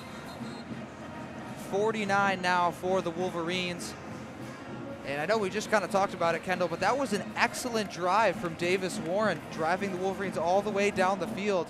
And I don't know how to say this other than that does not bode well. That can't bode well for Cade McNamara. I mean, I think right away on that drive, he opened it up by doing something that most teams know that Cade is not going to do, which was run the ball and run the ball well. After that, the world was kind of his oyster. They pitched it to outside to Stokes a couple times. That long throw that really made them open up on the defense and kind of prevent the box from being so stacked like it had been. And then immediately next play, you see them capitalize on that. And once again, it just starts with something that is necessarily no fault of Cade's own, but is an inch something that he can't provide, and something that JJ and Warren have been able to provide, and it's something that kills teams. Tommy Doman will be sending it the other way on the kickoff for Michigan. And that one's going to go through the back of the end zone for a touchback. Like Kendall just talked about, everyone's getting reps. Jake Moody's day looks to be done, and Tommy Doman and Rhett Anderson, some of the backup special teams players, backup kickers, getting some action for Michigan. I mean, especially in a game like this, where even Hawaii still has a lot of its starters in, it's always, you can put your players in, you can get them experience against an actual NCAA team. Maybe not the best NCAA team, but then they can, deliver when it really matters. Yellen in the so shotgun for Hawaii. Ball at the 25-yard line. Snap, hand, it's a fake hand, it is a handoff to the left side for a gain of about 3. Nothing too promising. Tylen Hines. Defense didn't really fall for that one. On the carry. And Yellen's been going, Timmy Chang, they've been really trying to utilize that play action here in the second half to get a bit of an edge, freeze those Wolverine linebackers, and try to make the Wolverines a little bit slower on the defensive side of the ball. And they're really trying to run all of their plays to the perimeter. They're not going at the center of that Wolverine front. Yellen's still yet to turn the ball over. Snap to Yellen. It's another handoff. That one to the right side, and moderately more successful. Some nice running through the contact there for Hines. Hawaii really using this time to work on their running game. A nice push there from the Hawaii offensive line. Pollard, the freshman, makes the tackle for Michigan. 3rd and 2, ball in the 33. 13:43 and counting from Ann Arbor in a 49-3 ball game. Yellen still in the shotgun. He's got Hines to his right. 2 receivers to his left, 1 to his right. Michigan it's another handoff, and he is absolutely stuffed. Michigan playing a lot tighter there, having, I think, an 8-man box. Just really, now that they know that they're going to pound the rock, if you will, even if it's not necessarily successful, they've got to tighten up on that. Hines got hit in the backfield, but able to fight forward just enough to pick up the first down, and that'll move the chains for Hawaii. Wolverines had a great push through the Hawaii offensive line, but Hines just kind of slips forward and barely picks up that first down. Rainbow Warriors will keep it on the ground. This time it's Jordan Johnson.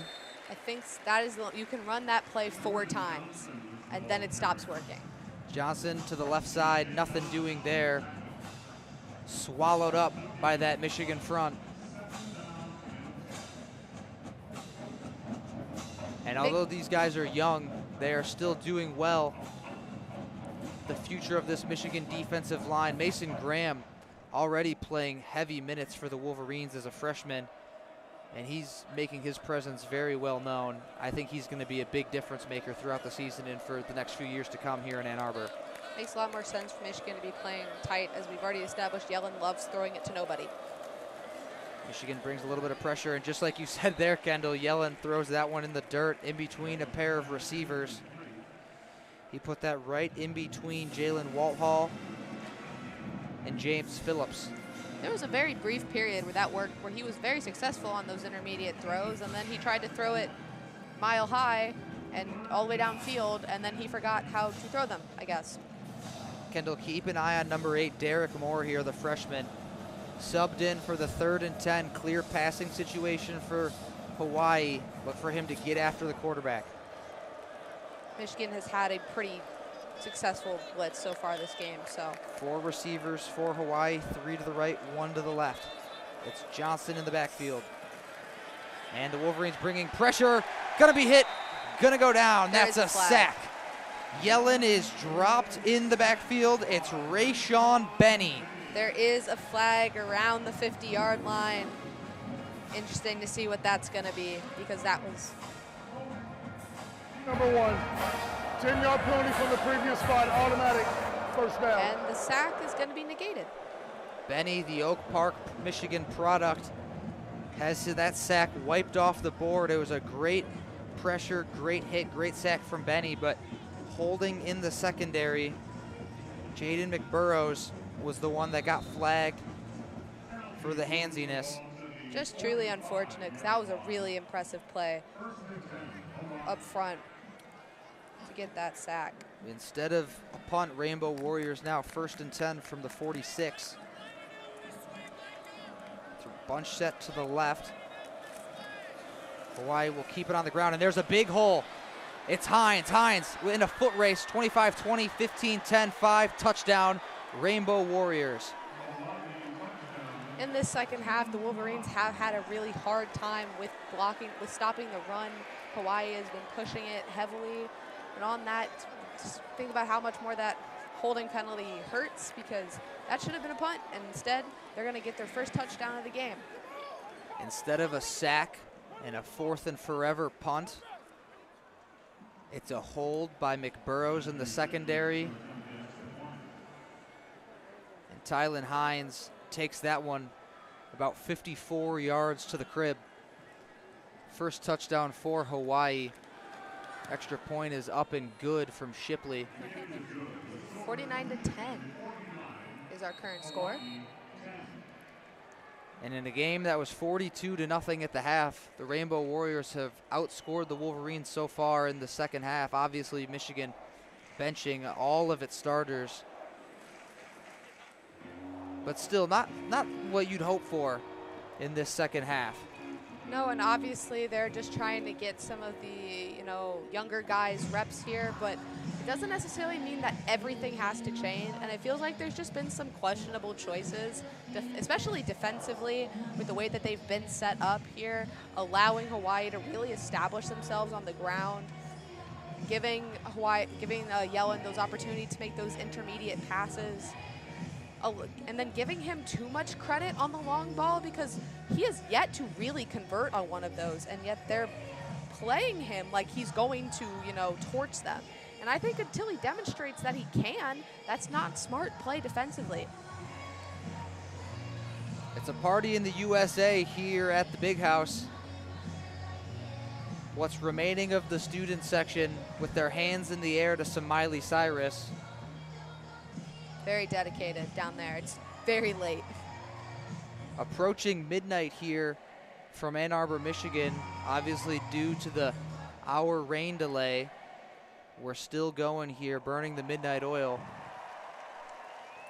Michigan set to receive the ball here after this media timeout concludes. Kendall, Hawaii really been picking up the offense here in this second half. Obviously the last drive, able to slowly, methodically move it down the field, taking the short stuff, little running plays that just pick up enough to move the chains. Come away with 3 there, and then obviously the big chunk play from Hines. Gets to that right side and just shows off the wheels to put it in for 6. Are you at all concerned about Hawaii getting some momentum here in the second half? Obviously not worried they're going to come back and win this game, but just for the idea that this defense is kind of the younger players struggling a little bit? Well, for bettors, I'm worried because Michigan might not cover the spread. That's not me, though, so I'm not necessarily worried about Hawaii at this point so much as I'm more concerned about, again, the defensive choices. The young players aren't necessarily getting torched so much. I mean, I think the worst play that we've seen would have been that run, so much as I'm just confused about the way they're setting up and why we're falling back. We're not trying to play them as intensely because we don't need to. We're up big, but they're just confusing me, and I think that is going to reflect badly on these younger guys when in actuality, I don't think it was necessarily their fault. And that kick travels. Bob rolled the ball, we placed it at the 35-yard line. First down. Halverson puts that one out of bounds on the left side there into the white paint. And Michigan will get it at the 35 off the penalty. Looks like it's going to be Warren getting another chance. Davis Warren staying loose, having a word with JJ McCarthy. McCarthy with his helmet off, but still staying involved in the huddle, talking to his teammates. Great leadership from the young sophomore. And with 11:27 to go, we still got a lot of football left here in Ann Arbor. Davis Warren with a tremendous drive in his first action this season for the Maize and Blue. Drove straight down the field, showing off his legs with a nice carry and some nice accuracy over the middle to Max Bredesen on the big chunk play. And then it was CJ Stokes that polished that drive off, battering his way through Hawaii defenders for a score. So there's going to be 2 media timeouts back to back for some reason. USC knocked off Stanford 41-28 on the West Coast. The West Coast games are finishing before us. I'm just going to hand this off to Adam Bressler real quick to sign off for our FM listeners. Hello, everyone. This is Adam tuning back in. Quick programming update for those tuning in over the FM radio. Our live coverage will conclude at midnight as the regularly scheduled Baby Blue Dexter show begins.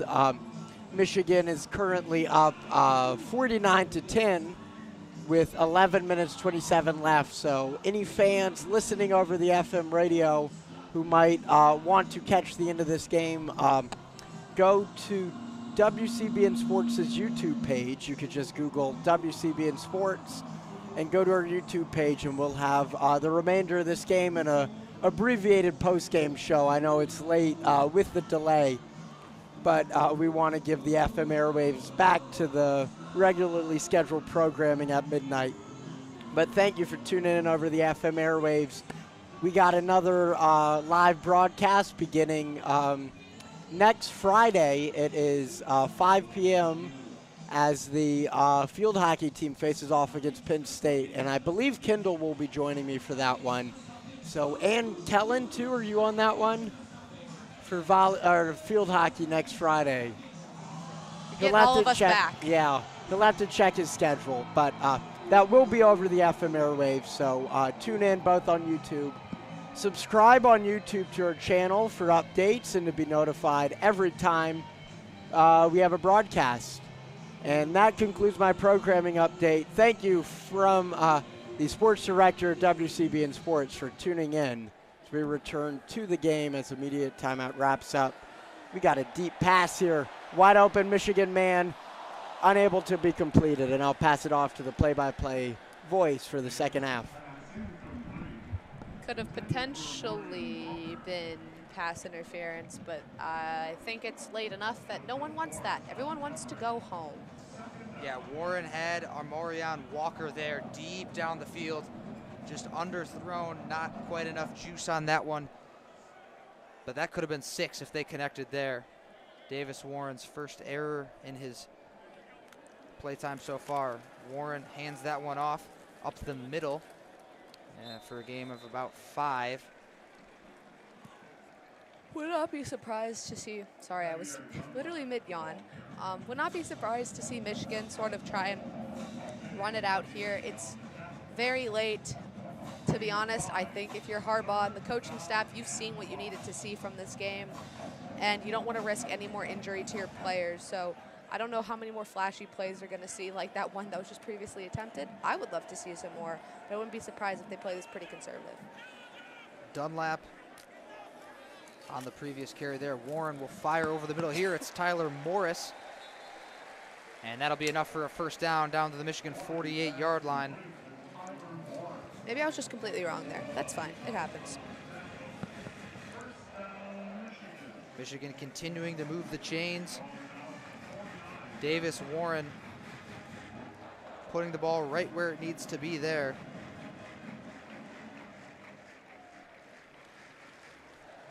Shotgun formation here for Michigan. 2 wide receivers to the left. This one's a handoff up the middle. And just a tough physical run there. Isaiah Gash on the carry, lowered the shoulder and just rolled over a Hawaii defender there to pick up 6. Gash's first rush in this game.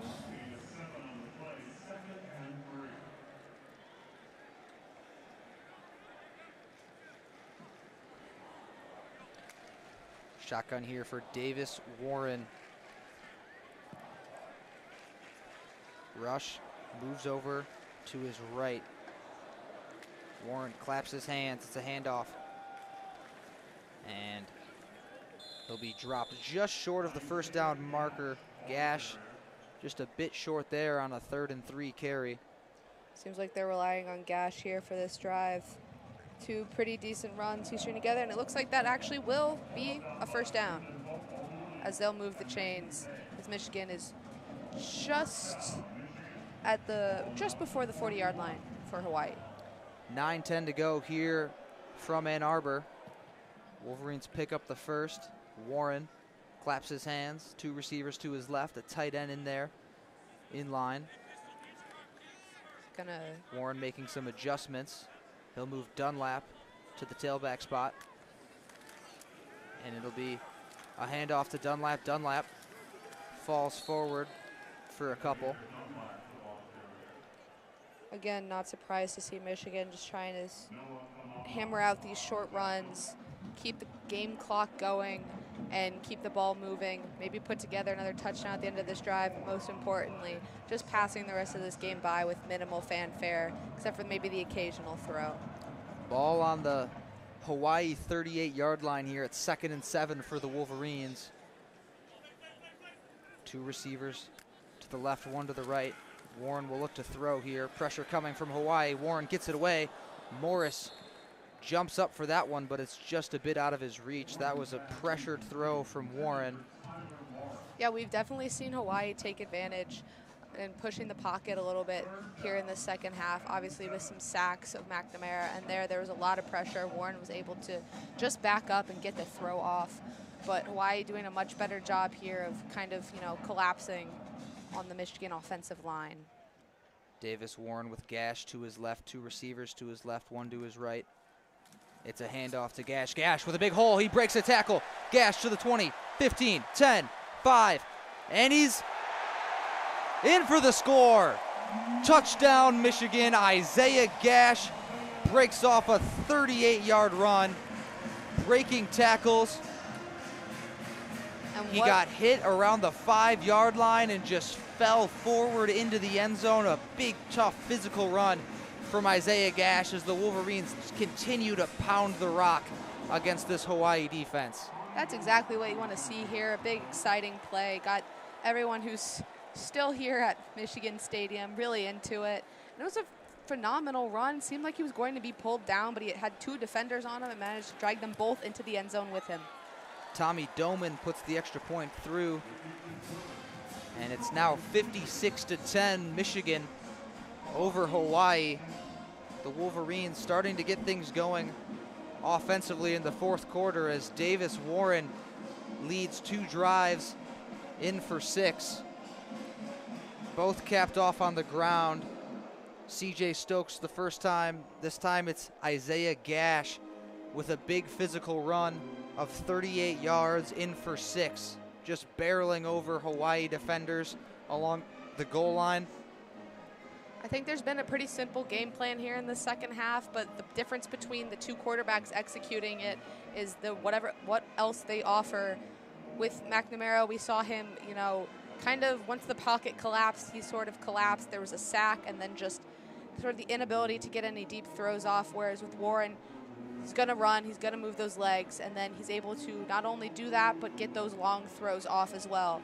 He's probably feeling a bit more confident. That might have a part in it, as it's been almost the topic of the whole season, and there's been some mixed opinions on both sides. So Warren is playing without that type of pressure, and that might potentially be why we're seeing him execute it a bit better. 56-10 here at the Big House. We have just reached 12:01 a.m. here in Ann Arbor. If you're still listening to this, thank you, because it's been a long night. It's late here in Ann Arbor. And for those fans that are here sticking around, credit to them. Michigan's got such a dedicated fan base that even though it's definitely probably maybe half the amount of people that were in here at game time, there's still a good amount of fans. That some teams probably can't even get this many to start.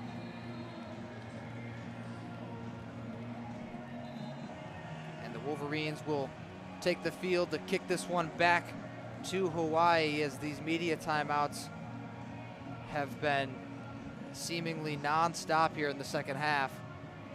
I just don't see the point of a 3-minute media timeout at midnight.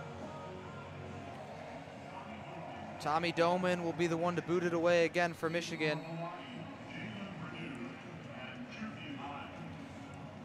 Chucky Hines back deep for Hawaii.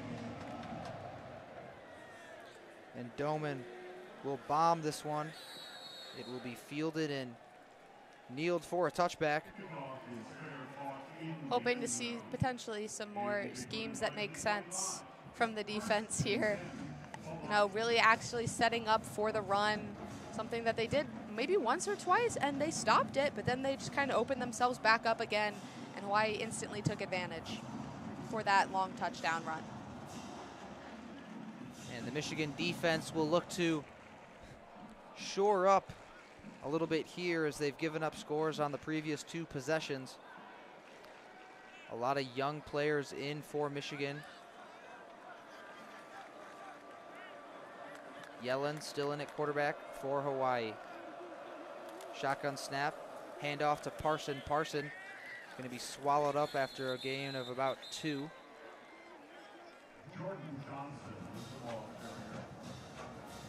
Better setup, that's all I'm asking for. Cam Good, the one who brings him down.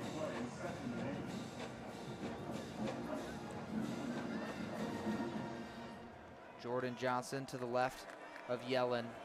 Bunch set to the left. It's a fake handoff. They try to set up the screen, nothing doing. Yellen, that pass is tipped up into the air and will just drop harmlessly around the Big Ten logo at the 25-yard line. Liked that scheme from the Wolverines. I felt like it worked pretty well. Even if he would have been able to get the pass off, the receiver was trailed pretty heavily. Doubt he would have gotten anything, especially a long gain. That seemed pretty improbable. Great discipline there by the young Wolverine defense. Tried to set up the screen. Wolverines had that all covered up. Nothing down the field as well. Yellen from the shotgun. Hines to his right. Yellen looks to throw over the middle. He's got a man. It is caught at around the 49-yard line. Finally, Yellen. Grayson Morgan, the one who connects. comes up with the reception there at the 49. Finally connects on one of those long passes to nowhere. His man was wide open. That must just have been a miscommunication by the Michigan defense, if not just a poorly picked scheme, because he had nobody on him. Yellen will keep this drive moving from his own 48. Rainbow Warriors at midfield looking to keep the offensive mojo going. This time it's a handoff up the middle. Hines picks up a couple. Short runs, stuffing the ball down Michigan's throat.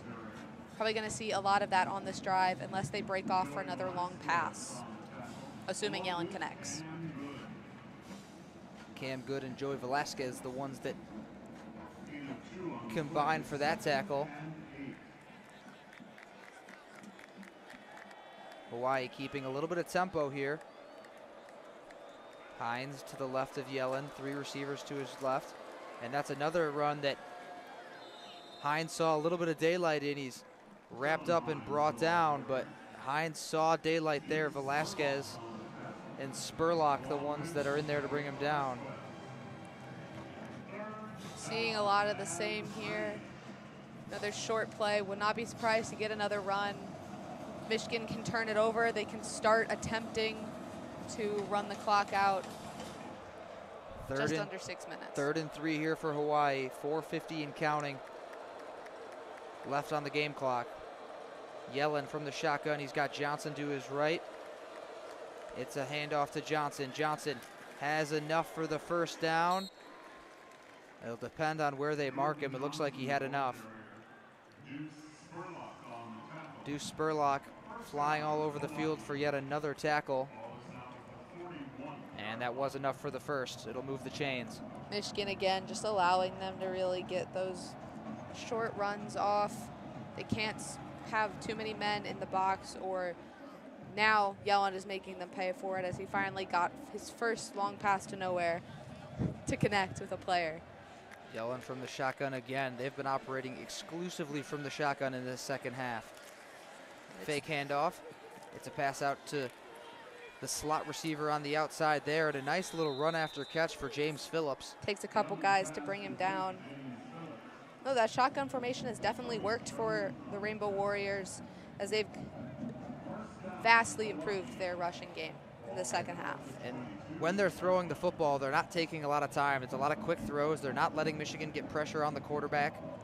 And that's something the Wolverines really have not done as well as they did in the Colorado State game. Obviously, Michigan playing dominant today in almost every facet, but against Colorado State, the Wolverines recorded 7 sacks on the quarterback. Not nearly as many here tonight against Hawaii. Snap to Yellen. Yellen looks to throw over the middle of the field. His receiver turned around, not looking for the football. That was Dior Scott. I think the ball was tipped there. It died almost immediately out of his hands in a way that didn't seem very natural. I think that may have been part of the reason why his receiver was unable to get that, as it landed pretty much at his feet, but it took a weird spiral. Mike Morris, the lone Wolverine to get home to Yellen tonight. Rayshawn Benny earlier in the fourth got home, but that was called back for a penalty, so only 1 recorded sack in the stat sheet for Michigan compared to 7 the week before. Yellen in the shotgun with Johnson behind him. It's a handoff to Johnson. Johnson bounces it to the right side to about the 20, inside to the 19-yard line. Pickup of about 5 on 2nd and 10. Moving a lot faster here. Hoping to maybe get another touchdown. 3rd and 7 though. They might settle for a kick. 3rd and 7 for Hawaii. They'll keep Johnson in the game at halfback. They've been really rotating him and Hines back and forth. Not a lot of Parson in this second half. All the other starters have stayed out on the field. Parson has not seen a lot of touches here in this second half. It's been Johnson and Hines.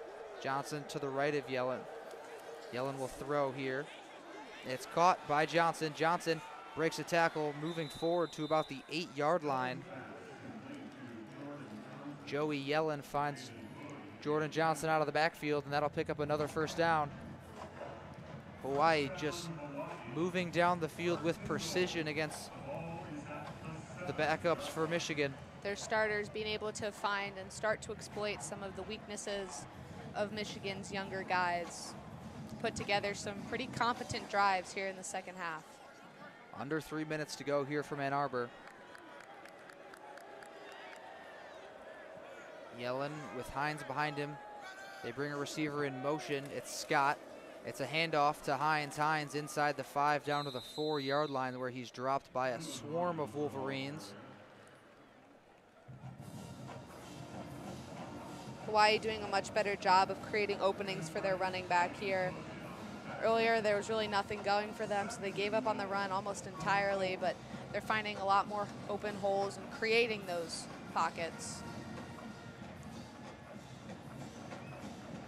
Hawaii keeping a bit of that tempo. It's Dior Scott in the slot to the right. Hines to Yellen's right. And a whistle blows as the snap is received by Yellen on 2nd and 4 from the 4. And Jim Harbaugh elects to use a timeout here with 2:05 remaining in a 46-point ball game. He wants to make sure these young guys are getting some quality reps, doesn't want to put them in a bad position. Probably also just giving them a little bit of a break. This drive has moved very quickly. Hawaii's offense really pushing forward, just giving them a moment to pause, take a breath, regroup, and try and prevent them from scoring here.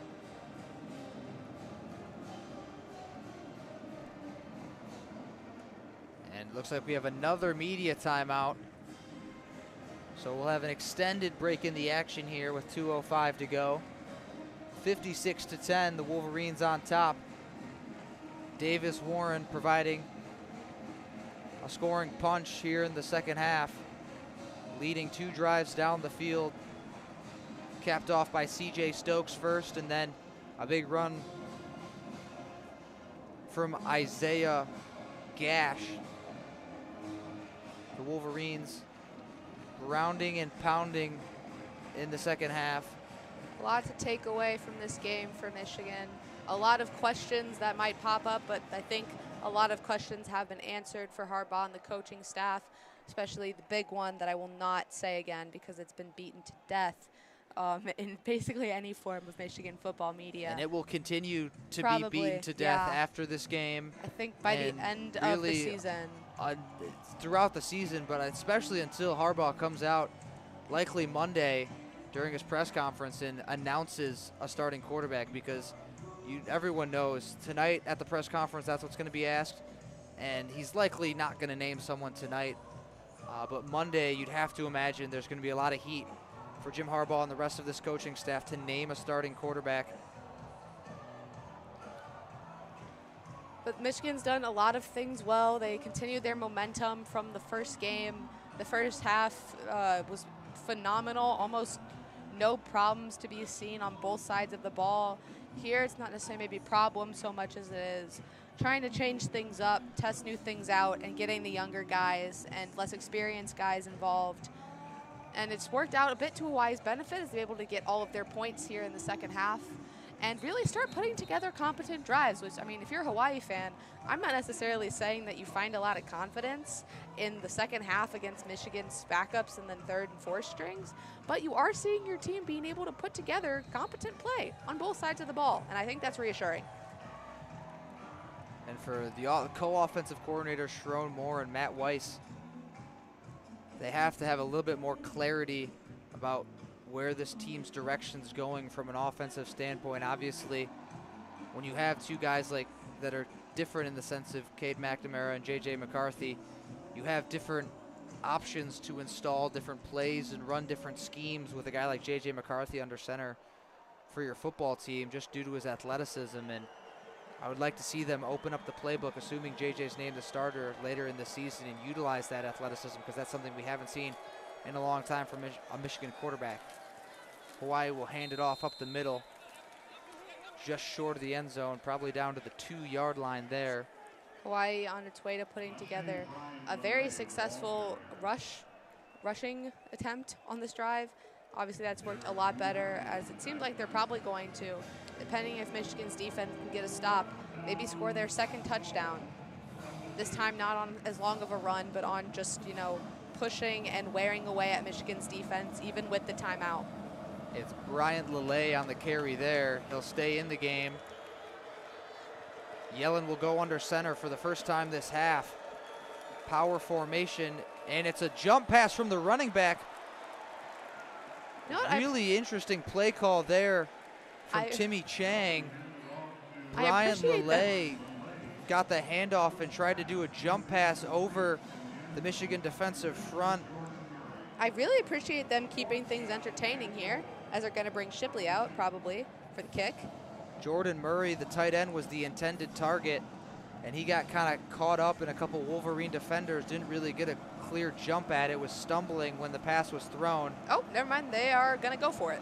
Timmy Chang elects to keep Yellen on the field. They're going to go empty set here. Yellen in the shotgun, 3 receivers to his left, 2 to his right. They split Hines into the slot on the right. And there's another timeout. This one will come from the Rainbow Warriors sideline. Timmy Chang wants to talk it over with his team before they go for this 4th and goal from the 2. At this point, there's really no reason to not go for it. I mean, you're down big with only a minute and 20 seconds left in the game. 56-10 is our score, and I mean, you know, might as well try something creative. They tried something creative on the previous play, and they might as well try something creative again. Keep the fans entertained here as it gets really late into the night, and give us something to describe in a bit more detail other than a short run inside. 1:20 to go here after the Hawaii timeout. 4th and goal from the 2-yard line. We'll see if Timmy Chang elects to keep his offensive unit on the field, and it looks like he will. Joey Yellen is trotting back out there.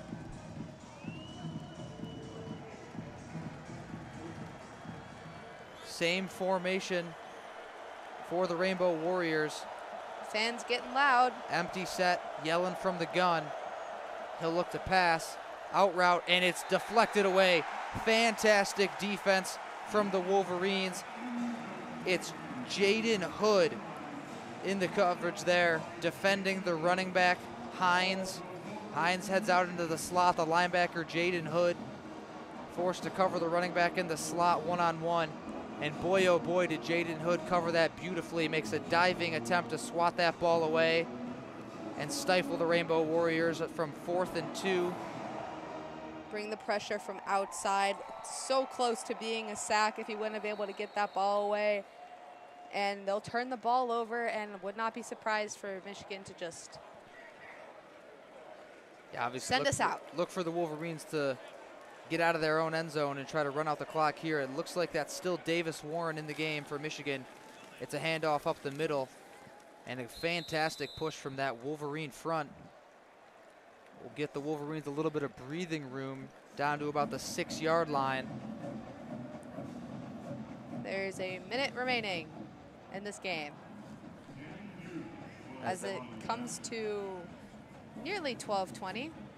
Just want to thank you all again for being here. Danny Hughes on the carry for Michigan. Warren in the shotgun. 2 receivers split out wide, one to his left, one to his right. It's another handoff for Michigan. And they're just going to try to milk this clock out here. That should be enough. As that'll likely do it, as the play clock is greater than the game clock. 15 seconds and counting as both teams will head out onto the field. Jim Harbaugh and Timmy Chang will shake hands at the Block M. Well, for Michigan, this was a game that had one primary question hanging over it, and I would go so far to say as that question was answered well within the first quarter. Absolutely, and JJ McCarthy with an absolutely masterful performance today.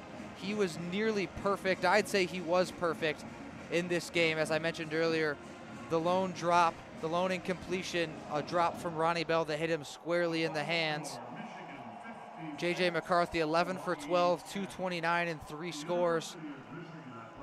Showed off an ability to hit receivers deep down the field, let plays develop, and find receivers down the field for these chunk plays that weren't a big part of the Michigan offense last year.